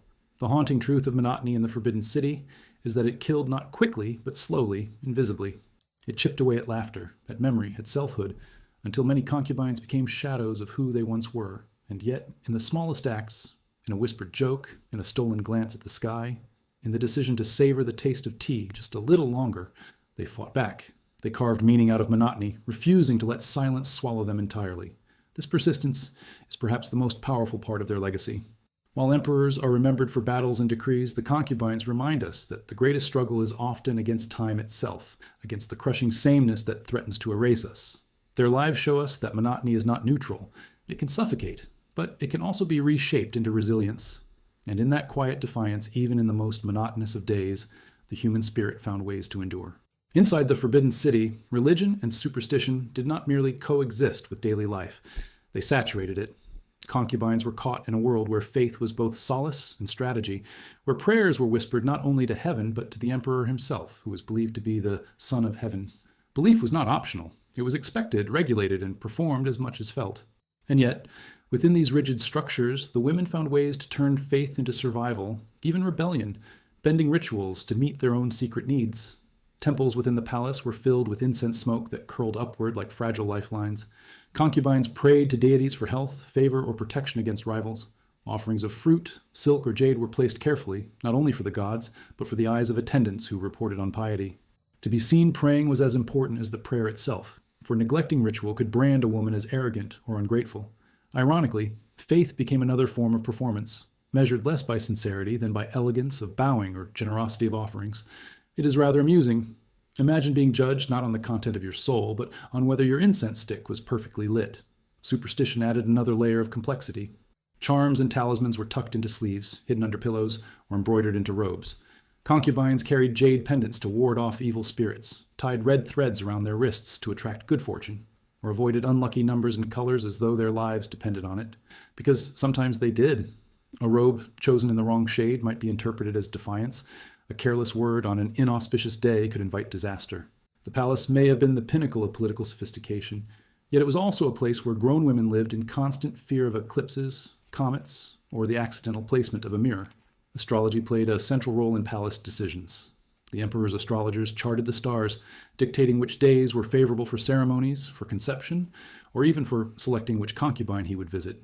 Imagine having your love life scheduled not by desire, but by Jupiter's alignment. Concubines who understood these celestial calculations gained subtle advantages, preparing themselves on nights when the stars promised good fortune. Others laughed quietly at the absurdity of it all, though only in private, since mocking astrology could be as dangerous as ignoring the emperor himself. In a world ruled by paranoia, even the heavens became political. Faith was also manipulated as a weapon. Rivals sometimes accused each other of witchcraft, of casting spells or summoning spirits to harm others. A concubine found with unusual herbs or strange markings might be branded as a sorceress, condemned not for what she had done, but for what others feared she might do. These accusations blurred the line between religion and control, turning belief into a convenient excuse for punishment. It shows how power thrives not only on rules, but on fear of the unseen, the idea that your enemy might not only poison your food, but curse your very soul. Yet within this framework of control, concubines carved spaces of genuine faith. Some prayed earnestly, believing the gods listened even when humans did not. They found comfort in rituals, in repeating words that reminded them they were part of something greater than palace walls. Faith became their secret rebellion, a place where no emperor could intrude. While their lives were orchestrated, their prayers were not entirely controllable. In kneeling before an altar, they reclaimed a fragment of freedom, however small. Religion also gave them a language of metaphor. When speaking openly was dangerous, they cloaked their feelings in religious imagery. A concubine might say she admired the lotus for blooming unstained in muddy waters, and everyone would nod at the elegance of her words, while she silently compared herself to a woman surviving envy and corruption. Faith allowed them to disguise truths inside symbolism, slipping messages past watchful ears. It is almost comic how the court, obsessed with appearances, applauded metaphors without realizing they were being mocked through sacred imagery. But superstition could also suffocate. For every act of empowerment, there was fear. Fear that missing a ritual would doom a child. Fear that forgetting an offering would bring sickness. Fear that unseen forces were waiting to punish every mistake. Concubines sometimes lived more for omens than for themselves, their choices dictated by shadows and symbols. It shows how belief can both liberate and imprison, depending on how much control it exerts. In the end, faith inside the Forbidden City was neither entirely pure nor entirely corrupted. It was a mixture of hope and fear, of performance and sincerity, of strategy and desperation. For some concubines, religion offered comfort in a life of cruelty. For others, it became another chain disguised as devotion. But whether whispered in prayer, stitched into silk, or written in the stars, belief was one of the few things they could shape with their own hands. And that shaping, fragile, uncertain but persistent, ensured that even in a palace designed to control every detail, their spirits still reached for something beyond. History often reduces the concubines of the Forbidden City to nameless ornaments in silk, but their legacy tells a far richer, more haunting story. They were not simply shadows orbiting an emperor. They were women whose lives were stretched between extremes of luxury and despair, survival and erasure. Their legacy is not found only in dusty archives or official records, but in fragments, poems scribbled in secret, embroidery that spoke in symbols, rumors that refused to die, and ghost stories whispered centuries later. The fact that their presence still fascinates us today is proof that even cages of gold cannot silence voices forever. One of the most enduring legacies lies in their art. Many concubines used painting, music, or embroidery not just as entertainment, but as coded self-expression. A silk panel of blossoming plum trees could hold a message of resilience, while a poem praising moonlight might actually mourn lost freedom. These subtle works became timeless, surviving dynasties and emperors who once controlled their lives. Ironically, the men who ruled them so absolutely are often remembered in broad strokes: dates, decrees, battles, while the women's intimate creations offer us windows into daily life and unspoken pain. In a way, art became their immortality, a rebellion that outlived the system itself. Their legacy also lingers in the cautionary tales they inspired. Later generations told stories of concubines who rose to dizzying heights of power only to be poisoned, betrayed, or erased. These tales were not only history but moral lessons, warnings about ambition, jealousy, and fragility in the face of unchecked authority. Parents repeated them to daughters as reminders of both the dangers of desire and the strength required to survive in a hostile world. It is almost darkly comic that women who were once silenced became, in death, teachers for those who came after. The palace tried to erase them, but they became folklore instead. Some concubines shaped history more directly through their children. The mothers of emperors often carried enormous influence, guiding politics long after their own beauty had faded. Others left behind bloodlines that rippled through centuries of Chinese society. Their ability to endure long enough to see sons or daughters rise was itself a form of legacy, though one achieved through suffering few could imagine. It reminds us that sometimes survival, though not glamorous, is itself the most powerful statement a person can make. In a world where so many were erased, simply enduring became a radical act. Their legacy can also be seen in the myths that turned them into symbols of beauty, tragedy, or even supernatural vengeance. Ghost stories tell of concubines wandering palace halls seeking justice for betrayals that history never recorded. These tales, whether true or imagined, reflect the deep impression they left on collective memory. People believed the palace was haunted not just by its grandeur, but by the unquiet souls of women who had lived and died within its walls. In a strange way, superstition gave them back what history tried to deny: presence, voice, and power, even if only as spirits who refused to be forgotten. What's most striking is how their legacy continues to resonate today. Modern storytellers, filmmakers, and novelists return again and again to the world of the Forbidden City, drawn not only to its grandeur, but to the humanity buried beneath its rules. Audiences are captivated not by the emperor's decrees, but by the concubines' resilience, humor, and hidden rebellions. There is something universally recognizable in their struggle. The tension between appearances and truth, between confinement and imagination, between being seen and being erased. Perhaps that's why their stories remain so magnetic. They force us to confront the question of how much of our own lives are performance, and how much is truly free. Their legacy also teaches us about perspective. To one observer, they were women of privilege, draped in jewels, shielded from hunger and war. To themselves, they were prisoners, stripped of choice and dignity. The contrast forces us to think about how we measure freedom and captivity in our own time. Are we truly free when surrounded by abundance if that abundance comes with invisible chains? It's a question that reaches far beyond the Forbidden City, and perhaps that is why these women remain relevant centuries later. And so their story endures, not as a footnote, but as a mirror. The concubine's legacy is one of survival, of art disguised as confession, of love tangled with fear, of silence that somehow still speaks. They remind us that power can silence voices, but cannot erase echoes, and that even within the heaviest cages, humanity finds a way to leave marks that last. Their legacy is not only in the palace walls that still stand, but in the questions they force us to ask about our own lives. And perhaps the greatest irony of all is that while emperors ruled over millions, it is often the concubines, forgotten, silenced, anonymous, who still capture the imagination of the world. The Forbidden City may have been designed as a fortress of order and ritual, but its very silence gave birth to stories that refused to stay contained. Long after the emperors were gone, the legends of the concubines lingered, whispered as cautionary tales, embroidered into operas, painted in scrolls, and carried forward in the imagination of generations. These legends are not merely echoes of the past, they are living reminders that human beings will always resist being forgotten, even if the only way to survive is to transform into myth. One of the most enduring legends tells of concubines who wandered the palace as spirits after their deaths, their grievances too heavy to dissolve. Visitors swore they felt cold breezes in sealed corridors, or saw women in trailing robes glide across courtyards only to vanish in moonlight. Were these ghosts real? Perhaps not, but the fact that so many believed in them speaks volumes. The palace was meant to symbolize heavenly authority, yet people imagined it haunted by women who had been silenced. In a way, the legends were a form of justice. The concubines might not have been heard in life, but in death, their presence was undeniable. Other tales elevated certain concubines into symbols of virtue or tragedy. Some were remembered for their loyalty, dying with dignity rather than betraying rivals. Others were vilified as schemers, blamed for disasters that had little to do with them. What's fascinating is how these women became mirrors of the values each generation wanted to emphasize. In one century, a concubine might be praised as a model of obedience. In another, the same figure might be reimagined as a victim of cruelty, her suffering turned into a warning against unchecked power. Legends, in this sense, were never fixed. They shifted like shadows depending on who was telling the story. The concubines also lived on through art and performance. Traditional Chinese opera often dramatized tales of palace women, turning their whispered struggles into public spectacle. Audiences wept for heroines betrayed by rivals or poisoned by jealousy, even as they cheered for cunning women who outwitted stronger foes. These stories blurred the line between history and imagination, but that was precisely their power. What mattered was not whether they were true, but that they spoke to universal truths. Love twisted by politics, ambition crushed by cruelty, resilience found in the smallest acts of defiance.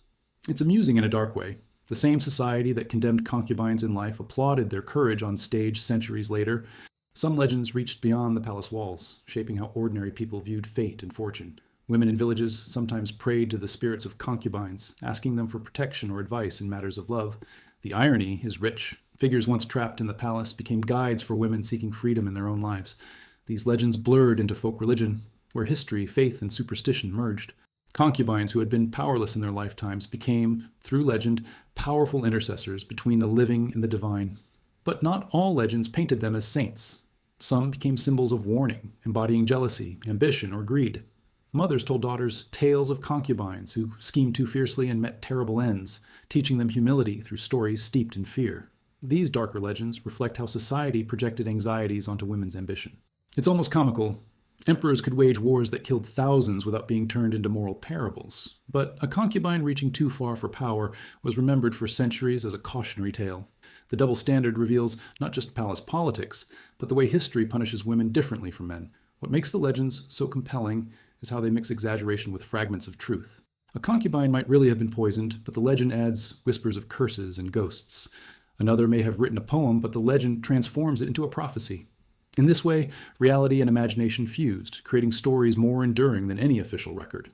Legends thrive because they are not bound by fact. They carry the emotional truth of what it meant to live in the palace, even when details blur. And perhaps the most haunting part of these legends is that they continue to evolve.